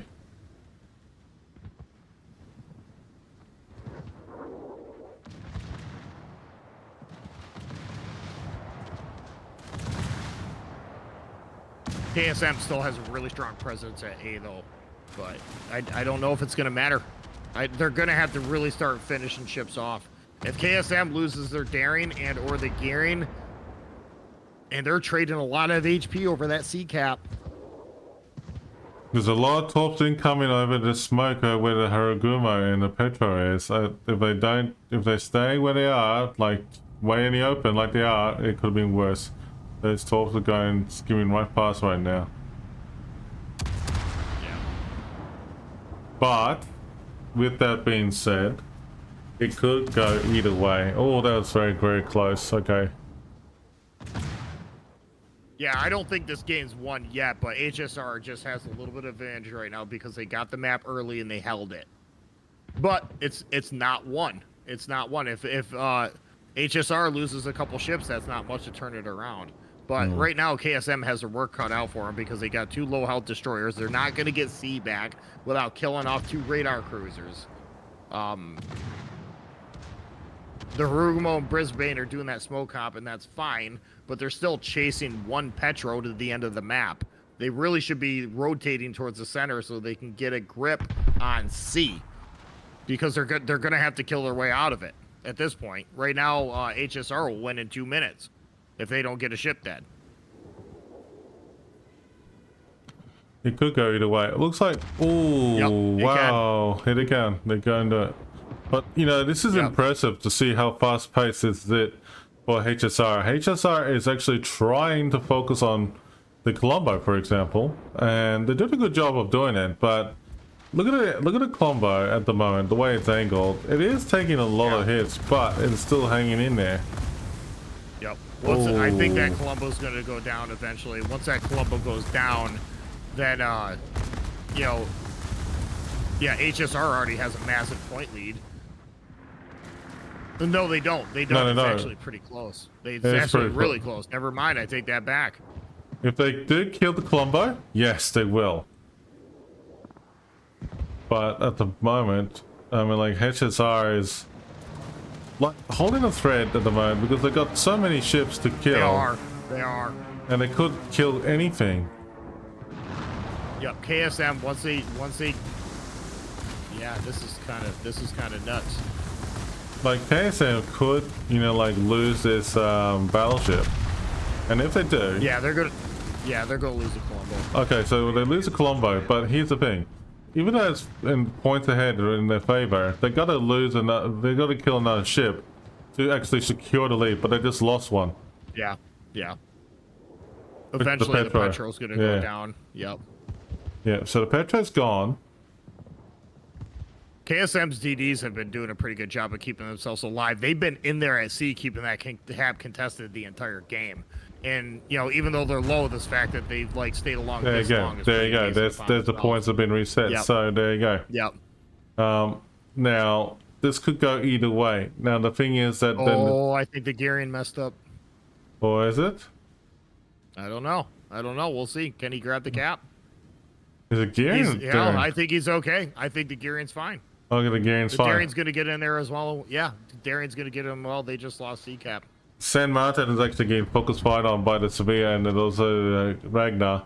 So that's actually a very interesting push by KSM right now, desperation to try and hold that point lead. And they're actually doing a good job by doing so. And they only need 38 seconds, and this is good. Yeah, that San Martin never needed a push. He never should have pushed. Actually, I don't think he's going to stay alive for 30 seconds. Well, if he can hang in there, he's doing a good job by doing so. But oof. Yeah, I don't think he can get a super heal off in time. They had the points lead. They should have just left it. You're right. There you go. That's 47 seconds. Like, HSR is definitely desperately trying to hold in there. Yeah, at the end of the day, is it really going to matter? Probably not, because KSM has both 2 caps, and they've done a really good job of just driving through what they had. So even though the San Martin went down and it did kind of pull things back a little bit, I don't think HSR is going to get an upper hand in time to win. No. They need to kill 2 ships they need to kill 1 ship to stay in the fight, and they need to kill 2 ships to get a points lead, and they're just not going to have it. Game's over in 10 seconds. That's right, but I have to say that's actually very well done there. Yeah, they played well. absolutely. And well done to KSM. Yep, KSM takes it. KSM takes it. They move forward. That knocks out HSR. And they played good. They only lost one ship that game. They just didn't have the map control and couldn't get it back. So they had it at one point. They just couldn't hold it. Yeah, KSM has done a game. fantastic job there. Well done. Well played. Yep. I have to say that, you know, like just by looking at that, it was actually a very well, you know, thought out gameplay for both teams there. Absolutely. You want to go to dual camel? Yeah, sure, man. I'm on there right now for you. Okay, fantastic. I'm gonna pull for, if you want to pull for your giveaway, I'll get set up with mine, and then because it takes me a little bit longer to do mine. Okay, the winner on my channel is Master Ane. Master Ane, are you here in chat? You're gonna message me on Twitch to get your code, buddy. Congratulations, mate. Well done. Please note the 5-minute delay. It's all good. Yeah. Paste. All right, I'm gonna roll mine. As I said before, chat, for those of you new coming in, my software is not working correctly, so I have to use a Google wheel of names to spin the giveaway, and that's how I'm going to work it here today. Cry Less, congratulations, you won the giveaway. Cry Less, send me a message, and I'll send you over your KOTS code. Congratulations, guys. All right, we're gonna do the final KOTS code for now for this one. We're gonna do another KOTS code. I don't think there's enough final ones, so we got like an opportunity to find another game in the meantime. So let me just find if we can find one for us. Double checking. Oh, okay. We got one here per back. Okay. Where are we going? What are we doing? Big things are happening. All right. So it looks like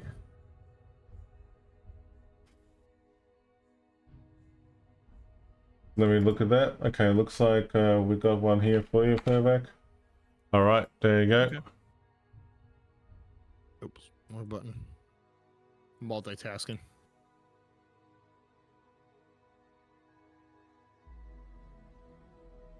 Okay, that's a long name.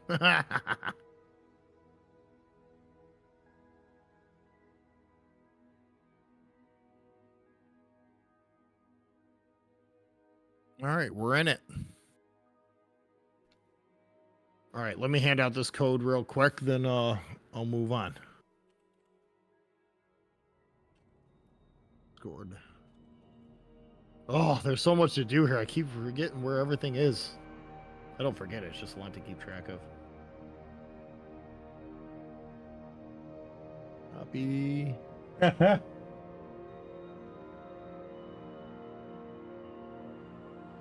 Let me just find. Okay, and Fairback, go to this one now quickly. Yes. That Okay. one there. Okay. We can make this happen. Oh, this is so much work. This is fun, though. I'm having a blast. Oh man. All right, we're in it. BONKO versus YOBOY. Oh, awesome. I love it. Yo boy, yo boy. YOBOY and BONKO. Okay, BONKO.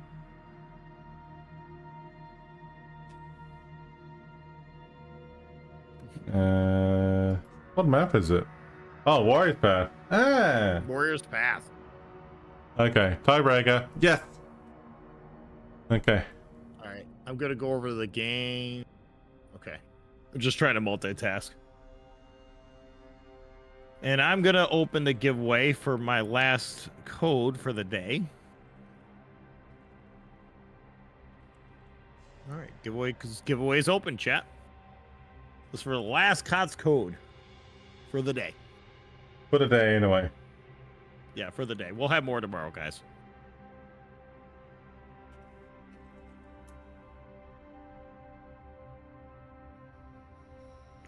Okay, so we're gonna go into the Yeah, that's sounding funny as hell though. Okay, so basically, we're gonna show it's like actually 1-on-1, basically between YOBOY and BONKO. Warriors Path. Bravo team is YOBOY. Alpha team is BONKO. Teams are not yet ready yet, but they're almost ready. They're waiting for us to come in, so we're gonna jump to the game stream right now. Ready to go. Yep, I'm already in. So we're gonna wait and see. I think we got a few casters and everybody coming in. So a lot of big names are watching this game, guys. This is gonna be a big one, guys. yeah, so this is gonna be a pretty big match between a lot of people on there.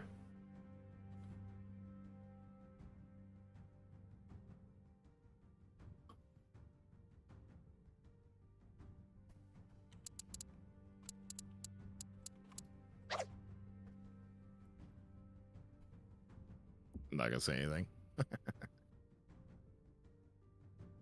Should be a fun one, guys. Yeah, exactly, mate.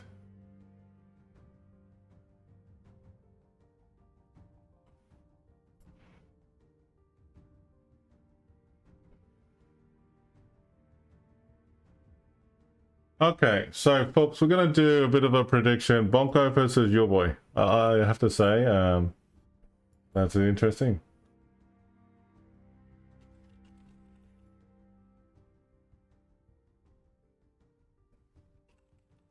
Yep, they're getting ready to drop in now, guys. I think we're good. Things are happening. Okay, Who's it gonna be, chat? jump in the prediction, everybody. You got a chance right now. Good luck.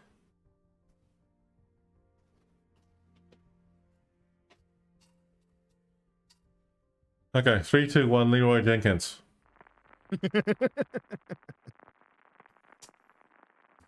Wow, I have to say, folks, I mean, like, you know, all things considered, I had never stayed up this late in ages. You're doing great, man. Oh my gosh, man. I'm glad I slept. Oh my gosh. You're doing great. You're such a trooper, man. Yeah. We're almost there. Thanks for that, excellent. Cheers. Make sure you redeem those wargaming codes as soon as possible, folks, because they are not like, you know, long period of time. Furback, go ahead, take us in with the lineup, please. For Okay, both sounds things. good. Broncos running 2 Libitars, a Wooster, 3 Musvas, a Napoli. First Napoli we've seen today, guys. Gearing and Marceau. That's actually a really strong div. YOBOY's running a Libitar combo div battleships. Let's see, backed up by a Musva, 2 Napolis, a SV, Daring, Marceau, and YY. Okay. Is the YY running radar or is the YY running smoke? That is a question. That's a good question. Where was the YY? YY, over here. He's on YOBOY. What do you think, Furback? I'm looking at it. Looks like radar. He's running radar. He's running radar. Okay. The question is he running ledge mod? I don't think he's running ledge mod. I actually had to look at it. You don't see it, but yeah. I don't recommend running the ledge mod Yugamo for clan battles. Yes, you get a long duration radar and everything. It works good. The problem is if you're going to do that, it really comes down to your concealment, and you need to play the thing like a Ragnar. The issue is it doesn't have a heal, and it doesn't have Ragnar guns. Honestly, the guns on the YY are pretty lackluster. Torps hit like a truck. I mean, the YY is an excellent torp bow and works very good for spotting combined with that radar. But I wouldn't, for at least clan battles anyways, not run the ledge mod for the YY. Personal preference. But 2 Napolis going on the outside with a Marceau and Colombo. That's a strong div. They don't have any radar backing them up, though. Just by looking at the lineup for both teams, man, that is one hell of an interesting lineup of both teams. I have to say that, you know, like, just by looking at like having the Libertad and also the YY going to Charlie, it's actually not bad. Look at his Marceau on BONKO, really charging with engine boost towards CCAP. I can see that they're actually really going to get that cap real quick, but it will be contested. Oh, he's detected by radar already. Wow, all right, that's interesting. Yeah, Marcel's radar, but I don't think it's really going to matter. He might eat a little bit of damage, but it's not going to... Nice shot and maneuvering right there. The Marceau is definitely going to pick up C, and honestly, if the YY wants to pick a fight with a Marceau, it's not going to end well for him. Definitely not. So sending the Marceau through the inside like that this early, that's a ship that can do it.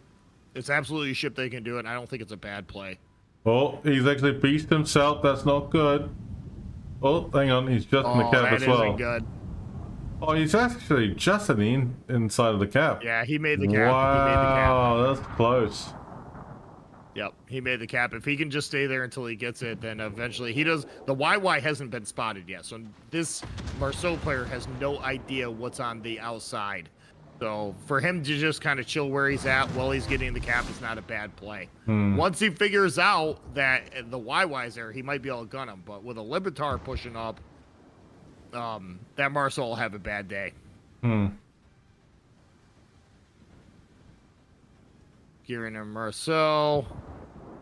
There isn't really anybody that can reset the Marceau, but the Gearing can contest it because he outspots a Marceau. And there's no radar on the flank. Yep, and the Marceau skated to the cap. Good. So the Gearing should be all back in there, and there's no radar to dig out the Gearing. So the Gearing is most likely going to give the cap because he outspots a Marceau. What's happened here in the center? Bit of a stalemate at the moment because like there's nothing really happening. But BONKO is really like I noticed that a couple things about BONKO. They actually got their ships huddled up with a good lineup of the two Levitards working together. Moskva's working together to corner there, and it's great to see like the way they position themselves. So they're really focusing fire on the same target together, and they're literally hammering it. I'm not against this at all. Let's see if that Moskva gets caught, though. He turned on the inside. He's flat broadside to the other Libertard. Libertard missed. Okay. YOBOY on the other way. Throwing those two ships, those two ships up the middle was not a bad play at all because they're going to get on the flank of the Moskva eventually. Marceau is just going to kind of continue around. And BONKO's Moskva is in a position where he can lock down B. So BONKO's in a really good spot here. BONKO's in a really good spot. Unfortunately, their Gearing got caught. Definitely, that's the Marceau ate a torp, though. Yeah, so it's a bit of a interesting trade-off just happened there.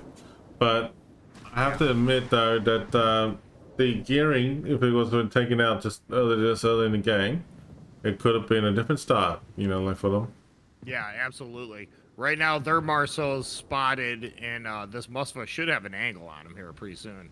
I really wish their Gearing didn't, BONKO's Gearing didn't fire his guns. I mean, that's kind of sketchy, especially when you're low health. When you're getting run down by a Napoli and a Marceau, you want to go dark. Exactly. That is a very heavy push on the outside, but again, BONKO's doing a really heavy pushing on the inside too over here at C. Can they pull it off though? Can they maintain the push?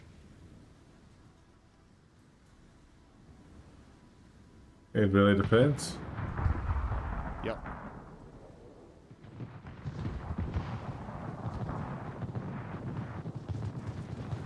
YOBOY's Libertar is getting clobbered pretty good, but so is Bonk. So I don't know. I think we might lose. We might go battleship for battleship here at some point. It depends on this Libertar can get his heel off or not. The Libertar from the YOBOY is actually being clobbered, and it's basically can't handle it now. He's just getting ripped apart, completely ripped apart. So even if BONKO loses this Libertar over here, they do have like a bit of a steady point for point there. Yeah. Yeah, I think BONKO's gaining the upper hand. They definitely got the flank, and the Gearing's keeping himself alive. Hopefully the Gearing can smoke up the Wooster to keep him alive. But look at this. YOBOY's just kind of pushing into essentially a fire sack here. They got nothing. They have nothing left on that flank. That Musva is eventually going to get overrun. The Darian's doing the thing by kiting away because that's all he can do. Yeah. And they never killed off the Libertar. Oh, They never killed off the BONKO Libertar. So, I think BONKO's getting the upper hand here. Oh, these torps are looking good on this Libertad and the other BONKO. Oh yeah, that's gonna hurt. Yeah. Oh, Oh, he felt every bit of that. they're That was gone. unfortunate. That stopped that push in its tracks. Yeah, so basically that thing that happened just now, that they could lose That both changes things a little Libertards. bit. Yeah, they could lose both Libertards. And just by looking at it right now, if they do take it out, both of them, then BONKO will have to play a bit of a different strategy. Yeah. Oh, I think that Musva's, it's only a matter of time before the Musva goes down. Can they contain the push on the outside, and can they maintain control of the center? That is the question. Moskva, BONKO has gone. Yeah. Oh, is there a permanent fire on the Libertad? Yeah, it is. BONKO's Muska is going to find himself in a crossfire if he doesn't think about backing up behind that rock. Yeah. Two Napoli's that don't want to die pushing around the flank. He's going to have a hard time, and they're going to lose the other Libertard as well. So BONKO's going to lose two battleships.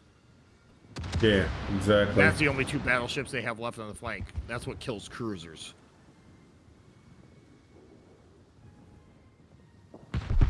Oh, BONKO's Marceau just got. Oh, he opened up way too close. Way too close. BONKO just. I think they're going to lose a Marceau here. Yeah. Marceau got greedy, man. He tried to kill the Daring. He thought he could outgun the Daring, and even if he could, you can't outgun three ships. You can't make it a 3 versus 1. You can't make it a 3 versus 1, guys. He was way too close. He was within 8 kilometers of that Daring and the YY. That Napoli's really having fun, like a bit of a farming moment, just charging in like that. It looks like he's actually really pushing in hard. Oh, dang. Yeah.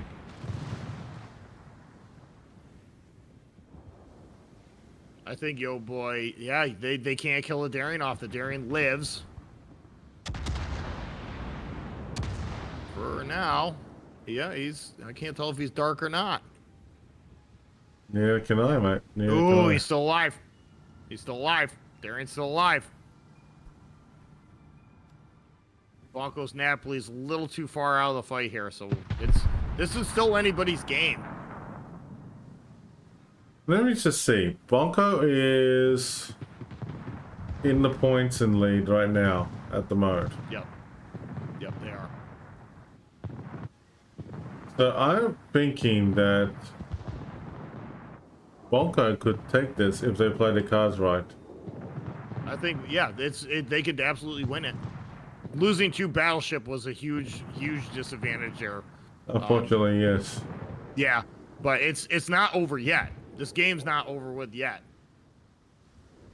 Both teams are playing very aggressively too, very aggressively. But that's what got the 2 battleships killed. That's it. Well, I mean, like, they got 1 battleship recklessly from, like, full health and actually got blown away, obliterated, unfortunately. But the YY is torped. And then you got another battleship that's, like, nearly virtually lost 3/4 of its health to begin with. Yeah. But looks like this Napoli and YOBOY is actually getting absolutely clobbered here. Yeah, I don't think he's walking away. He overextended a little bit. A lot of it. Yeah, he went through the inside. He should have stayed on the outside. All right, so YOBOY loses a Napoli. That's pretty huge. Will BONKO lose the Musva? That is the question. And or the Gearing. Gearing's lit too. Could be anyone's guess. Yeah.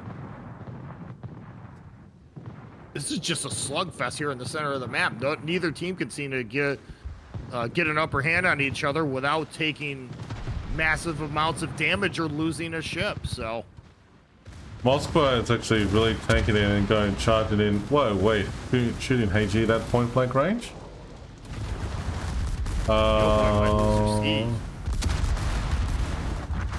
So there's a trade-off. Yep. For cruiser for BONKO battleship. still has a. Yep. Libertad. Oh, there it is. There it is. BONKO just got the upper hand. Really good there. BONKO is literally moving away from the Yu Yang. He suspects that someone's there. The gearing's coming over to help. Yeah, this YY thinking, yeah, you can't charge the Limitar, man. You're just gonna melt. That was not a very good play by the YY. Horrible play by the YY. You're going head to head with probably one of the strongest secondary battleships in the game that's kiting away from you around a rock. Daring at the U-boats and taking it out too. Yeah, you're never gonna get the angle you need to jump this dude with torps, and at the same time you're just gonna get clobbered, and he did. BONKO just got a massive lead there. Yeah, and just sort of looking at just by looking at this, like the daring at YOBOY here, he'll be taken out in a moment here, but he should never be firing like out in the open like that. Without any smoke. Yeah, especially trying to do it against a Napoli. You know, yeah, no, it's a secondary SAP cruiser. You're not gonna win it. You know, no. Actually, that's... YOBOY could have had it, but they just let it go.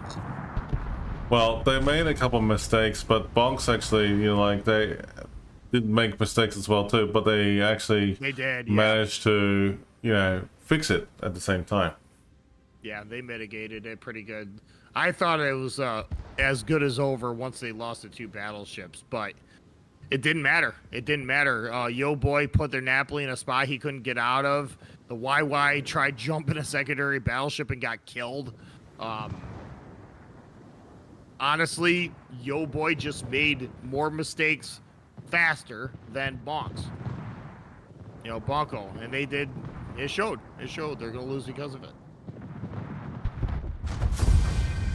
Good game. Good game indeed. Fun game. That was actually well done, and BONKO did a great job. Tiebreaker? That was a tiebreaker, so BONKO has won there. Fantastic. Good game, guys. All right, dual screen. So there you go. BONKO is showing the winner right there, and it's actually well done to BONKO. Well done, guys. I love that pick. That actually is pretty sweet. Let's go to dual cam now. I have to admit that was actually very nicely done there.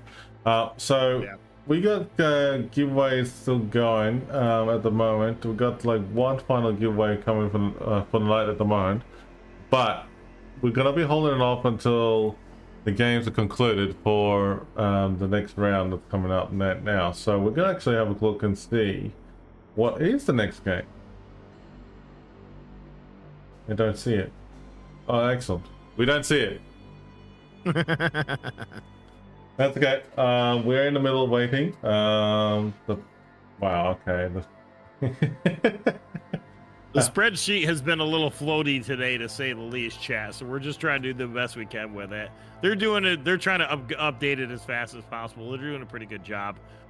As of right now, according to the spreadsheet, we don't have a game yet. We are in a slot. We will. We're gonna make it happen, folks. I promise you. Yeah, man. It's actually good to see that everything is going quite well. So it looks like at the moment that some of the matches, like, we're gonna have a bit of a mixture of Chinese, Asian, EU, and also NA clans meshed up together.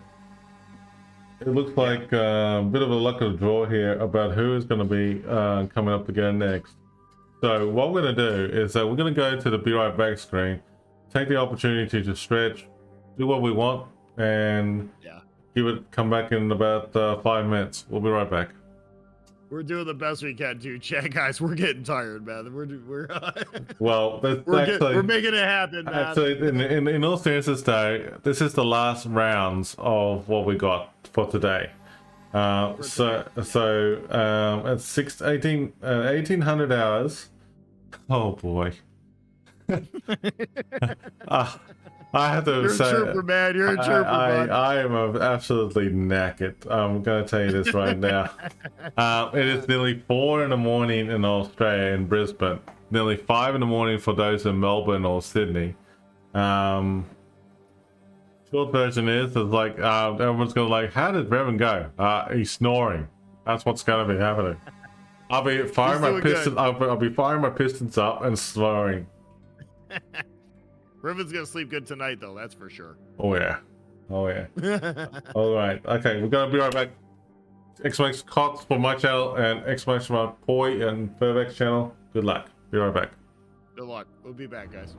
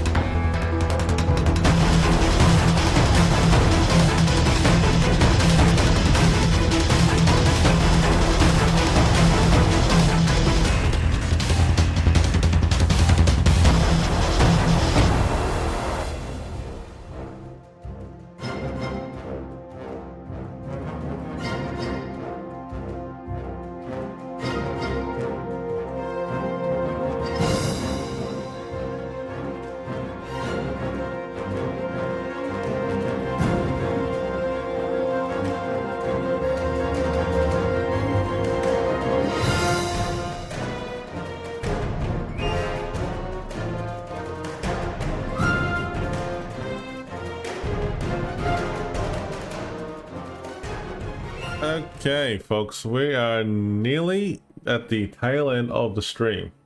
Nearly. But we are going with TSYMQ versus KSM. I think we got done a lot of KSM today. That one's a mouthful. TSYMQ versus KSM. So this is going to be fun, considering how shattered we are right now. So we're at the shattering moment of this map right now. We got that.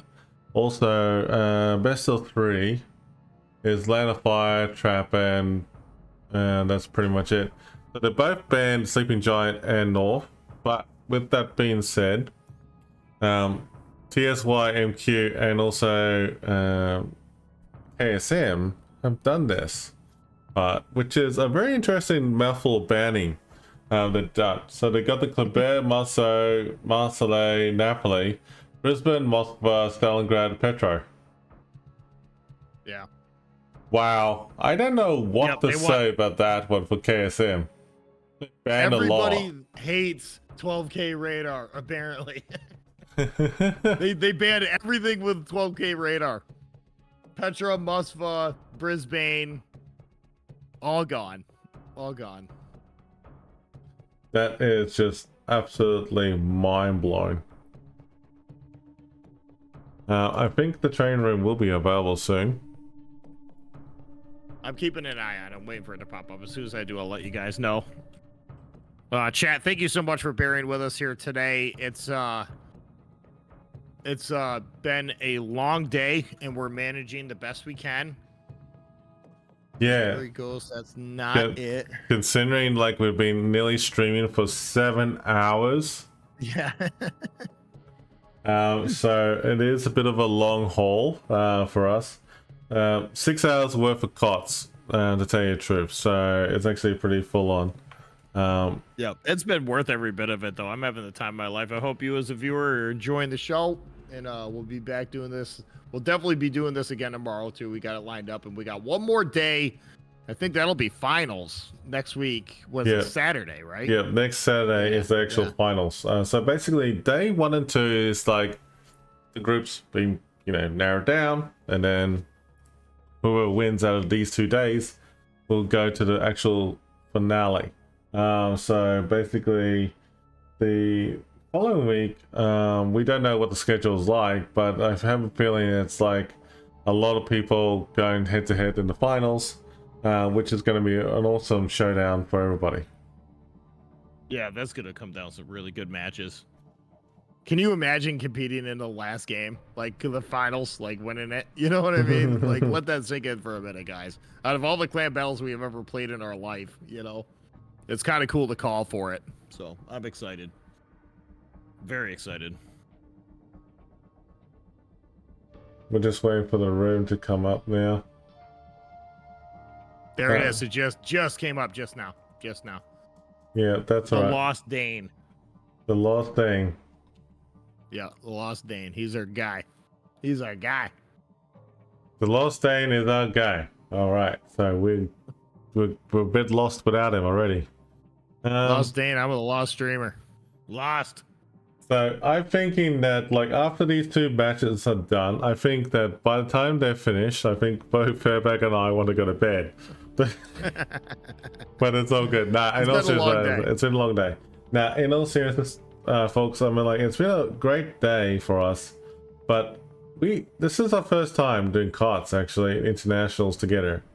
I will admit, I was never expecting this late for me, or this early for Fairback, so I have to say we did well. Yeah, I think it's been a really good stream, man. It's everything couldn't have flown better than what it did. I mean, there's always going to be a hiccup or two with the software. We don't care. We can work through that, but everybody's just getting along. We're having a good time, and the King of the Seas is always just a fun thing that everybody looks forward to anyways. This is something I've been watching ever since they've been doing it. I've been playing this game for going on 8 years now. You know what I mean? So it's like guys like Revan and myself have literally watched the birth of King of the Seas, and just to be here able to call it is quite the honor upon itself. So we're we're pretty pleased, happy to be here, guys, and we're doing the very best that we can to put on a decent show for you guys as well. So there's been some good games, man. KSM has been the one team that somehow we've been following all day, and they've been playing some good games here today too. Back on Shatter too, man. They just love playing Shatter. This is what, the third match on Shatter that KSM has played. Yeah, I have to say, it's like, you know, it's funny, you know, like just by looking at it, it's like it's a good way to put the shattering effect in it all. I really like how they repositioned the caps, though. For those of you who've been playing this game forever, you will know that they dropped that circle cap right over the top of that big island for randoms on the eastern side of the map. And it's always a stalemate, always something that you just can't stand to deal with. And it's really nice to see them stretch some caps out towards the outside of this map a little bit further. It makes this game, it makes this map a lot more playable. And so far, what we have seen on every game that we've seen in this map, the game has either been won or lost in the center.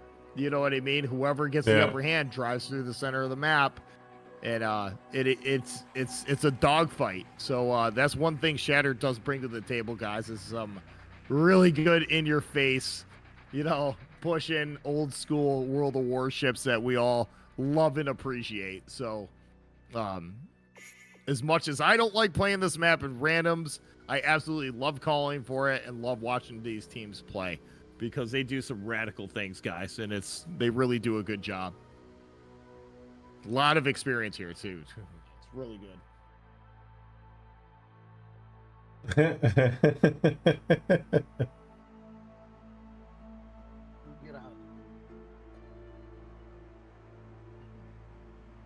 My dog's getting into something he shouldn't be getting into.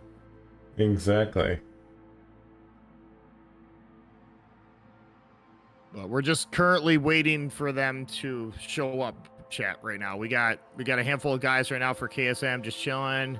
We're waiting for the other team to show up. Once they get situated, we'll switch over the game screen and go from there. But so far, chat, put in the chat. I want to hear what was your favorite game here that you watched this afternoon, morning, noon, or night, depending on where you are in the world. What was your favorite game during today's stream, chat?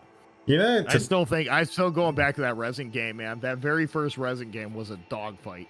You know, to be honest with you, with all the matches we have seen today, I love the tiebreakers. I have to say I'm very impressed with all the tiebreakers we've seen today.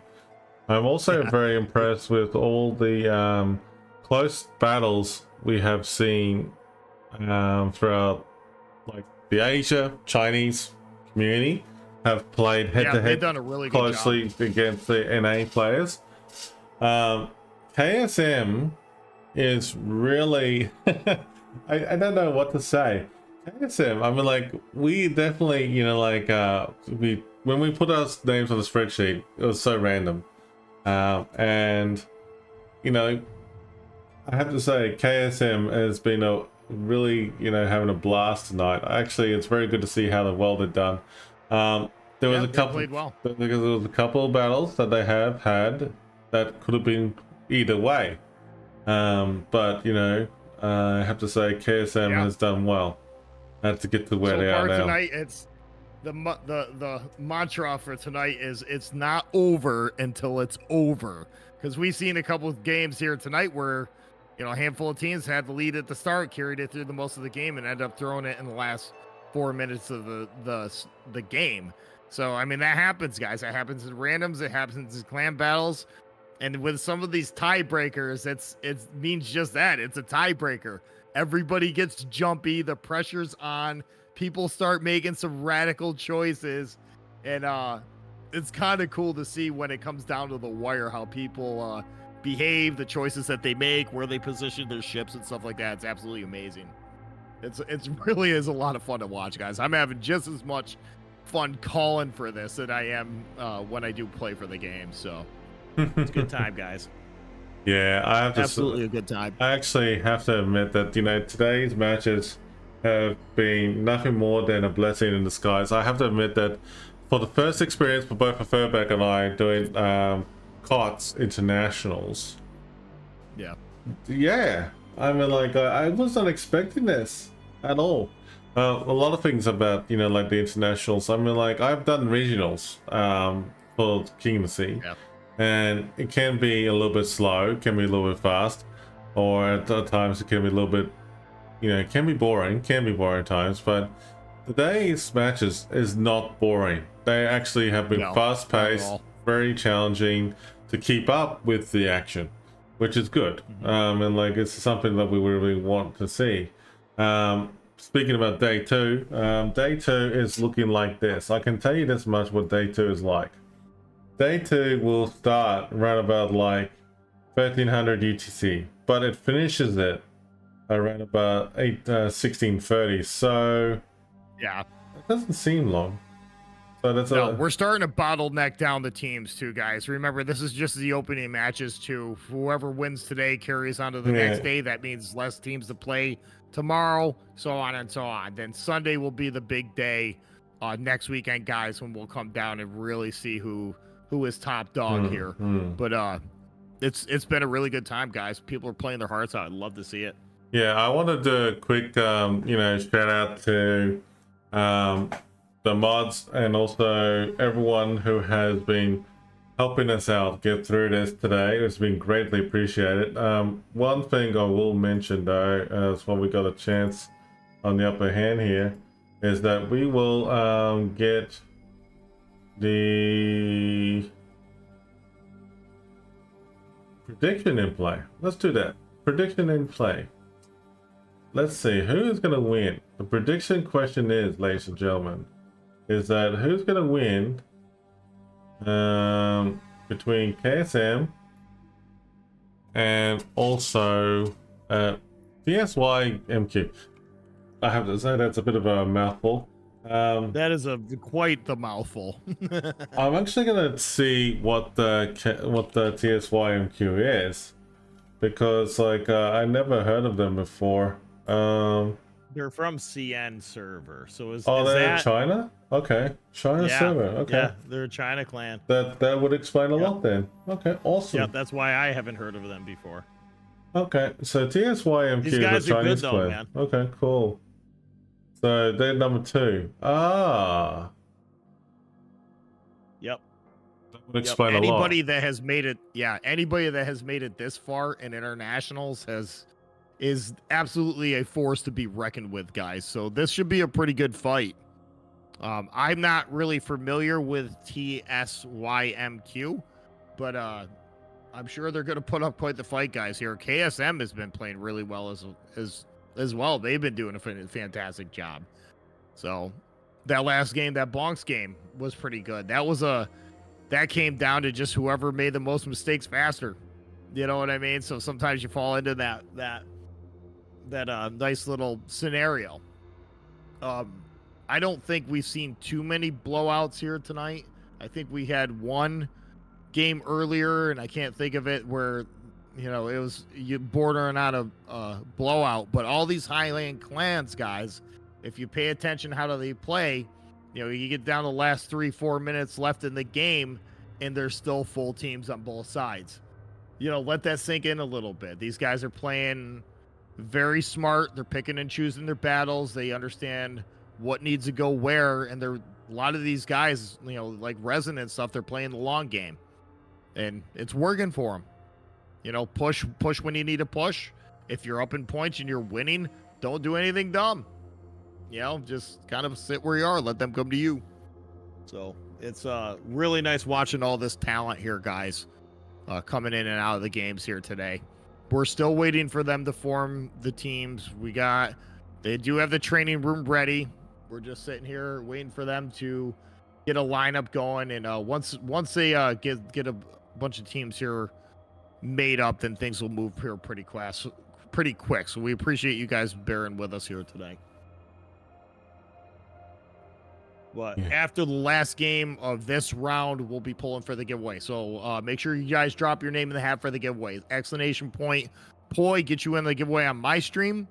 And KOTS get you in the giveaway on Revan's stream. So what we do is So yeah, what we're doing with the giveaways for this one, we'll wait and see what happens after these two matches, because depending on the outcome of these two matches, we will know for sure if we're going to do a tiebreaker game.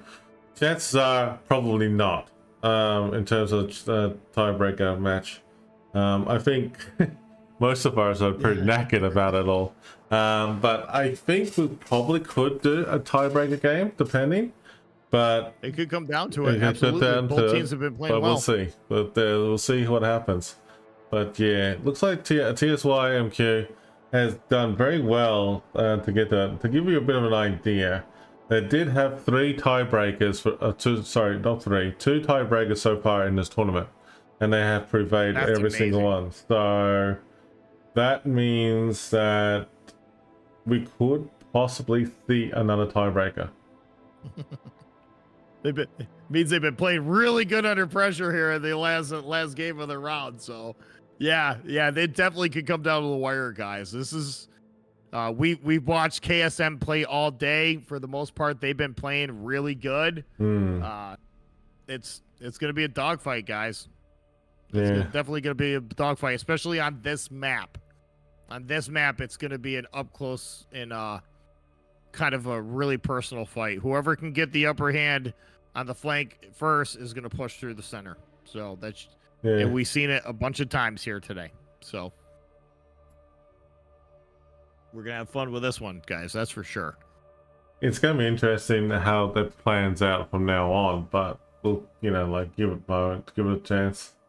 Yeah, for sure. But yeah, they're getting a lineup right now. People are getting together, but yes, we're gonna see in a second here. But yeah, look, we're gonna go into the game screen, maybe, or the Be Right Back screen. Let's see. We'll probably go to the Be Right Back screen because, like, they haven't assembled the group yet. So we'll just wait about 5 minutes for it to be done. But so we're gonna wait at least 5 minutes for them to get that group together, because the next match is supposed to be starting at 1845, I think. Okay, so we got about 10 minutes then. Yeah, good 10 minutes at least. 1841, there you go. But like less than 10 minutes anyway. So we'll just wait. We'll be right back. We'll be right back.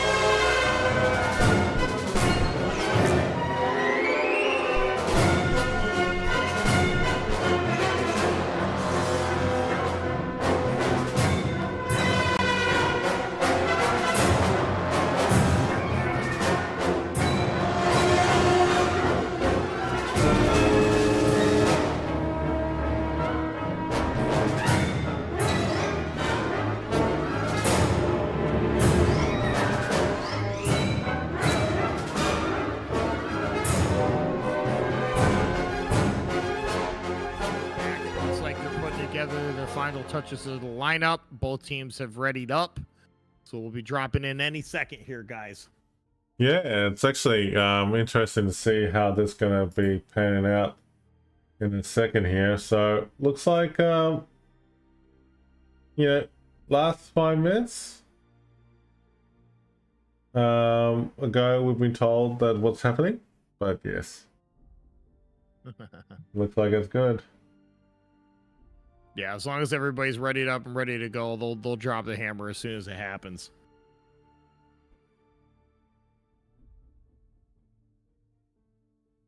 Yeah, we're almost there, guys. Yep. I'm surprised everybody's picking Shatter, though. That being said, KSM has been playing this map very well. They've been doing a very good job playing this map. So they know how to run it. They definitely know how to run it. So I found the solution to that video problem. Oh, did you? Good. Cool. We'll make sure that's squared away for tomorrow. We'll take care of that in the morning. Yeah, so I'm just quickly having a quick look what it was. Amidst the treacherous islands and turbulent waters of the South Pacific lies an archipelago that will soon become the stage for an epic confrontation between Yeah, it's enemy actually not fleets. bad. I actually see what the problem was. I actually noticed it. Yeah, it's actually pretty straightforward. Yeah. Alright, here we go, folks. We're off to a great start for the next, well, final rounds. Oh, I gotcha. Okay, that's cool. Yeah, so it looks like that one there. Yeah. Yeah, I looks seen like- your message. We'll make sure we get that squared away for tomorrow. Yeah, we'll do that when we after we had some sleep. Yep.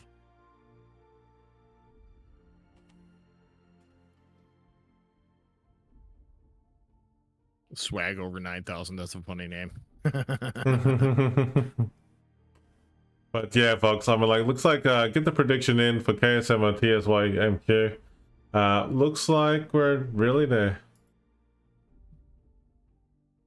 Yep, we'll be dropping any second, guys. Who's gonna win this match, chat? Who's gonna win this match? It's definitely not my vodka. Yeah. Wow, it's nearly 5 in the morning here. Yeah, you've been up late, dude. We're almost there, man. Almost there. It's been a good day, though.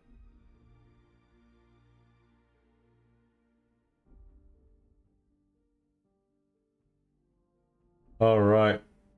So, looks like we're ready. I'm gonna type in ready as well, and we should be good to go shortly when they are ready.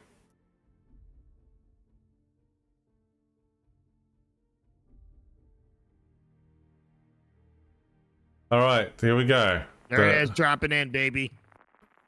KSM versus TSYMQ. We're about to go here. Takes a little while.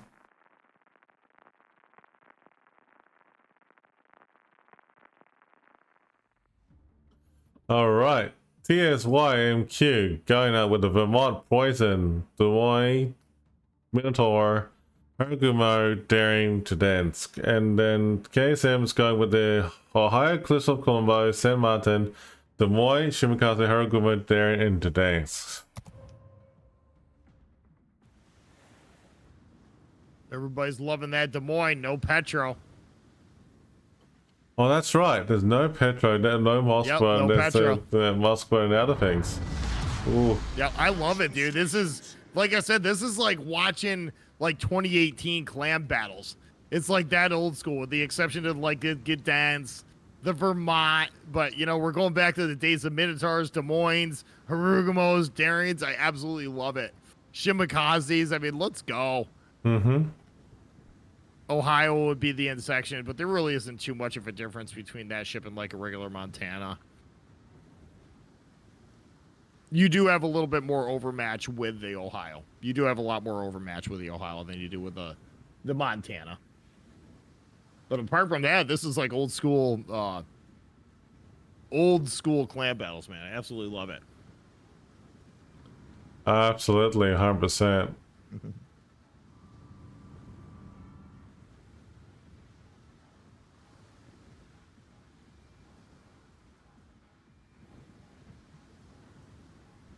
All right, both teams are fanning out towards the flank. KSM, we've seen this before, sending the Darien right down the middle.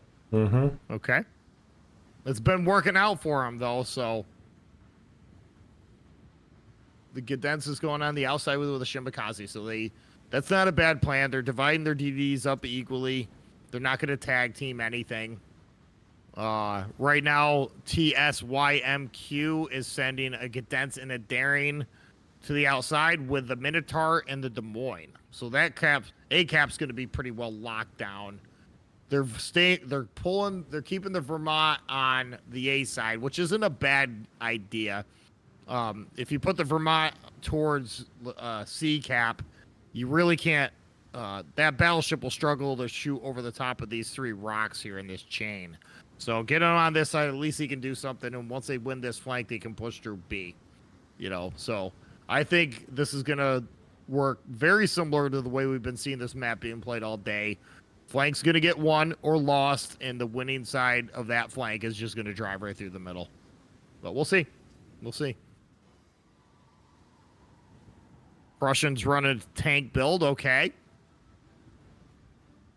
Vermont's also running a tank build. That's to be expected. I think, if I remember correctly, the Ohio was running a full secondary build. Yep, that's how he's been running it all day. So, little bit of a change there, guys. We got a German battleship that's running a tank build. We got an American battleship that's running a secondary build. That's interesting. Interesting indeed. It's not only the right word here, because looking at the gameplay right now, the Des Moines is actually pushed in hard towards like the Bravo and Charlie Cap right now. The TSYMQ is really pushing hard. Yeah, they're going heavy on the outside flank. They want a cap early and potentially a kill. Yeah. Which, even though the Gedens is an incredibly strong destroyer, he's very outgunned with what's over here.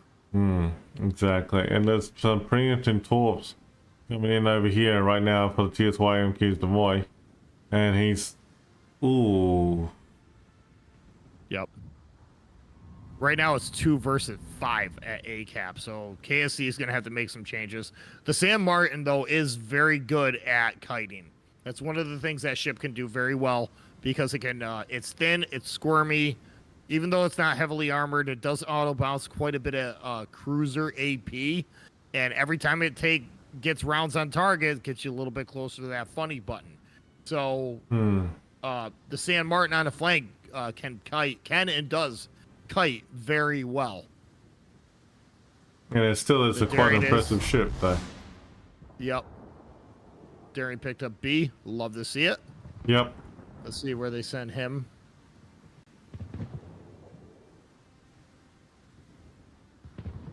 Right now, the 2 Des Moines are kind of stacking up opposing each other on the same rock, to be expected.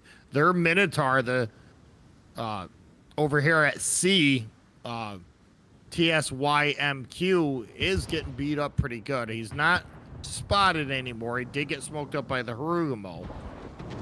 But that American AP, man, you can't argue with it. Especially against a Minotaur, it will stick.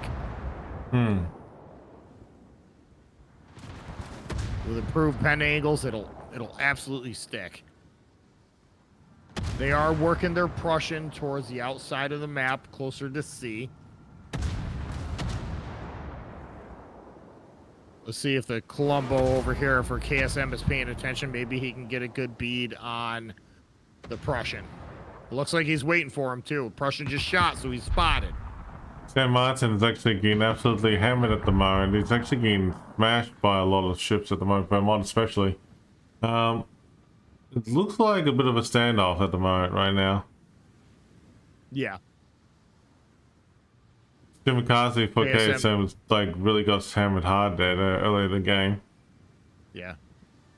The Des Moines, the KSM Des Moines knows for it a little bit. He's contesting the cap. He is spotted. He is radar, so let's see how long he can hold it for. But I think he's out of range of both the Minotaur and the Harugumo. So let's see if he can get it. He's just chilling there. There's really not a whole lot that can contest him right now. I think he's going to pick up C. I think he stands a really good chance of picking up C. Oh, Harugumo does have range. Okay, that changes things. He still gets it. Harugumo couldn't set the Des Moines in time. Yep.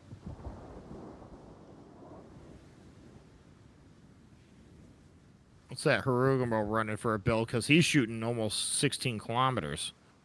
Yep, he's running range. Harugumo's running range, so that's good. Is he running IFHE? He is not.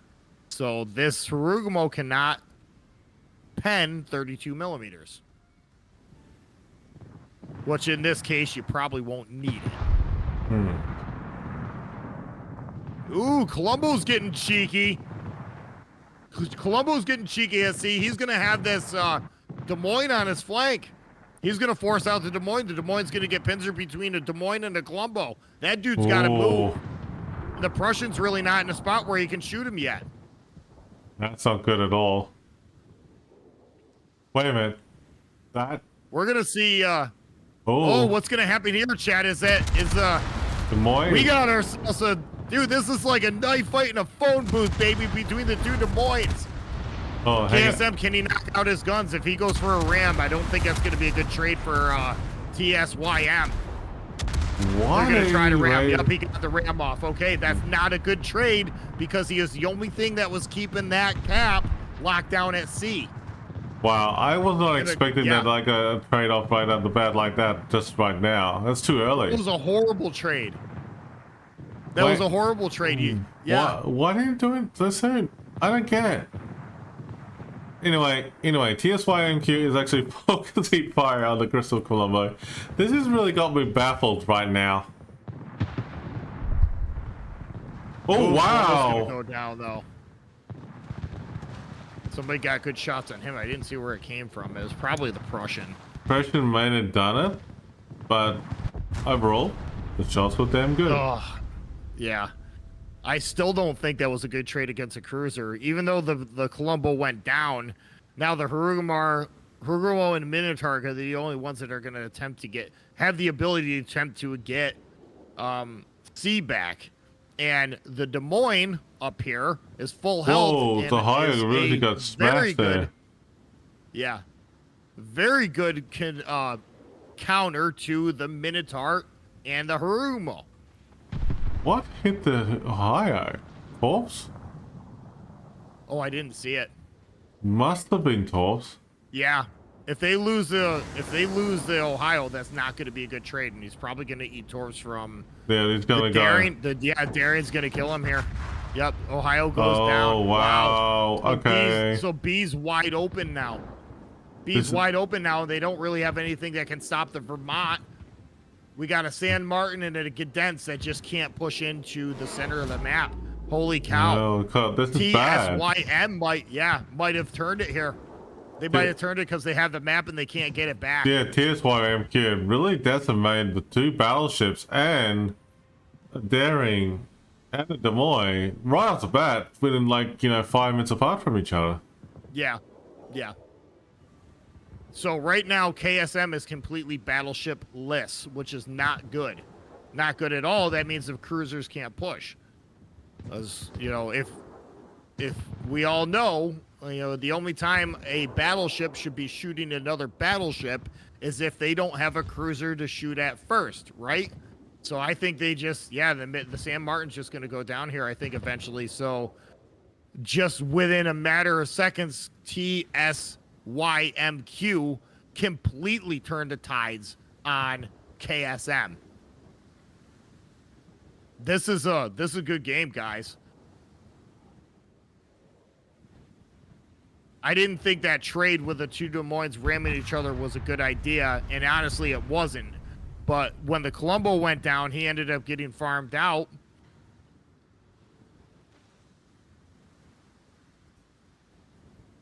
It was okay, but that's not where the fight is right now. The fight's in the center of the cap and on the outside at A.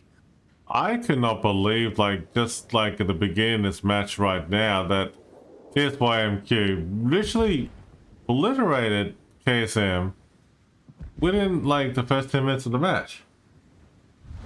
The enemy is The about way to they've done Yeah, it. they did. This is the fastest battle I've ever seen. What? For this tournament, anyway. Yeah. Wow, that's got me speechless at the moment.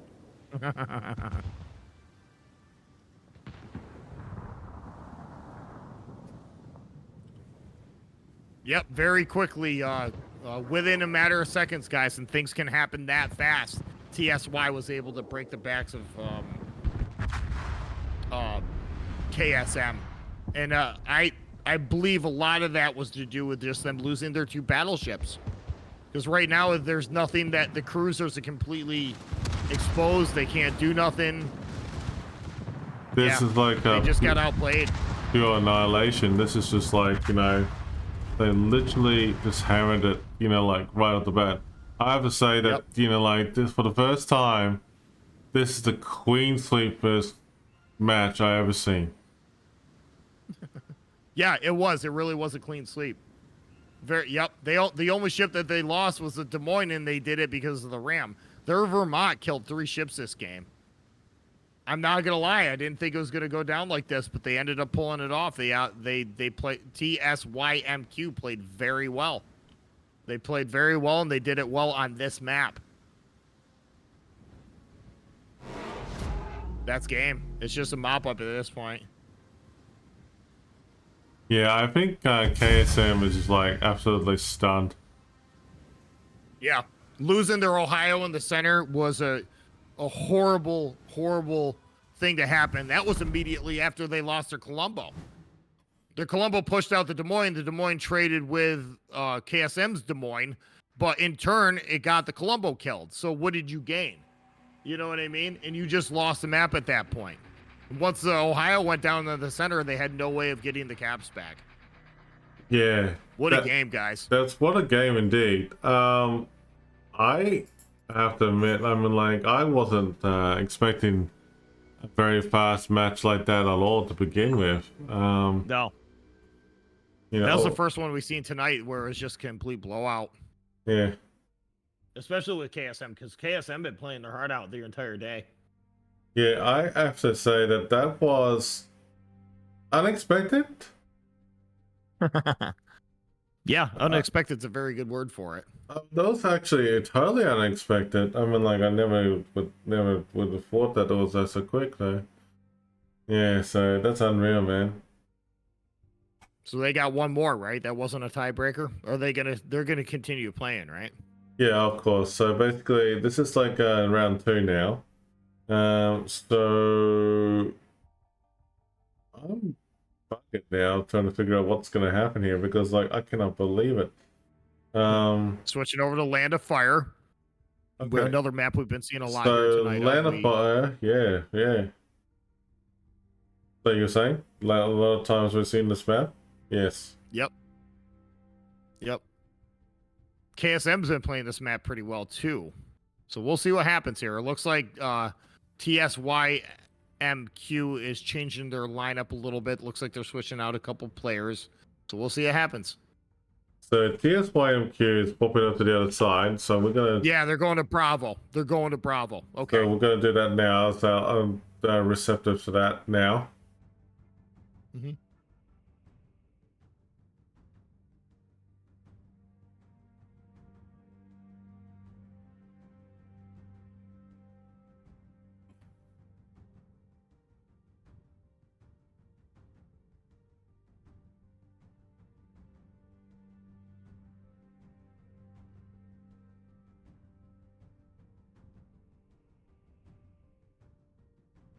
And everybody's readying up, so these guys are ready to go. These guys are ready for round 2.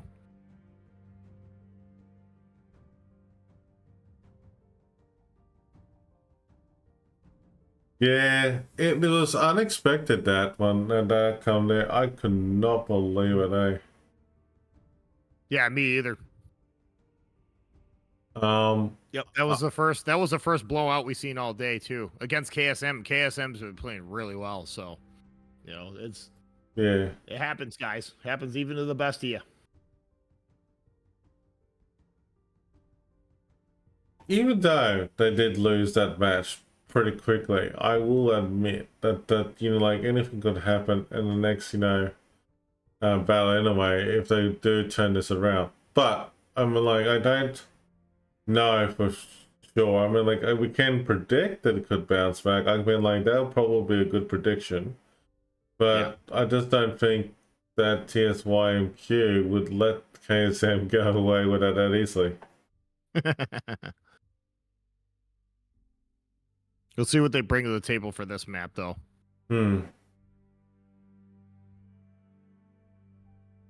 KSM needs one more player.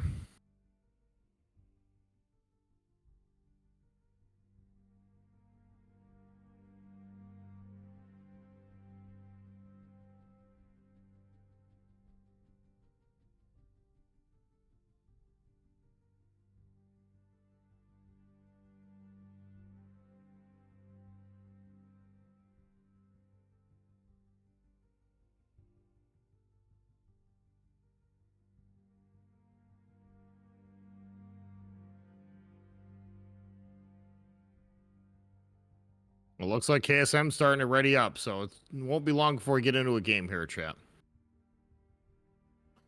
This is going to be interesting to see what KSM will come back with. Because KSM, you know, like, has to make a good comeback for this one to be a tiebreaker. But if they do lose this, though, I mean, like, considering how well KSM played for today, they'll still get around to day 2. So that's that's not a problem. Yeah. No, absolutely, man. I mean, look we're down to the last round for the day, right? And KSM is still in it. So they've been playing their butts off here today, guys. They've been doing really, really well. You got to give them credit, win, lose, or draw. Win, lose, or draw, and even if they did, so hypothetically, if KSM did lose this one, it's still in day 2. So it's not day out of the woods yet. But it means that if they do get knocked back, though, they need to really do well in day 2. Yep, they'll have to push like crazy. But yeah, at this leagues, guys, one loss will throw off everything. Yeah, it was just like unreal, man. All right, so we're gonna update the the prediction. Everybody's saying TSYMQ is gonna win it. We'll see. We'll see.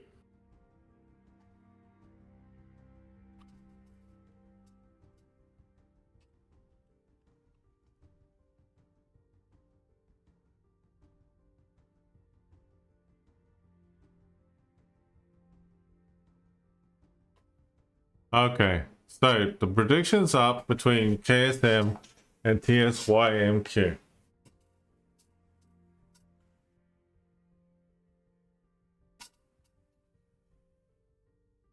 KSM looks like they're switching out 2 players. We'll see what happens here. As soon as they get ready up, we'll fire it up, guys.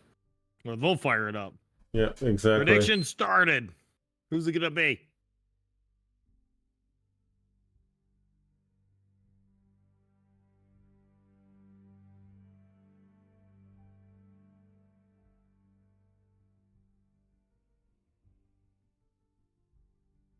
All right, KSM's got a full team. We're just waiting on one guy to ready up. As soon as he readies up, we'll be dropping in onto the madness.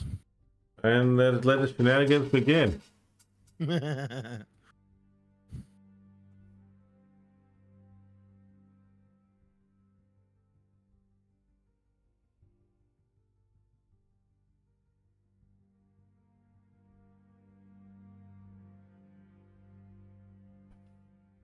Okay, I do know who to...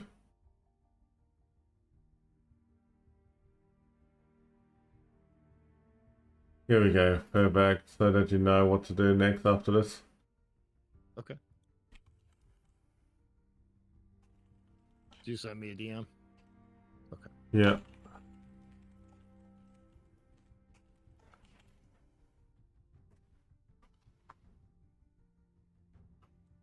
Yep, gotcha, man. Gotcha. I'm down with that. Yeah. Yep, I'm down with that. So, depending on the battle of this one, we'll definitely wait and see. It looks like the next battle will start in less than 5 minutes.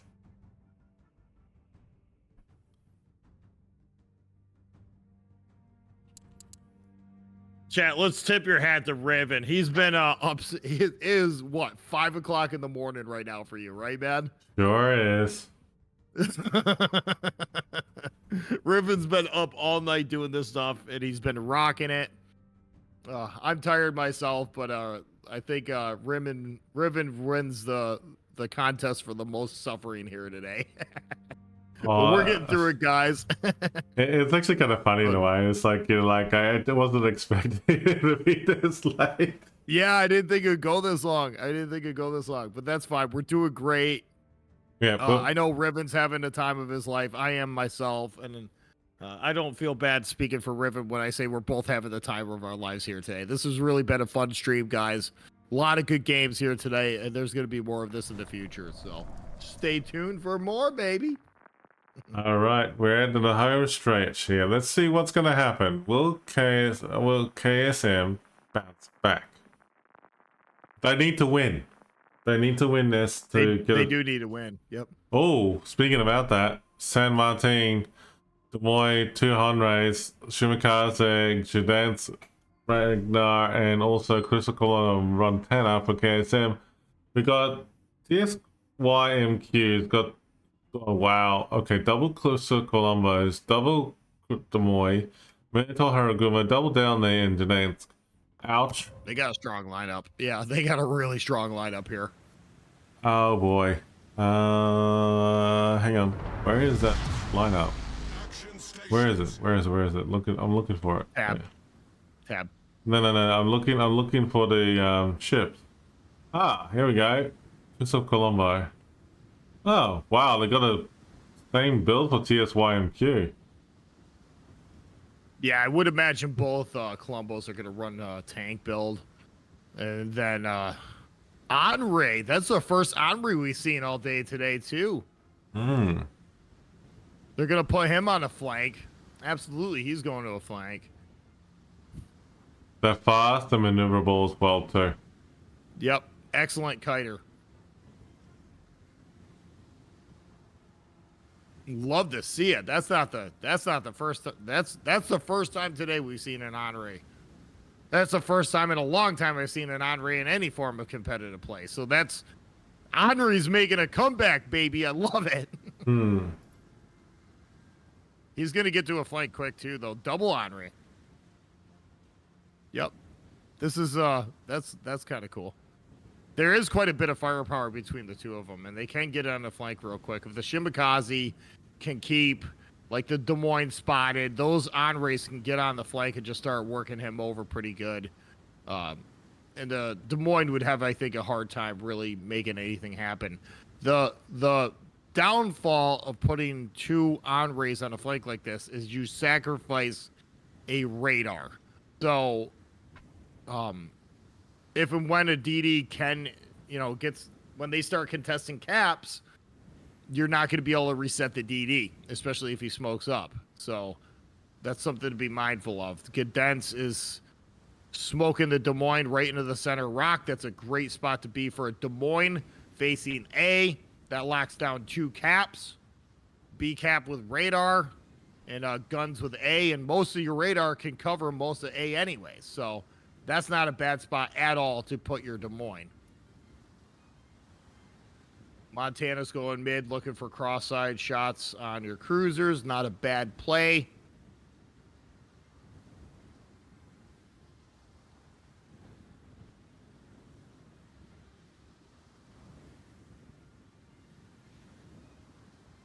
Looking for the other Colombo. Okay, so they did divide the Colombos, and that makes sense.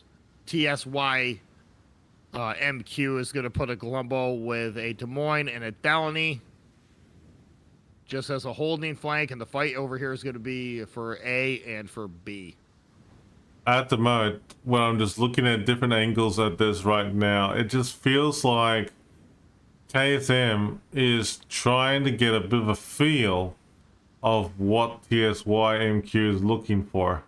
And yeah, at the moment, they got C&D caps under control. Bravo cap is going to be okay with KSM because there's nothing there. A cap, on the other hand, way wide open for anyone's playfield right now. Yeah, the Harumo smoking up the Des Moines, which is not a bad play. They're going to drive that Des Moines as close as they can to the rock as soon as he gets spotted. Unfortunately, the KSM Des Moines is outside of radar range of the Des Moines that's being smoked to the rock by the Harumo, or that would be a really nice broadside cruiser, but he's just not going to have a chance to shoot him yet. But right now it's 2-1 caps. So let's see what they get. A Harumo and a Des Moines are all together on the outside. Who's spotting that Des Moines, I wonder?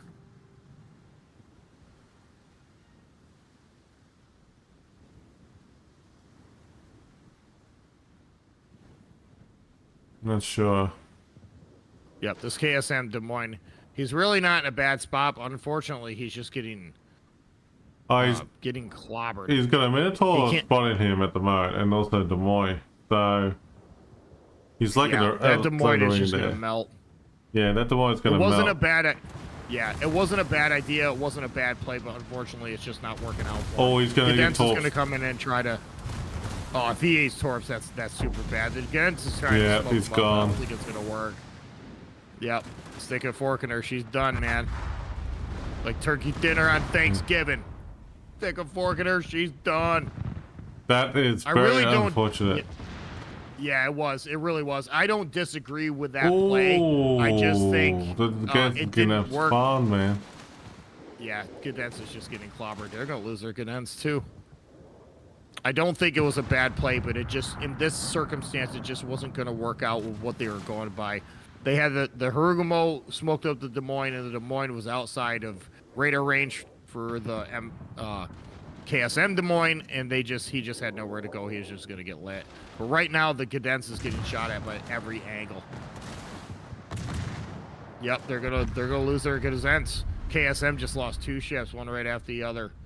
And TSYMQ is, very bad luck.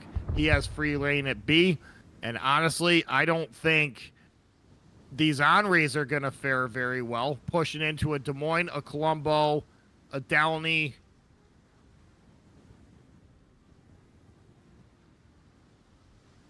That was just like bad luck. Yeah, this is one of those plays, chat, that looks really good on paper, but in reality, it just doesn't work. And it didn't work because of what they had, where they were, and right now they're just getting completely melted. This other Henri here pushed up way too far. He's got a Columbo right in his face. And neither one of these cruisers, they don't have radar, so they can't contest the caps. And this is actually this is really like deadly gameplay for the ships, the radar ships that they banned, especially the ships that they banned. You know, a mixture of tanking ones, versatile ones, as well as ships with 12K radar. Yep. 12K radar is beneficial, but damn. Yeah, we are witnessing firsthand why you do not bring Henris to the King of the Seas. They just. And you don't push them forward like that. They're a kiting ship, man. They don't have radar. They can't tank. They can't tank against like a Crystal Columbo. They can flank a Crystal Columbo, yes, but look at this. There's like, you got secondaries and they lack the damage output. Oh, right now, the Henri's strength is speed, and right now we are looking at a very, very slow and stopped Henri that's just going to get completely wrecked. He's not even going to get a heal off. Columbo's getting absolutely smashed, even though they did take out a destroyer, which is great, but they're losing too many ships too soon. Look at this. Look at Yeah. the Shimikazes fired torps. At what? Hang on, I'm confused. Hang on, they're trying to fire shoot torps at where? Oh, it looks like a swing and a miss shot there. Okay. Yeah. This is Oh dang. oh wow. Didn't expect that. Okay. It's I don't think it's gonna matter though, because that Columbo's gonna die. They're gonna lose a battleship on this flank. Then the only thing they got over there at A is gonna be a low health Henri that's just not gonna survive. So yeah, that's game. That's just game right there. That is the quickest start in the match right there. TSYMQ must be really done a great job with the comms, and they're communicating with each other, and they actually said like, okay, this is our chess pieces, now go. That's basically it. Yeah, you can't bring you're sacrificing 2 radars when you bring an Henri, and the Henri's strengths come from its speed. When you put 2 Henris that don't really have good a very good reload, okay, they're not going to survive when they're sitting still in the face of a Columbo that's, say, 8 kilometers away. That thing needs to be kiting. You can't bow tank with 2 Henris. And them losing the Des Moines and the Condense at the start of the game really just, that opened up B and essentially opened up A as well. So, I mean, this game was kind of over once that Des Moines and Condense went down. That is right now. That's really unfortunate now. Yeah, this is really unfortunate. What we are witnessing here today, right now in this battle, is like literally, they're saying hello and they're saying that's it, done. Yeah.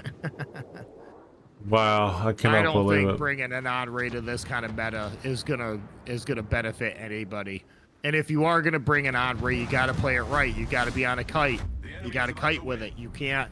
But again, if you're kiting with it, you're not contesting the caps either. So it's like, not only do you sacrifice a radar, but you sacrifice any kind of ability to push. They don't have the reload for it. So they brought the wrong ships to the wrong fight with the wrong map, with the wrong meta, and they paid for it. And it's too bad, because KSM really was playing their hearts out here today. But that happens, guys. That's King of the Seas. That's King of the Seas, guys. It happens. Look at this. This is this one lonesome cruiser. It's poor little fella. There's not much you can do. No. And TSYMQ is playing very well this game too. Like these guys know what they're doing. But honestly, KSM made it easy for them with the ships that they brought and how they employed them. You can't. If you're going to bring Henris, you can't bring them to a screeching halt. They got to be fast. They got to be moving, because that's the only way that that ship can be effective. It relies on speed, because its reload is terrible and it can't tank, and it doesn't have radar. That was a good call by the San Martin to try and fire the Printing torps, but at the cost of gain the Crystal Columbus detention. So yeah, there's definitely the poor San Martin cannot handle it. He's like that's a few points away. KSM has been, wow, I cannot believe it. But TSYMQ has done a fantastic job in this one. They dominated it. They cleaned house. Both games they cleaned house. But that was an impressive win by TSYMQ. Yep, for sure. 2 games in a row, too. Outstanding matches, guys. All right, we'll go back to the dual screen. And what do you think, Revan? You think we ought to pull for a giveaway? Yeah, let's do it. I think it's safe to say that we actually had done, the dash for the day. That's greatly appreciated. Look, that was GG definitely all around. So well done. Okay. Yeah, a lot of good matches here today, guys. All right, let's go ahead and do the giveaway now. 3, 2, 1. In my channel, folks, you better be following the channel. Unfortunately, I just drawed out like 3 or 4 people. They're not following the channel. So make sure you're following the channel. It's the...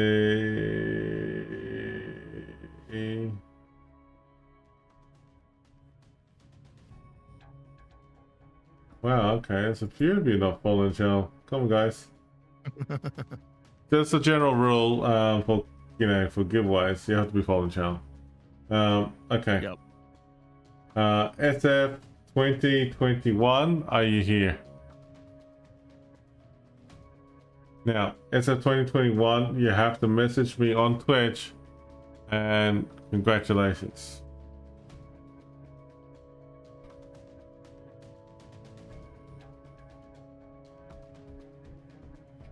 All right, so there you go.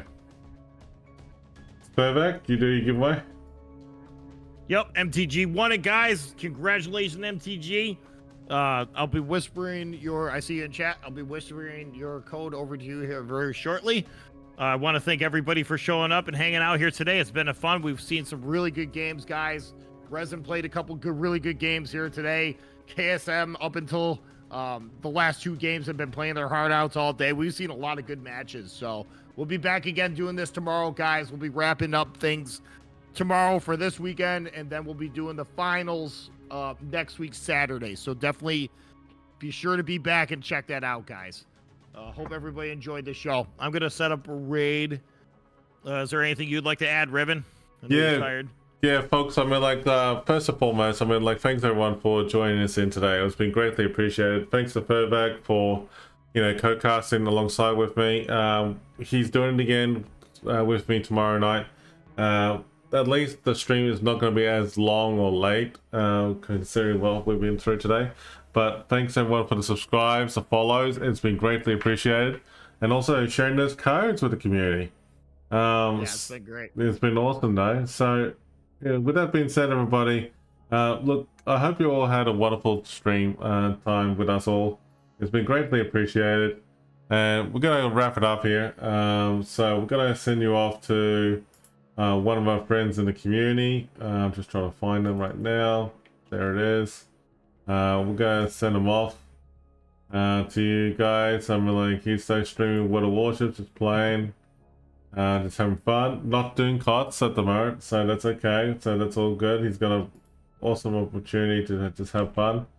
So we're going to go out there and raid this lovely gentleman, and just have fun with his community. But yeah, folks, it's been greatly appreciated. Thanks for joining in. We will see you all tomorrow night, and then take care and stay safe, everyone. All right, guys, have a great night. Thanks for stopping by. Raid out. We'll see you. Yep, see you around, guys. Yeah,